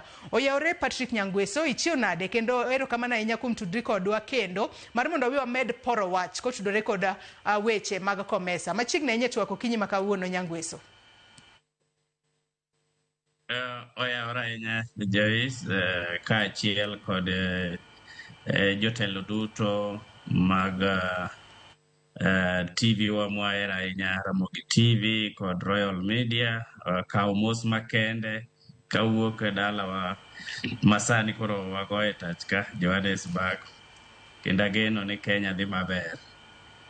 Ero kamano machiegni ahinya twak Patrick Nyangweso jatatije Aero kama na machiegni network jatatije maduong' National Taxpayers Association. Nyakora Mugejwang in benda rwaki ni machiegni network marwa penjo mora minyalo bedo godo kotudore kod we romo mano mar jotenda pinje manitiere bori riwruok mar Komesa chwalnwa ote mari kokale namba mar 36000 Facebook ibiro yudo wachiel kachiel Ramogi TV X @Ramogi TV. Kan mini nyalo tudri koda e Facebook page mara ibiro yuda Joyce Odur, mbui mara mar X ibiro yuda @JoyceOdura_.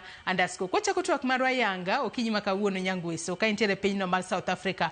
Wang'eyo ni romo mar Komesa ruma yango dichienga makawuono. Tang'eyo ni katobedo ni intiere pinyno mano mar South Africa. In kaka jal ma wanyalo wacho ni ng'iyo gigo ma otudore kod wechego mago mag timo hala kata trade. Ang'e ni sebedo ka iluwo kaka romo mar Komesa osebede pacho kae. Wanyalo wacho ni chakre wuok tich nyaka odiochieng' makawuono romo makamano osebedo nade. Jogo manitiere pacho kae nyalo bedo kod geno mane ahinya nyato odiochieng' makawuono makoro jotend pinje manitiere buo mabul mar Komesa mago pinje 21 bro bedo ka romo kawuono Nyangweso.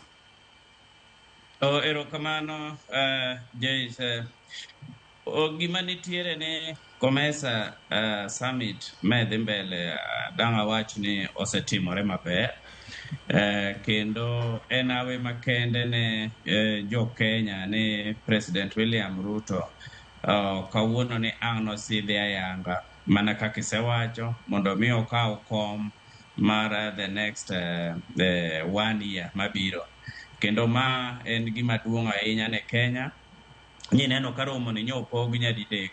Odiochieng' mokwongo nyo ging'iyo nyo omi thuolo joket mwandu kata ma dho ngere luongo ni the private sectors forum. Nyo oket omi thuolo mondo ohala ema nyo yawo romo ni makende tarik 7. Kendo neno ka gitwak johala nyo chiwo midhiero magisebedo godo kata experience magisebedo godo e weche mag timo ohala e yor COMESA ka kuom pinje 21. Mano kane Tunisia to gi Somalia oriwore kodwa, koro wuok e 19 bedo 21. Kendo neno ka johala nyo temo wuoye ayanga kaluwore kod weche kata dangalung ni the theme mancha dhi mbele mar COMESA manyo wuoye kaka inyalo tieg weche mag mbui mondo mi okony oting'o ohala malo kuom pinje 21. Kendo neno ka gitemo wacho ni onego bed ni koro jotelo mag pinje 21 oyaw badgi malach mondo yie mondo mi tim gik miluongo ni electronic certificate of origin. Tiende ni kidwaro tero mwandu achiel kuom pinjegi to en gima koro inyalo time e yor mbui kata e yor nyasani, moko chuno ni nyaka ting' ating'a mwandu ni e kinde advertise kata iter.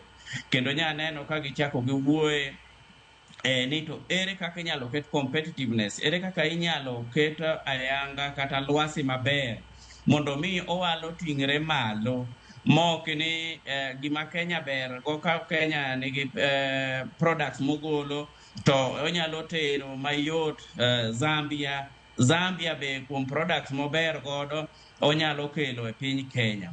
Neno ka gichako johala ochako owuoye mang'eyo ni mago head of state sang o ratify kawuono kata no kalie. Gichako giwuoye e weche mag integration mar value chains. Tiende ni johala temo ng'iyo ni mana ka ncha waseloso ere kaka riwruok mar COMESA makoro romo mene dhi mbele ere kaka inyalo kal e mise mondo ket dwaro ni pinje koro kikaw mwandu gini giuso tiende giuso kaka igole puodho no titere e chiro. Onego bed ni timo gimiluongo ni value addition ka ne johala oketo ma kendo ne giwuoye ni kotim ma omed ndhadho kuom gik ma pinje gi puro kata pinje gi loso mondo mi kodhi e chirni mamoko oko kata mane gwengewa ma COMESA ka to bedo gi nengo mamalo ma dhi kelo gima dho ngere luongo ni regional competitiveness mar member states. Ma naneno ka giwuoye kendo gikwayo ni pinje sirikal me pinje gi ong'iyane yorego. Gichak giwuoye weche mag tudruok maricho machalo kaka infrastructure mane richo gineno ni ma miyo lwasi ok bed maber. Ne gichako johala chieng' mokwongo gichako giwuoye non-tariff barriers, tonde kata obadho mabede kind pinjegi mamiyo ohala ok dhi maber. Makigolo mwandu ni ka itero Uganda idwa penjo mang'eny ka ng'ama odhi kata klinik, miyo koro ohala koro yudo ka johala matindo ok yud thuolo mondo mi otim ohala e yo maber. Ere kaka dang' wayaw lwasi mar ohala mondo mi obadho matindo gi ma weche mag uchumi luongo ni NTBs, non-tariff barriers. Ere kaka dang' golo badhogi mondo mi pinje mag COMESA oyud thuolo kata oyud fuong'ruok otim ohala e yo maber. Nichak neno mogik kuom romo mokwongo tarik 7 johala nyo wuoye wach ma kaka inyalo tieg weche mag SMEs, johala matindo kod youths. Tiende ni mondo ere kaka de wakony youths mondo access market kata ochopie chirni mayot jok ma onge nyalo. Sirikal nyalo timo ang'o, joket mwandu nyalo timo ang'o, to gi kata development partners ere kaka de gikony rowere kaachiel kod mine to gi johala matindo mondo mi oyud thuolo makende mar chopo chirni gi. Magi nyoro olosi. Nene odiochieng' mar 2 ka Joyce Kateri mana mapiyo. Odiochieng' mar 2 nyen koro romo mano nyoro nen romo ma koro ne mar ministers kata foreign affairs council tene ni jotend migepe ne romo to gi joma ni riwruok mar tudruok e pinje maoko miluongo gi dho ngere ni foreign affairs council of foreign affairs.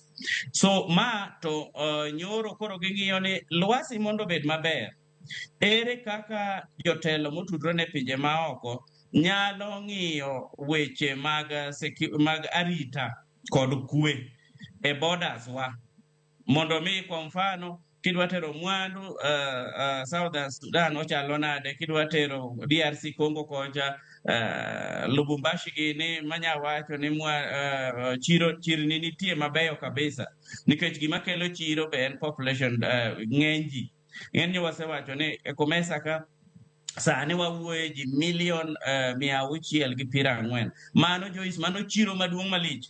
In fact, kinene gimomineno kata pinje machalo China. Sani ng'eni China king'iye to iwacho ni en gi chiro mar 1.4 billion. Ma miyo COMESA waka gi namba kaka neno ji bende chiemo maber, dhano nyuolre maber ni. Higni 10 mabiro wanyalo wuoye mana karibu milion 80 kata milion 100. Ma kelo chiro maduong'. Koro jo ten migepe gi Nyangwe sadwa ni mak na paro no gi kanyo. Adwa ni mak to wabiro yudo thuolo kata lwasi maber mar timo wala. Adwa ni mak na paro no gi kanyo Nyangwese, to bende obedo ka wang'iyo nikech wang'iyo ni kinde mane jotelo mochung' ne tudruok kod pinje maoko kata foreign affairs ministers e kinde mane giromo chieng' tich adek mano motelo ni romo makawuono, nitiere weche mopogore opogore mane gipore wach mana kisewacho, weche mago mochung' ne weche go mag kwe kaachiel kod weche go mag arita makare kod telo makare, to bende ne winjo bed ni gitwak ahinya nyato kotudore kod gigo manowachi e higa mar 2024 e kinde mano bag romo mano mar COMESA e pinyno mar Zambia e boma ma Lusaka. Yiena mar mondo mi arwak wendo mar ariyo mano Felix Okach, EBS, jalony e weche timo hala kata multilateral trade expert ma osedonje studio marwa okinyi makawuono.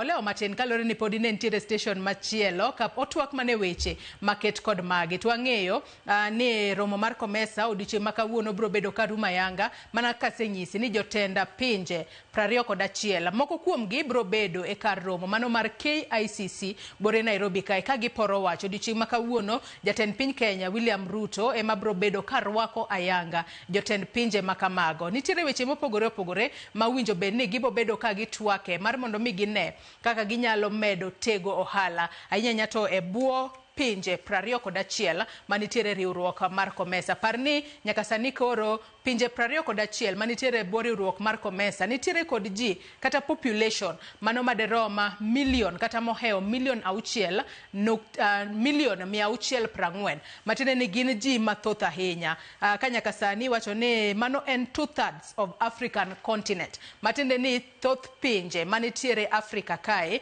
nitiere bwo mabul mano mar timo hala mar COMESA. Ang'isi na nitiere kae kod Felix Okach EBS jalonye e weche timo hala machiegni ahinya twak okinyi makawuono. Felix Okach, ichiew nade kendo machiegni twak? Achiew maber kendo erokamano kuom gwelo mondo achop kakan. Achiew maber kendo erokamano kuom gwela mondo wachi weche mag COMESA gohala international trade.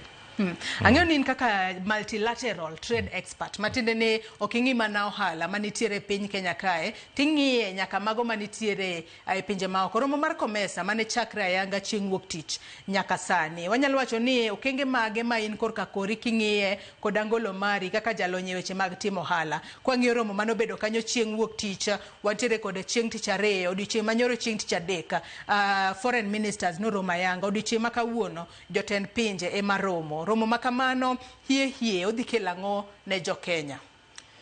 Erokamano kuom penjo no. Ng'eny bang'a bro wuoyo kaka gima multilateral trade en, lakini wadok penjo no mokwongo ber gino romo makani omiyo ji koro connect gi johala. Johala ma Kenya romo gi johala oa e pinje moko 21. Mar ariyo e romo ka nitie conferences madhi mbele wuoyo on export mag horticulture, wuoyo on technology ohala timo ohala manyien, gik mago iwacho to ber keto regional trade mondo ji otim ohala kamoro achiel.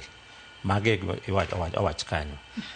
Bene Kenya dhi yudo faida nikech mokwongo jo ohala yudo connection gi joma timo oa pinje maoko.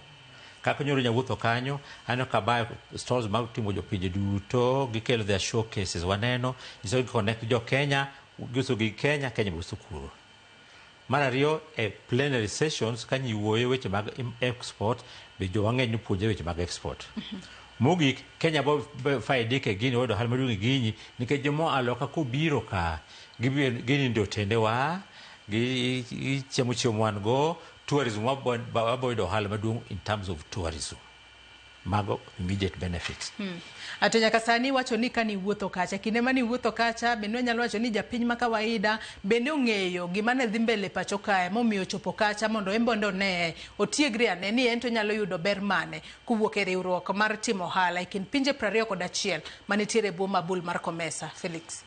Erokamano kuom penjo no. Jakom ma kawaida benefit nikech oromo yudo kaka jo Zambia uso msibe, jogine uso lewni gik mano gi benefit e gino. Lakini tabu maduong' kuom japiny ma kawaida en registration. Ok en walk in kaka idhi KICC.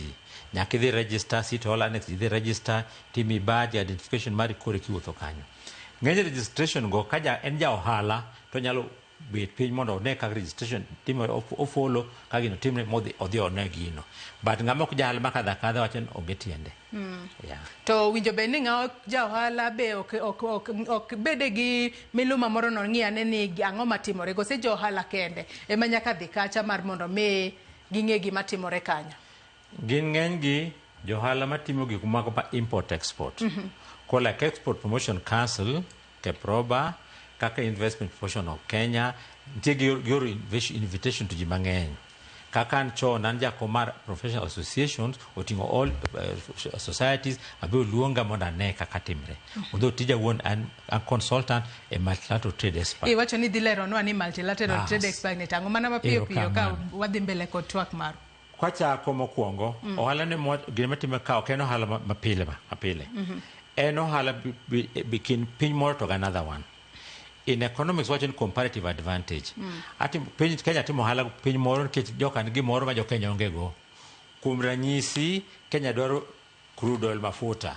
Koro nyaka timo ohala gi jo Saudi Arabia nikech gin mafuta. Jo Saudi Arabia dwaro kahawa. Nyaka gibidim ko ohala kodwa nikech omegi kahawa. Koro en ohala magi moko cross border. So magi cross border nitie jo customs, nitie police, nitie jo KEBS, to moko SPS abo explain bang'e. Koro mago te e ohala ni. En ohala ma gimwandu wuok kadho border. Okay, can't e piny. Like rech kendo kwacho wach rech, en rech bodo exported. To kai ki exporte, to commit standards ma joka dwaro, gibodo kuchien. To gibikaw. Kenya dwati mohala gi Europe, nikech Europe kacha wanyi ginyalo nyon machinery gi lewni. Waido kuomgi. To wabe kora kon wagolo kahawa, go horticulture watero ngi. America the same. Aiti pinye gi dutonti wolu tarif. Magi gengo kelo mwandu ne piny mara nyaka usuru machalama. Kuom ranyisi Donald Trump nyocho wacho ni pinje jimatero gik moko to US nyaka bed tarif 10% or more. Koro ka apparel wuok na gene EPZ ka lewni. Ka gidhi US koro ka chope border nyaka kedi usuru ma 10% more. Koro gibedo ma expensive bech gitek. Koro ka gibech gitek ok nyalo usre kucha maber. Koro jo Kenya be Kenya bok nyalo uso ng'eny ne ok kucha. Kanyo winjo. Be same thing kata grech. Ka rech wuok ka dwe loka to ka gibiro rech Kenya ka nyocha rech tho yo marach, maintenance rach, packaging ok ber, o gibing'eyo rech marwani. Koro wadong rech karwa ka ok oket employment. Koro en ohala ma dhi piny moro to piny moro. Emiluongo ni multilateral, gin pinje mang'eny. Multi. Kaka mago manitiere bwo riwruok mar COMESA wang'e ni gin pinje 21 mopogore opogore mosebedo ka timo ohala kendo jogo manitiere ohala miwacho kanyo ni export and imports nitiere thuolo mar timo ohala kod pinjego e yo mayot. Yiena mar mondo mi aduok Patrick Nyangweso, jatatije National Taxpayers Association, otudore kodwa ka intiere e pinyno mar South Africa. Ka duoki twak Pat Nyangweso ka intiere e pinyno mar South Africa, itemo mulo kanyo wang'eyo ni chieng' odiochieng' manyoro mago foreign ministers kata jotelo mochung' ne tudruok kod pinje maoko nobago romo margi ka koro ne ging'iyo kanyo weche mag arita, weche mag kwe kaachiel kod neno kaka telo bende obedo yo makare. To kwang'iyo pinje mago mag 21 manitiere buo mabula mano mar COMESA, wanyalo wacho ni arita kwe, wechego mago mag arita, weche mag kwe kaachiel kod weche mag telo osebedo yo machalo na, nikech wang'eyo ni piny maonge kod kwe, piny maonge kod arita, to piny maonge kod telo makare, ohala ok nyal timre yo makare. Nyangweso. Erokamano Joyce, mosna osiepna kendo maisinia Felix Okaji. Okaw mos. Mano is my mentor. Mana kaka Felix ose lero maber ni weche mag multi-sectoral agencies ma koro dhi miyo weche twak mar COMESA ni dhi yawo chiro malach. To yena aduok mana kuma ne waweyo cha. Ing'eni kanyoro jotend migepe romo kane ging'iyo lwasi mar timo ohala. Onge Joyce ohala manyalo dhi maber o kata Afrika kende. Sasa mineno kaka nyineno Eritrea, pinje magore, yudo ka koro yuto kata timo ohala dok piny. To wan watemo jiwo ni jotend pinjegi kadang' romo officially kawuono ma jatend piny dhi kawo komni. Gimonego giketie mise kabisa en weche mar kwe, kata the conflict resolution mechanism, minyalo losgo kwe e pinje wagi mondo mi ohala obed yo maber. Ni neno kaka chochni manyicho obed dweche mokalo kind Rwanda gi DRC Congo, koko kata manyatimre Tunisia, kij pinje ma kata ok en mana pinje ma COMESA gi ma nyalo miyo lwasi kata jokel mwandu koro bedo kabuok. To jotend migepe kanyo romo kona konga ayawie weche moko ariyo mabe nyogi wuoye mondo mi atud kod weche mag kwegi. Kopogore gi weche mag protocols, ng'iyo kaka declarations gik midhi timgi, ere kaka jotend pinje maromo kawuono nyalo wuoye market commitments. Nyogi temo ng'iyo kendo weche mag miluongo gi dhongere the market access and trade commitments. Ere kaka kwe osebede magiketo mise maber to chope chirnigi kata winjruok e weche mag ohala manyalo kelo mise maber ma giluongo ng'eni COMESA yande odonje gi miluongo ka Afrika sani ni tripartite trade agreement. Tiende ni jopinje mane COMESA kata riwruok mar COMESA, EAC to gi SADC. Koro king'iyo East Africa kwacha South Africa ma koro antiere ni to gi COMESA states gi tripartite trade agreement ni angne dhiale ayanga kawuono kuom jotend pinje kadang' koro bang'ne President Ruto host kawuono bang'ne ging'i kaka ginyalo tego iye mondo mi ohala obed maber. Koro inyalo Mozambique ming'eno ka member inyalo golo mwandu tidonjo go Tanzania tikalo tidhi godo Mozambique kwa mfano. Mano koro EAC then SADC to gi COMESA ma be dhi kelo lwasi motegno. To magi duto nyalo timore ka in gadiere ni kigolo mwandu Kenya tinyalo ringo godo ikalo go Tanzania, ichako ing'ado goyo itero nyaka Mozambique, ichako golo kanyo inyalo tero nyaka Lusaka, Zambia. To magi nyaka ket nikech joket mwandu kata ma ok inyal biro keto mwandu gi kata gero industries, kata gero yore, kata gero stores manyalo kata warehouses kopo ni lwasi mar piny kata rita mar piny ok ber. Omiyo ma nyo jotend migepe nowuoyo ahinya. Machielo ne gichako ging'iyo kaka dhongere luongo ni strengthening regional value chains, mondo mi aito gi import substitution strategy. Mana kaka winjo Felix ne wuocha ere kaka alwora mar COMESA ka wanyalo ketho weche mag relying on imports tene nikoro COMESA states ka mana kaka Kenya ng'eni sani rely kuom imports chiegni 67%. Mondo ng'eny gik ma watiyo godo onego bed ni a oko obedo bed ni wa balance go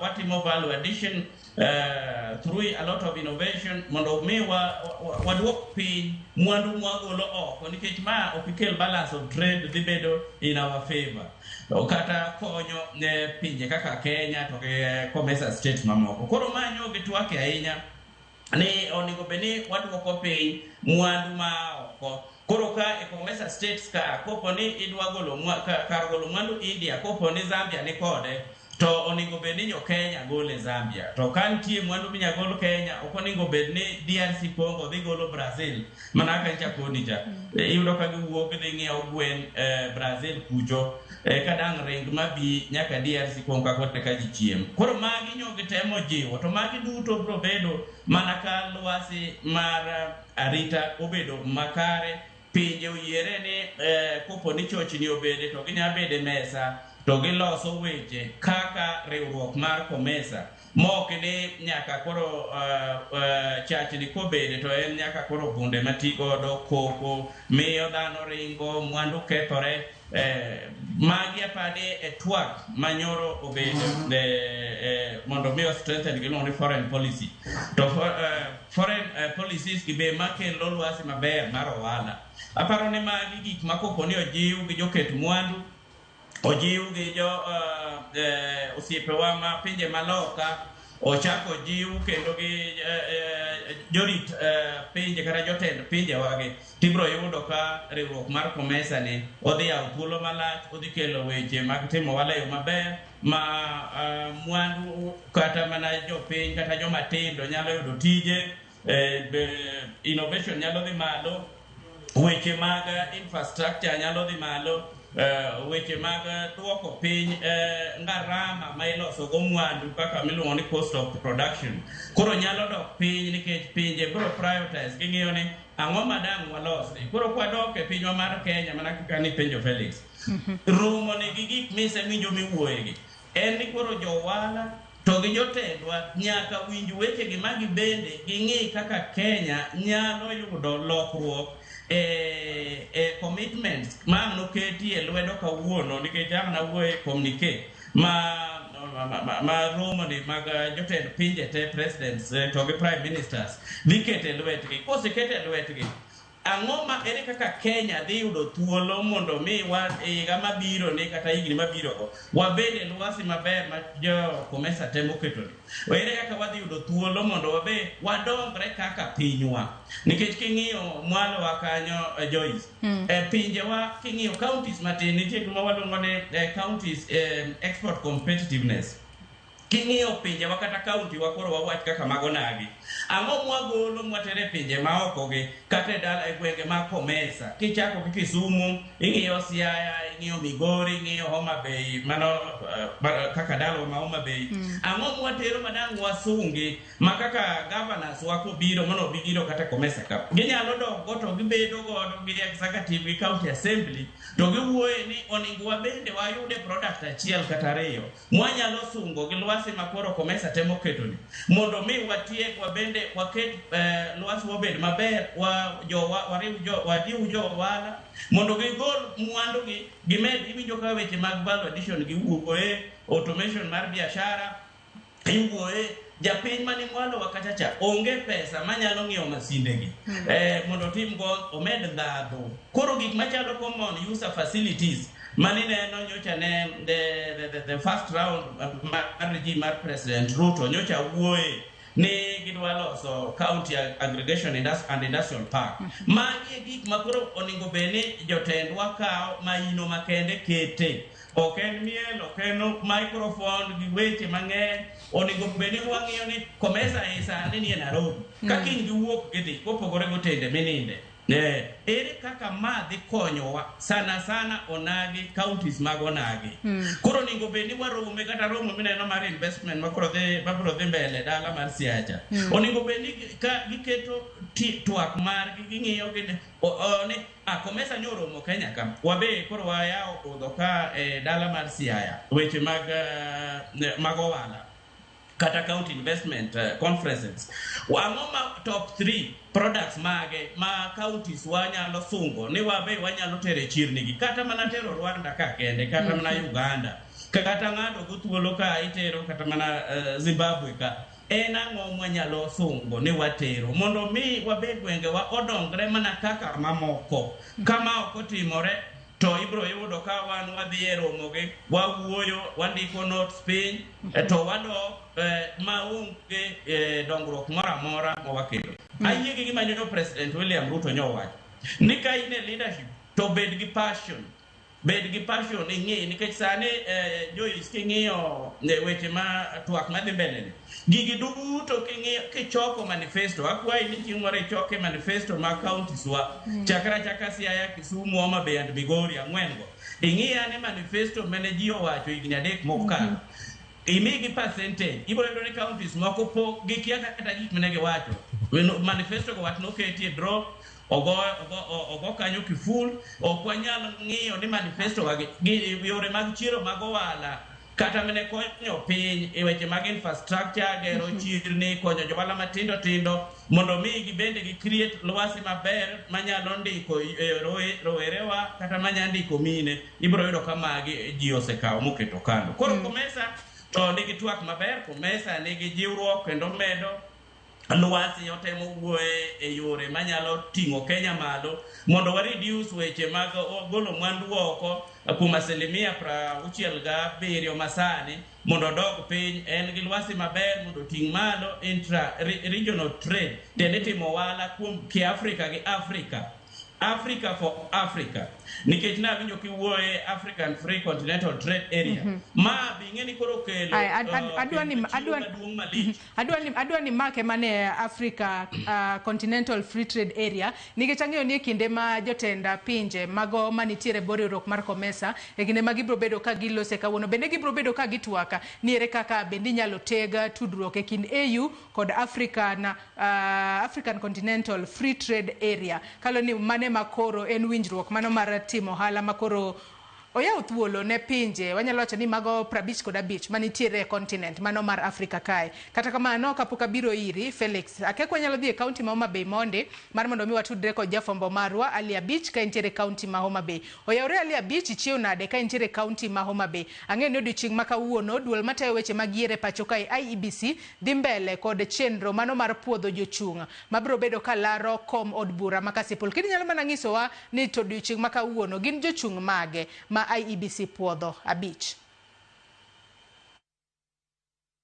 Erokamano mana kiwacho nendo wabiro achiel kachiel log tich mar IEBC mantiere Kosela mane log tich mar kancho bura makasepol kama dugul mar IEBC odonjo odiochienge mar ariyo kod chenro mar nono kendo kolo tese mag jogo koma olap dhogi ndongne kom od bura makasepol e yiero madundo ma IEBC bro bago tarik 27 manane dwe manyien ka odiochieng' manyoro nono ka jochung' mopogore ne ochopo e log tich mar IEBC ka mondo mine puodhgi mondo koro gichaka yanga campaigns magi ma otelo ne yiero madundo ma IEBC bago tarik 27 dwe manyien ka okinyi ma kawuono nitie jochung' ariyo ma osepuodhi e chenro ma IEBC tigo kawuono mar koro miyo gi thuolo madhi nyime kod chenro mar campaigns magi ka gero gi sero ombulu e gwenge mopogore ka chud bura ma Kasipul kandi kendo saa ariyo mar okinyi IEBC ne opodho jachung' mar National Liberal Party mano Omondi Koyo masani koro mi thuolo mondo mi ochak campaign mare ka olore ka chud bura ma Kasipul kandi ne yiero ma ibago dwe manyien ka thuolo machuok mokalo chien bende waneno ka IEBC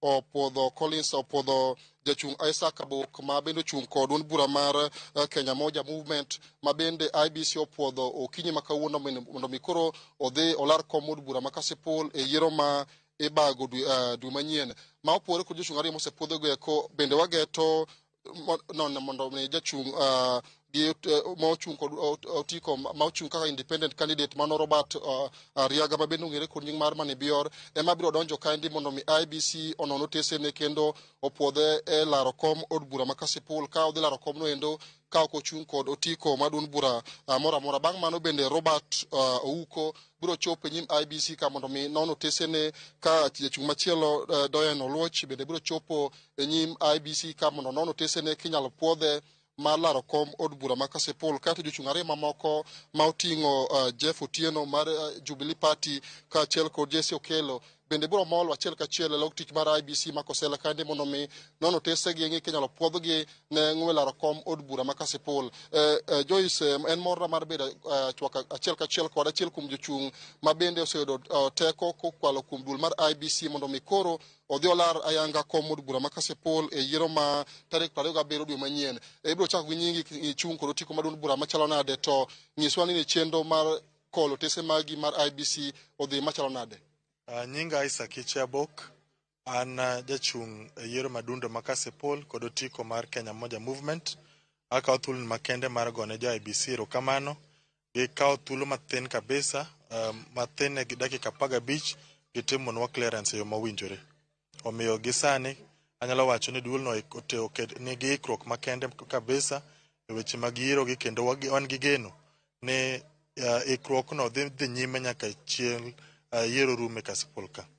Gin kit gik mage kata tese mage kit nonro mage midwaro kuom jachung' mondo mi puodhi kata kik puodhi ne laro kom ma Kasipul? Idwaro tese form 15, form 19, idwaro ID mari, idwaro ID mag jochung' weteni, nyaka ibed gi jochung' ariyo, nyaka ibed cleared gi Ethics and Anti-Corruption Commission, nyaka ibed gi slip moro kata pesa moro ma facilitate process ni amang' otese mamoko mag IBC. Kwa tieko twako kiji makawuono, ang'e ni sani koro biro dhi nyime mar manyo ombulu e kuonde mopogore Kasipul kaendi, to waseneno ka IBC nyoro nogolo chiem ne joma osepuodhe ka koro osepuodhe kawuono matayo campaign e yor kwe, kendo luwore kod campaign schedule ma nyiso kuonde kaka biro wuotho e kuonde mopogore komanyo ombulu. En ang'o midwa keto maneno ni iluwori kod chike ma IBC omiyo jochung' mosepuodhe kod ote mane mabende in go ne jochung' weteni mosepuodhe kinde makoro ubiro luoro gwenge mopogore Kasipul kaendi ka omanyo ombulu? Ali, lweny ma wachomoni en lweny mar paro. It is actually a competition of ideas, ok en rivalry. En uso paro kata kisera mari ne jothurwa ma Kasipul, kaeto wamiyogi thuolo mar yiero ng'atno ma gineno ni pache ber. An owuon adhi nyakwe e campaigns maga, kendo asekwayo supporters te kumoro amora ma gintie gibede gi kwe mowinjore mondo wami jachung' moro amora thuolo kumoro amora. Kik wabed kumoro ni stronghold mari ng'ato ok nyal bire. Wabed gi thuolo mar embrace ji te mondo owach sera margi, kato kochopo tarik 27 ang'e ni jo Kasipul gin jok molony, jo mumbo molony kabisa. Gibiro neno ni ng'atno mani paro mare leyo manyalo tero Kasipul mbele, kendo gibiro timo kamano. An owuon awacho ni I commit myself mar nyakwe e Kasipul kaachiel kod supporters kate.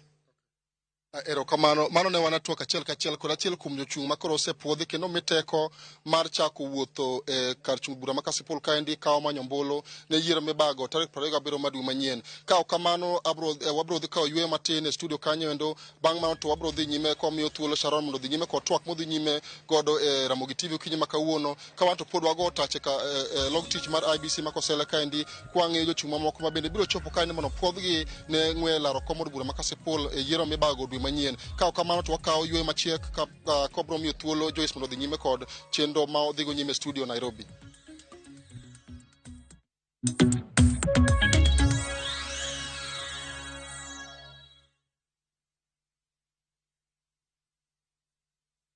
Teke na Wigo Boda. Chanua Jam, fika on time at the lowest charges in town.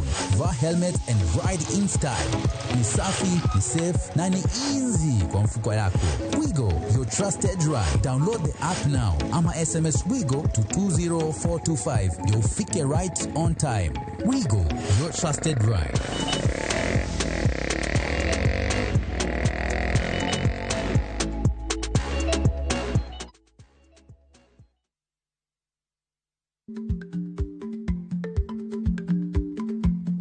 Jarikni jamuod nyoyo gi goyo.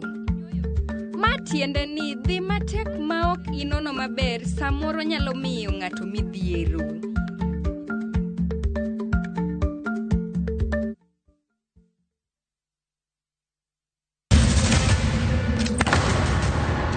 Duto teka unusiye gi wachno. To ano kabibet ka ikinyuomi. To kate arus mare ano kabibiro. Ere kaka ini nyalo timre gosipre malich kamae. Kosiparo ni nen mana kende ka. An kamoro achiel kode. To joma ni kate bende ni kode. En chunje adek. Osiep. Hera.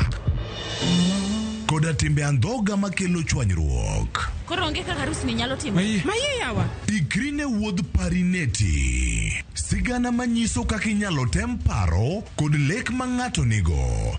Kendo yiero nyalo loko gik moko duto. Parineti. Wuok tich nyaka ngeso saa 2:15 otieno. Mana e Ramogi TV.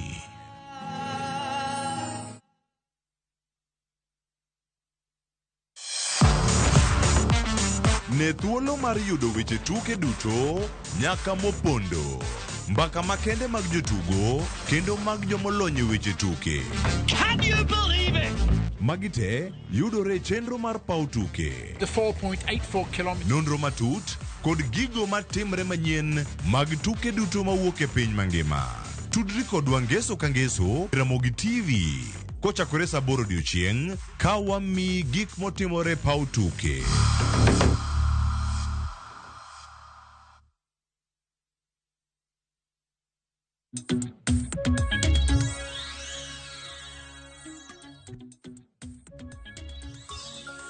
Machiegni kendo nyako Ramogi Jong wadhi mbele kod twak marwa e chenro mar mbako romo kaponi kitudri kodwa gi sani watwak tudore kod romo mar Komesa odiochieng' makawuono ma en odiochieng' mogik mar romo makamano ma osebedo ka dhi mbele chakre wuok tich e kar romo mano mar KICC bore Nairobi ka jatend piny Kenya William Ruto igeno ni odiochieng' makawuono biro bedo ka telo ne jotenda pinje manitiere bwo riwruok mar Komesa mago pinje 21 e kinde makoro gibiro bedo ka giloro ayanga romo makamano kawuono kadhi mbele twak marwa Felix Karwa ketwak achiel kuom gigo mibo bed ka itwake jotend pinje manitiere boriruok mag Komesa en gino mar adopting Komesa Business Declaration mano tiende nang'o.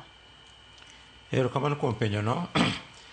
Business Declaration mison gibo declare between Komesa wabo timo hale yo makare koro borders mekwa okwageng kakwa gengoga koro ka jo customs biro customs bedo itime mayot mak thayek kantie lodging documents itero technology itero a platform digital platform kantie police be guard body makare gingwa hinya kantie health be check ni kim gato biro ken vaccination mpox certificate odonjo makare timo hala gingyo gimo kaka kantie gimo kaka radiation board be dio okel gimaricho gingyo kaka bureau standard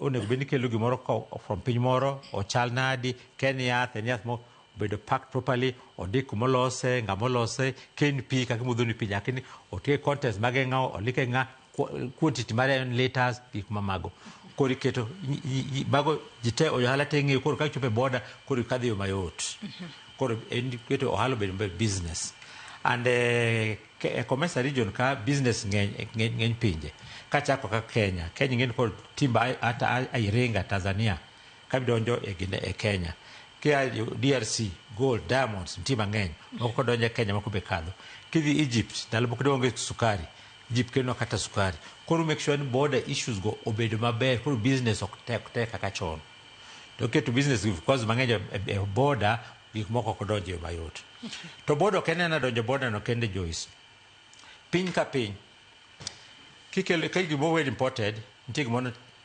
customs and tax tariffs kore parliament ma Kenya ka gisemeloso budget giwacho ni higani wadwaro pesa ma musuru ma wuok imports customs duty koro date moket kanyo ema imiyo jo KRA koro gi collect goods kine ka biro ka mafuta biro ma tax ma giketo koro to yo mayot ma koro ohala bed matek ni ji koro mane issue mag mano taxes aito awacho kaka wach port, awacho kaka wach health, kata standards, awacho kaka mag dhano be kap jikadho. To ang'eyo ni wechego imulo kanyo wechego mago mag tariff. To ang'eyo ni non tariff barriers e achiel kuom gigo mosebedo ka rocho ahinya to chenro mar timo ohala e kind pinje mago mag COMESA. Mago to winjo bed ni deal godo nang'o ahinya to gi sani ma wang'e ni ma ok en romo mokwongo mar riwruok mag pinje mag COMESA osebedo godo. Erokamano kuom penjo mar tariff to godo tariff. Wa explain mondo winjo maber. Piny ka piny ka gimoko biro imports biro e pinyu to o charge mane tariff a tax at the border. Winja. Ko nyalo bet 10%, 12% kata percentage mano tariff. Koro piny chung ng'ato ng'e koko kweli moro kata piny moro kaka Libya kata Madagascar biro e Kenya gin actually usuru michulo on gimama me tariff mare. Mondike tish table. Iwinja. Aintie koro moro miluongo ni non-tariff, ok en tariff. Wanyisi mokwongo. Kuom ranyisi, gimoro a piny moro mar Britain, to kelo pi e Kenya. Pi modho. Koro gini Britain gipakiga in ounces and pounds. Ounces, eh? To Kenya wacho dawe, one condition mar nyaka bed in liters. Koro ma ounces ok donje Kenya. Watamare, man non-tariff. Ok en tariff but non-tariff. Kanyo donjo ni. Moro piny ni mtokni biro. Piny iloso mtokni mang'eny, Japan, India, Japan loso mtokni, China loso, US be loso, kata Europe. Koro Kenya oketo kanwan ka mtoka biro e Kenya ka, to nyaka bed right hand ok left hand.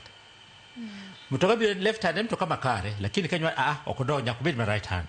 Mano non-tariff. Kanyo winjo? Kenya medicine kikelo Kenya ka okelo kala medicine ikelo na mayath mitiyo mama Kenya dwa nyaka ket package mindikre enango to akanye to shelf life mar enango kokete ko mano okuyene donjo mano non tariff. Kanyo winjo? Kwa dhi mbele koro kata gini mano tariff mano goods moro tiene SPS achimos modonjo iluongo ni sanitary and phytosanitary standards. Awachimos. Nyiso ni keto rules ma ng'iyo ngima dhano, ngima le, to plants. Dhano. Kibire border, nyaka ibed ni in yellow fever, smallpox vaccination, COVID ka, gik mang'eny eki onyalo donjo. Kok mano to ok donj. Mano sanitary. Winja? Koracho moro be animals. Nyalo ben pinyu chani le usebed go rinda pest tuoche mag dhok dhogi koro ata mag dhok donj and plants koro mage were non tariff barriers. Recent one manyalo chiwo example ranyisi on non tariff is Tanzania golo oduma mang'eny kabisa.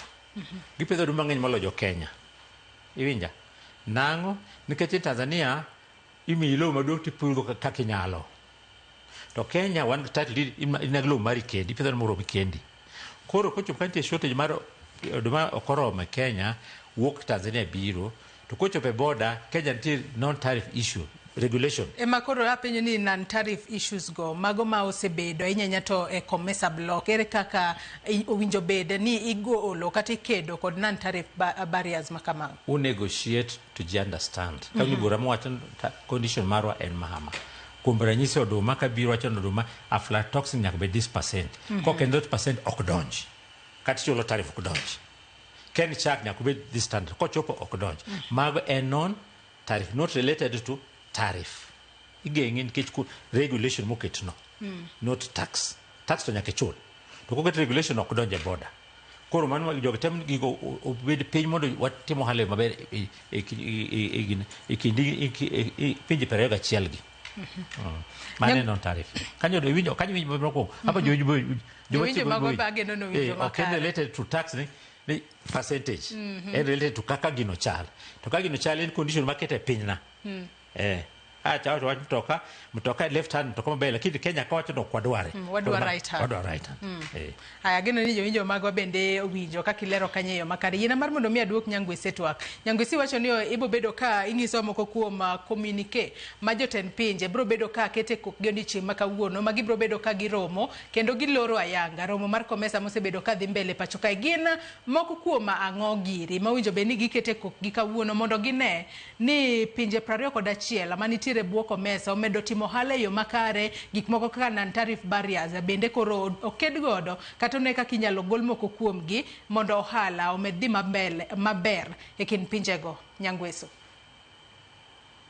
Erokamano Joyce, ing'eyo ni romo ka romo nyaka bed gi giko mare to gi gik monego bed ni ji winjore.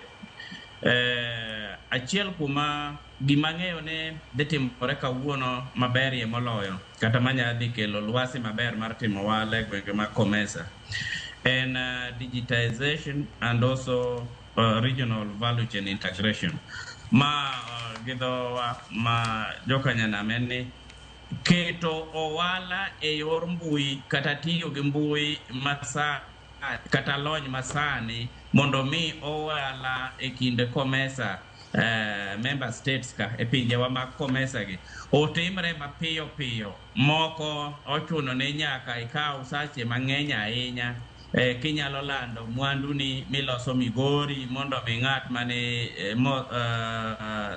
Zimbabwe ong'e ni ma Patrick maloso soya beans ni kwa mfano e Migori kata ilose Thurwa Magunga kucho.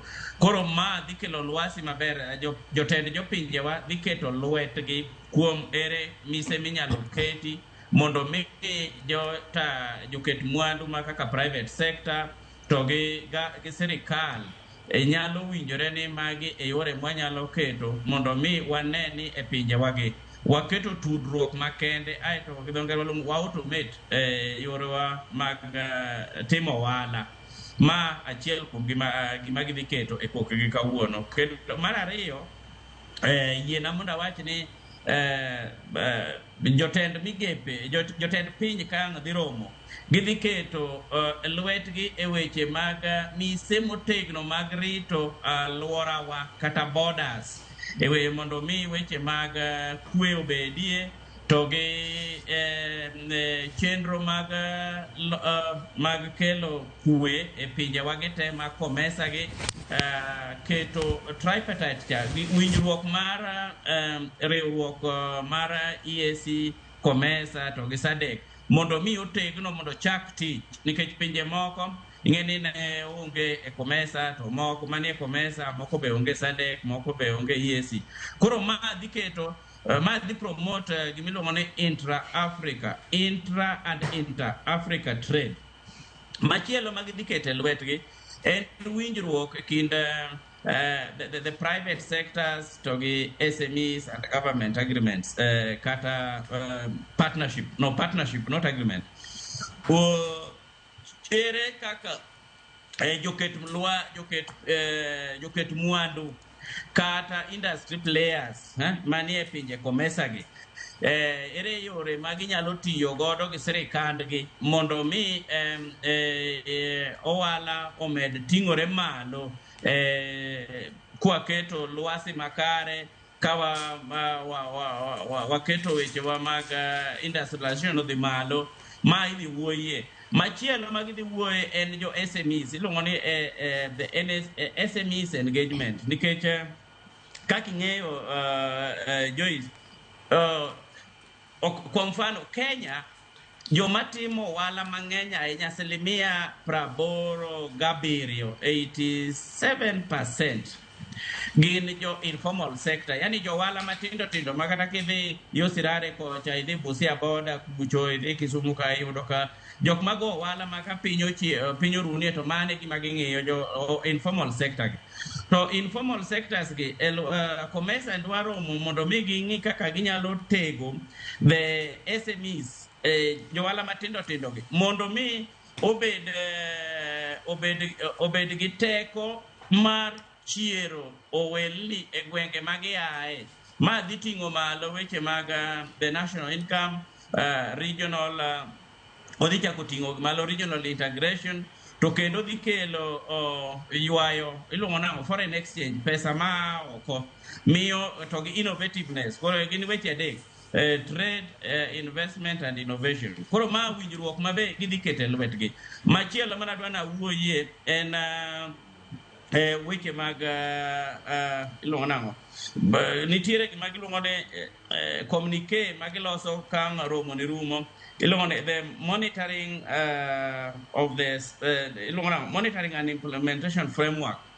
Yore mamage ma koro piny ka in Zimbabwe, to in yore mage, commitment mage ma iketo ming'iyo ni industries mag ere kaka ibiro konyo through incentives, mondo dong ni joka na lero ni waduok mwandu mwagolo oko kata ma oko kaka import substitution strategy tem magi presidents dikete lwetgi mondo migi winjore ni in ka in president mar Tunisia kata mar Somalia, onego bed ni identify local industries, ere kaka idhi support local industries, migepe kata masinde wa makonyo loso mwandu mag piny.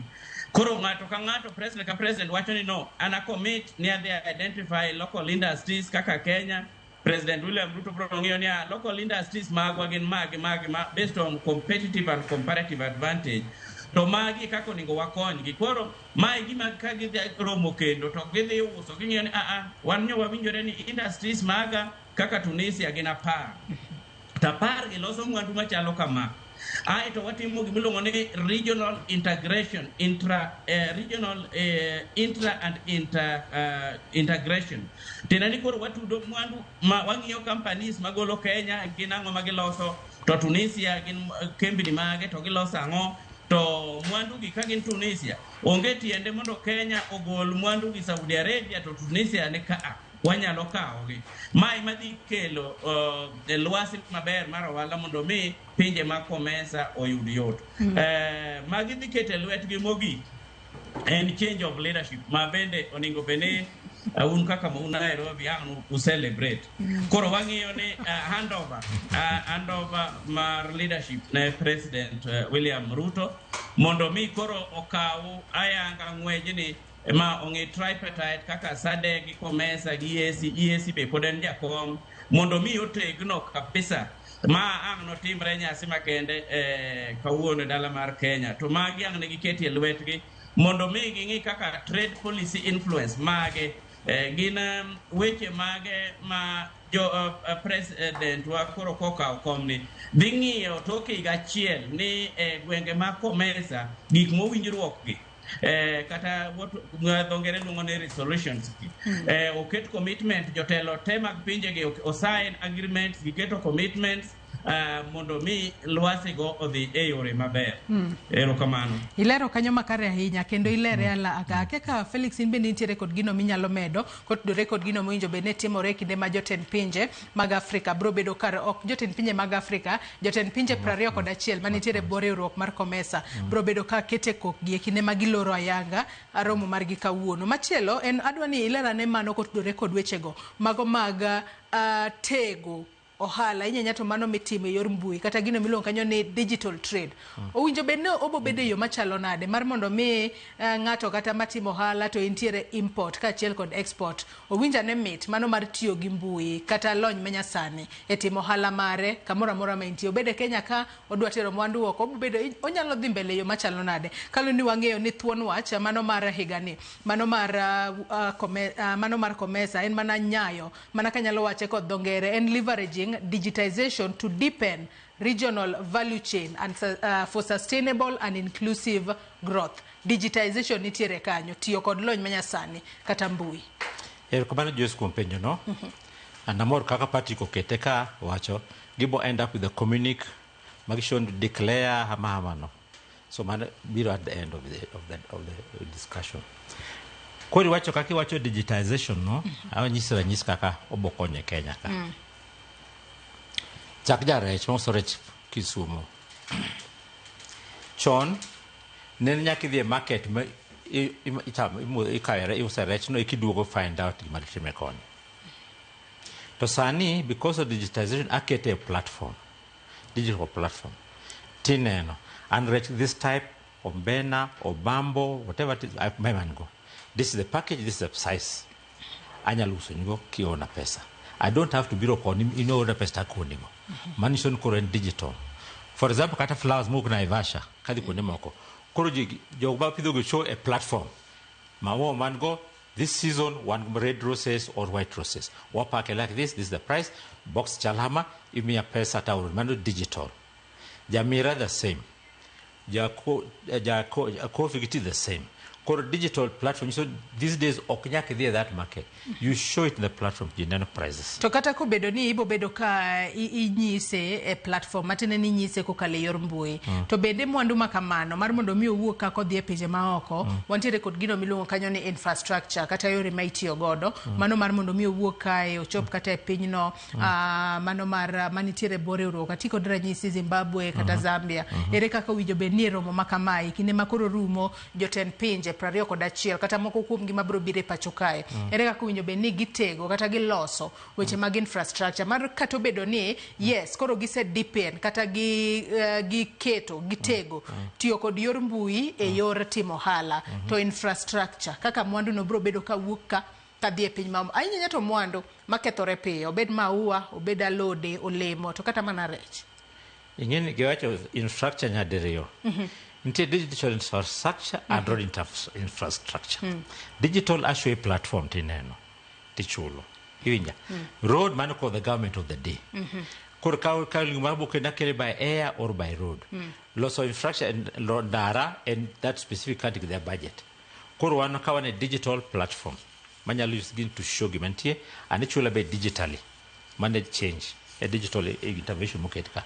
And then digital kakurs ani kataka dio kiti mahala chon ite documents ite invoices indiko invoices lodging document mark transport kiti iketo kamara chel kore kero goods sano kete mamano scientific muti single window ubeti office mari te lodge to single window to gishon angoma do kiti moro Zambia na kibet ge ilo certificate moro kanyo rules of origin nyisigi kadware tichulo duto mane platform is mine hama tichulo kisa chulo ko goods work to the in that country mane digital technology ma changing in fact I look at digital mopogore Joyce andiko book moro man Clans and Legends into digital aspect to the book any some te bukanyo ti QR code inja I click tendo kaji woyo mano a digital so any part of the world you can see it.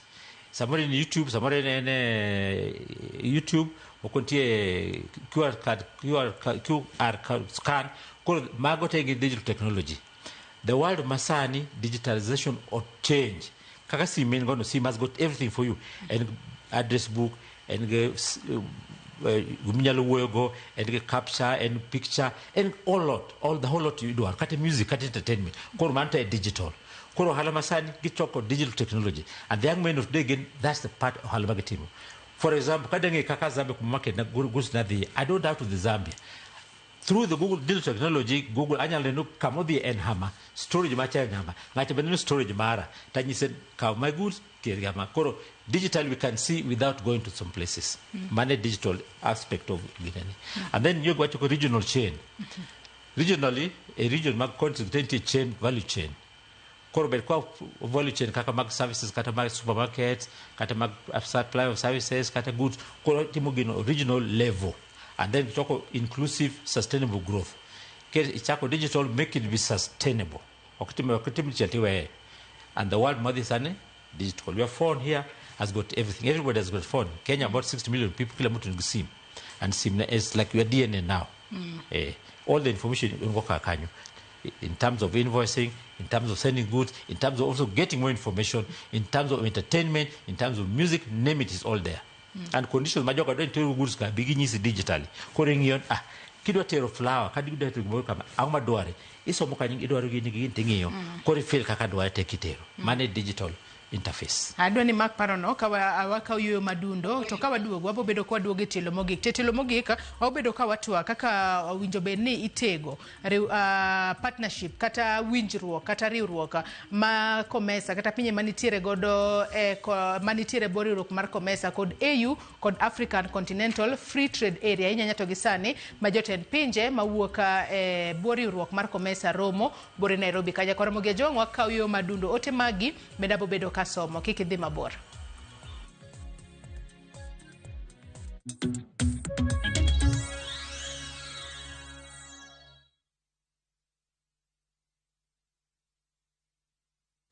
Saa zingine mambo kupata bila plan. Gas ndio imeisha, landlord akuache upumue, mtoto ni mgonjwa na bado ni mid-month. Usijibox kwa noma.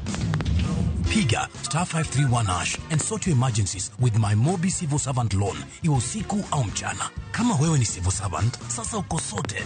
Dial *531# and get up to 20,000 shillings and pay from your next payslip. No paperwork, no guarantors, no drama. Ni wewe tu na simu yako. Register now and see your limit in seconds. Built for Kenyan civil servants. My Mobi. Iko sorted.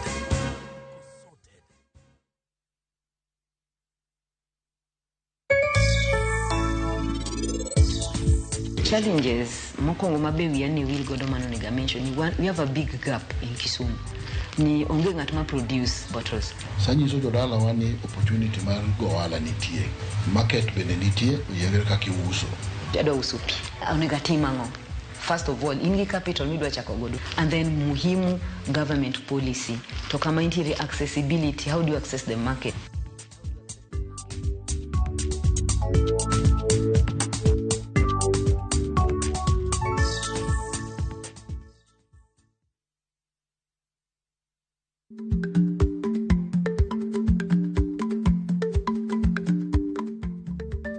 Dhako muol kadonjo, matiende ni, bedo ni ng'ato ling e kinde ma owendo, ok ofulo ni omuol. Samoro en kod kido mamoko.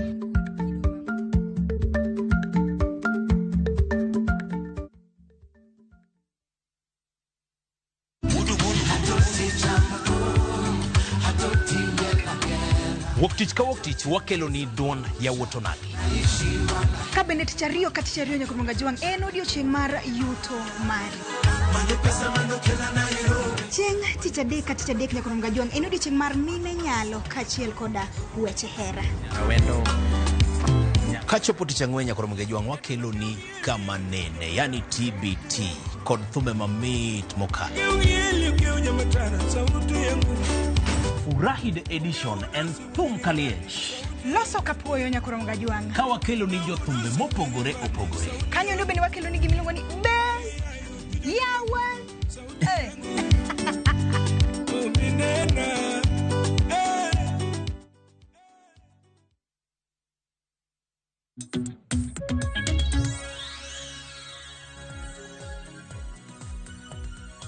Machiegni kendo nyakora mugia jwangi tilo mugi ketwak maro e cheno mar mbako romo kinyima kawuna soma ne ote mar injine Lazaro Kanyambok ngisa kai ni Afrika koro osechopo kama nyaka gi invest in research and innovation. Ocho kai ni African countries osebedo kotegemea European Union magi lokore joma ni called physical disability. Donge nyocha gilan something a war between Iran and Israel. Iran being ni onge kod any godfather in Europe, sanigitemo develop their own scientists kata bed ni podi gin inferior ne Israel kamano. Koro Africa ka one code several PhD holders to pod wa import nyaka kiberit. Wacho ni Africa mondo chaka unified their research centers kaito gichak healthy competitions over development, not military mighty and civilian disobedience. Mano injine Lazaro Kanyambok mar Kariobangi jamaguye Kanyada East. Mecholo ote magi nyakona mugia jwang abo bedo kasomogi e kinde modhi mbele kotwak maro kodhi mbele adona chak kodi Felix Okach. Ido duko inyalo duoke highlight Lazaro penyo maber research and innovation. Research okuzo Kisumu gine ketemo bet research on it. Like in medicine the world. Jomatimo research makelo medicine are not doctors. Get research fellows. So induced my research. 2 PhD kita tu PhD on trade. PhD and bedo limited to kaki dwarani ke supervisor ken man dikani kama no ken tiweyo. Okay, beyond that unless you work oko. Can you yes? Yeah, PhD okay any some again up to the given level inyalo per idea but okay go look idea manyen. Jomati follows researchers magolo new ideas. And I explained for the key like currently kubukumon on local lands and legends nandi kubuka as it is kose okasomo gino to juguna story mandiko kasa ndiko jande kani watch mzigi no kuber ket YouTube ina no kama man innovation biro mokangeyo mare ketama those ones you don't have to have PhD and it trend with the times, business trend with the times, not the PhD and Kado and then in limited to what the university wants to do. I said you could be no university can you come but it was a good question from Lazaro. Ayane no kanitiere penjo machielo mano mara Malakai Urondo. Wacho neno Komesa ka ana Mombasa. Wacho ni Komesa chikene beyo. Lakini aneno ka pinje mang'eny oklu free trade barriers procedures. Pinje jirani mekwa chando jolupo ma Kenya to gina to mwandu mekgi donjo e Kenya mayot. Apenjo jolony mano Felix kod Nyangweso olerie ka wechego olose e romo masaneni. Penjo mar Orondo by Orondo is very good. And Orondo penjo makare. Piny ka piny Komesa kai gi come with the rules. They're not trading chike. Mar tariffs mag non tariff gin chike. Now ka chiko oketo no kaka America for example, chiko America oketo tariff oketo. Okelo chik mon nyaka riemb immigrants kose. To kibiro Kenya ka immigrants upo. Koro kokilu chike tabu in mari. Kibiro wach rech kakwa gineno ka okilu chike to jokaluo tabu in mari. Koro an individual countries to follow chike go. Koro tari gire ka gima Komesa ka en chike mag timo halo between the countries. Jomoko luo chike go, jomoko luo chike go. Ilero kanyo makare nyakiaka nitire gino ma Nyangweso nyalo medo kotudore kod penjo ma nyakwara Mugia Jwanga penjo e kinde modhi mbele kod twak maro Nyangweso. To kamana danga awach ni piny igero kod weche mag timo nonro kaka owadwa nose penjo kendo jiwo nonro kata research nikech kama ok otimore to okibing'eyo ni market global market ka kata Komesa ka ere mwandu madwarore e piny machalo kama sama chalo kama. Kwa mfano Djibouti dwarang'o e season mane, Kenya dwarang'o e season mane. Magi nyalo tim mana kotim nonro. To kata mana weche ma jotend pinje dhi kete lwetgi kawuono mar innovation agreements kaka ginyalo support innovation. Gigi duto inyalo mana ng'e king'echo ni chon loso chai kata mondo migol majan e puodho pod idwa dhi use gi ogunia to nego be ni mede dhadho kaka value addition. Ere yore mage ma nyalo reduce cost kata manyang'ado ngarama magi ng'eyo mana kotim nonro. Machielo omiyo anasiro mano ni pinjewa ma Komesa kata FCFTA mwadhi wuoyeni nyaka invest e weche mag timo nonro, nyaka gi support lwasi wich maler kaka neno ma wadwa Felix ndigono. Ere kaka de kony jok machalo kamago mondo mi obed kanyalo offer advisory kata ng'ado riekni kata chiwo nonro makende kaka wanyalo loso migepewa kata utewa mwaluongo local industries mondo compete gi mamoko.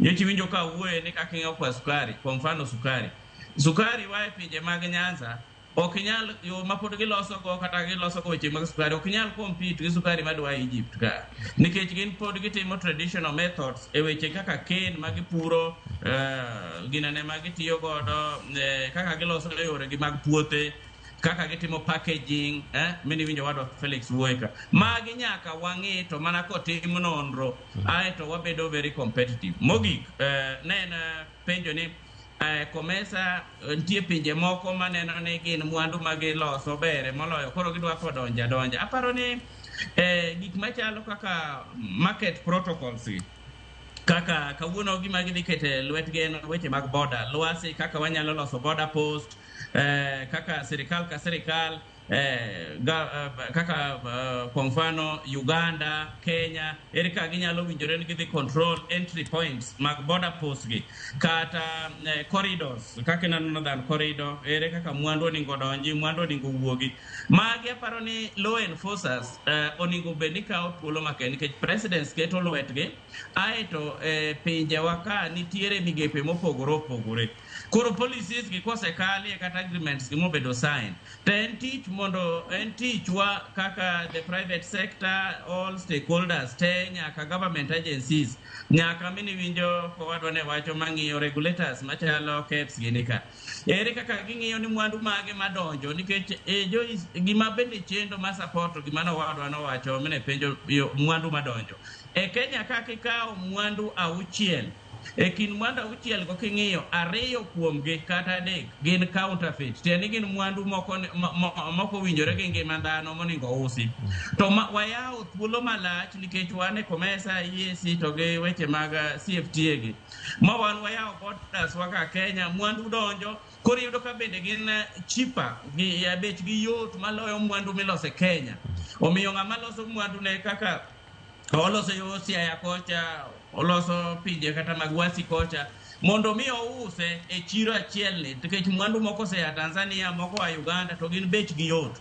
Koro magi gik ma jotend pinje karomo kawuono onego wang'e ni ta in terms of competitiveness e region wa ere kaka wanyalo regulate ma mondo mi okony motivate local industries and local innovators mondo bendo yudi thuolo mar uso nikech chiro to duong'. To chiro duong' idwa dhi use ang'o?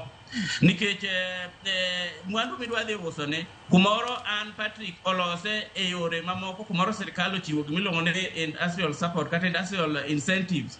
Koro wan stima kata mwayudo tarif ne ni piny kaka kidhi Ethiopia en a member ka yudo tariffs mage ni piny kaka mag stima gi kata king'iyo Uganda ka.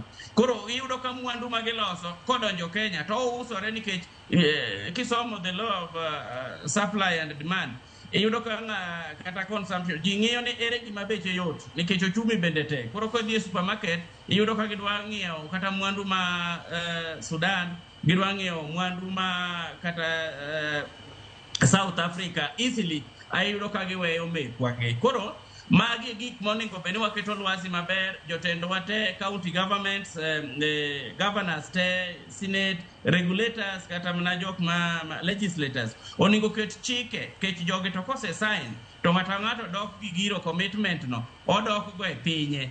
To ing'eni priority charity begins at home. Koro yudo ka president ng'iyo ni mondo pinye mabondo dhi malo. Kwa mfano ne ka Egypt dwaro ne mwandu ne ng'eny ne mwandu ne market Kenya en market mare kata otigi Kenya to access regional market EAC market. But ma ere kaka wanyalo regulate mondo wabe waket regulation wacho no product mikelo ni ilose Kenya. To nje wasesain ogirimiti kata winjruok ni gima waloso Kenya oningo beni bedo okochaki kel products ma compete. Mai gima dhi konyo gwenge ma COMESA kata African Free Continental Trade Area. Koko ng'i magi tibro yudo ka nitie dumping nikech kwa mfano Joyce ni giwacho ni no gima chielo ma gidhi keto lwetgi ni no export of raw products. Tena ni okinyal kawo chai titero Mombasa tiuse ogunia iuse ogunia kaka dang cham migole puothi. Koro oningo beni kuongi mede dhadho. Koro kitere kocha to kelo ne piny pesa mani malo. Japur bende yudo yuto, industries, youth mabe nyatimo innovation be kelo packages bende yudo yuto. IT bro yudo ni within value chain. Gima ne giruongo kawuono ni value chain integration. Ng'ata nitie framework nitie okang' moyudo e mwandu no. Koro yudo ka ng'ato pure, ipuro los chae, ng'ama ng'wede mokete ng'eye chaken fresh, nitie kako dhi yute bonus ne kanyo, kotere industry, irege kanyo, ng'ato bende nitie kanyo gi mashinde mamedo balu. Koro sami tere pinje maloka kata Saudi Arabia kata tere mana kanye kata mana Dubai ka. Tiyudo ka that value supply chain no te nitie kako olose ma ng'ato yudo yuto mare kaluwore kako contribute. To kokwa keto lwasi maber. Pod uso mwandu wa eyo maroa kanga wache nao raw in a raw form na pod bro dhi mbele nikech kwa mfano chiwo mana gi chai ere kaka de wakete to wa package ne mondo mi odhi malo mana kaka sani neno mi example kaka Ethiopia timo, Egypt timo, to ma sirikal nyaka ket lwasi maber ma law enforcers ng'eni waketo chik ni onge gima wuok Kenya iuse ken alot nyaka timne value addition ken rech kako bambo madhi Southern Sudan ka kowuok Siaya owuok Bwasi wa kocha owuok Migori iye kocha owuok Homa Bay owuok Kisumo ka oningo beni obambo ni okiuse ausa ni kete osera titing'e kamano titere kucho koro nyaka bedni igolo kata choke ka obedo package maber mine matero ka bedo empowered to label IT bro yudo ka yuto dhi malo magi kotim to wachako keto control our border control tibro yudo ka Kenya okibed dumping market ni wan koro wabedo mana consumption market wamanyo pesa to gik mochamo kata minene widukni tiyudo ka gin mana e pinje maoko gin under the treaty mar COMESA to yudo ka wane mwainyore aeto okwa protect local industries ko local industries okobedo protected to mimine yudo ka koro lwasi okbed maber gibiro gi yao wale Kenya to giringo gidhi e pinje mamoko nikech gibedo supported koro trade facilitation framework oningo bening'iyo sana mondo mi migepe duto ng'ato kaw kore aeto mae yo mawadhi dongruok mawadhi kelo go dongruok e pinjewa. Iwacho kanyo makare ahinya Felix nitiere gino midwa meda inyanya to kotudore kod kaka romo makama winjo be ni tego inyanya to tudruok manitiere kin AU kod African Continental Free Trade Area. What's your background mane e kodoj kaka AU gi Africa Continental Free Trade Area? Achako no World Trade Organization riwo opinje te trade together. Iye kan nigeri recommend nyaka bed regional trade manyalo konyo countries dhi mbele. Regional trades go kibio Europe ne chako EU. Europe moko nigi pinje mopogore mang'eny. Migi biro piny achiel gero EU pinje 27 mageni achiel. Britain ok nkuro. Pinje 27 gi e kind ginyalo kadho in freely ai kod gin one currency one euro. Koro mano improvement mar regional trade Europe.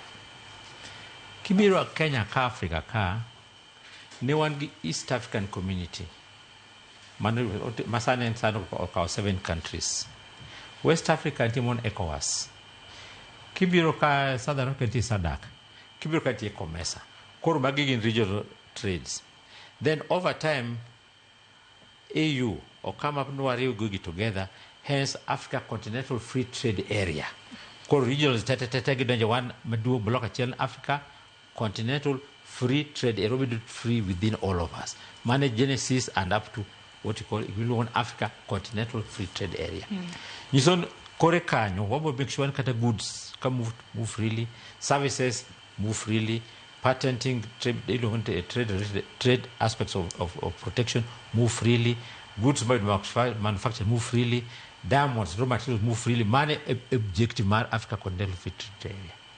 Then koro your bill also regulations very seamless kaka settlement in EU mutingo impejadi piero kwa daberio. Wadonge daka maten mana mapepe kwa tieko.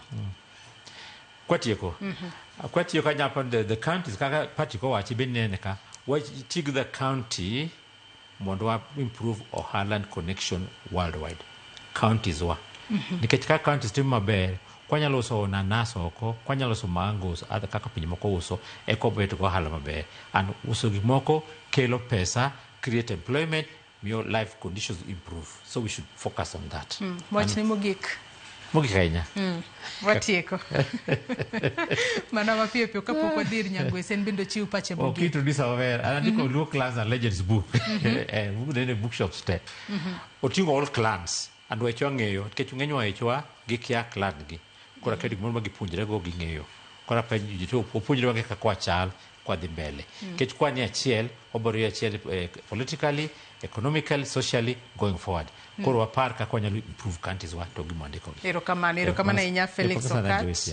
EBS jalonyeche timo ohala kata multilateral trade expert kuom chope studio maro e county ma Nairobi ka wabed kod twak. Patrick Nyangweso wach ni mogik ka watieko twak maro kiny makawuono ka intiere South Africa kono.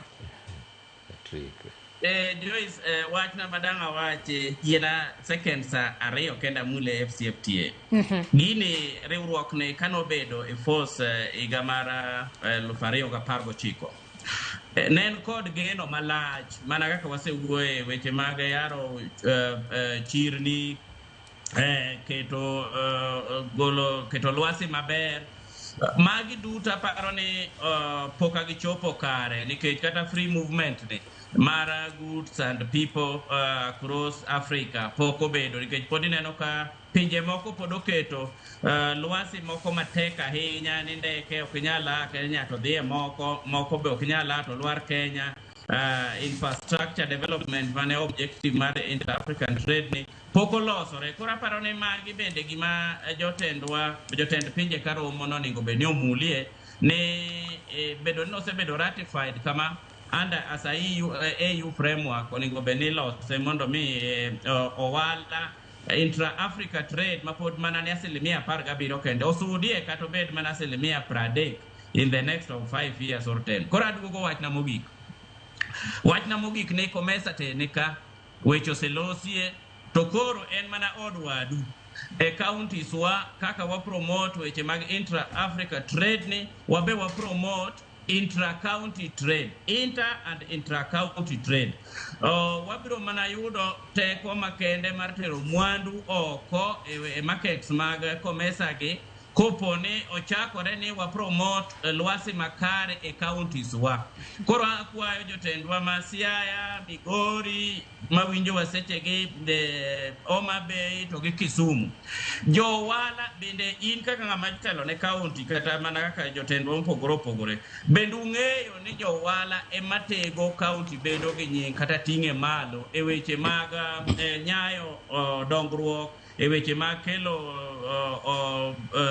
employment opportunities kata kelo innovation. So ne waneno ne watem jiwo counties wa mondo wa enhance production, wating production wa yuto wa malo mondo wayud gima dhongere luongo ni surplus. Sama watingo yuto wa malo kata production kothe duto ma ji puro to wabedo gi surplus eka wadhi timo value addition.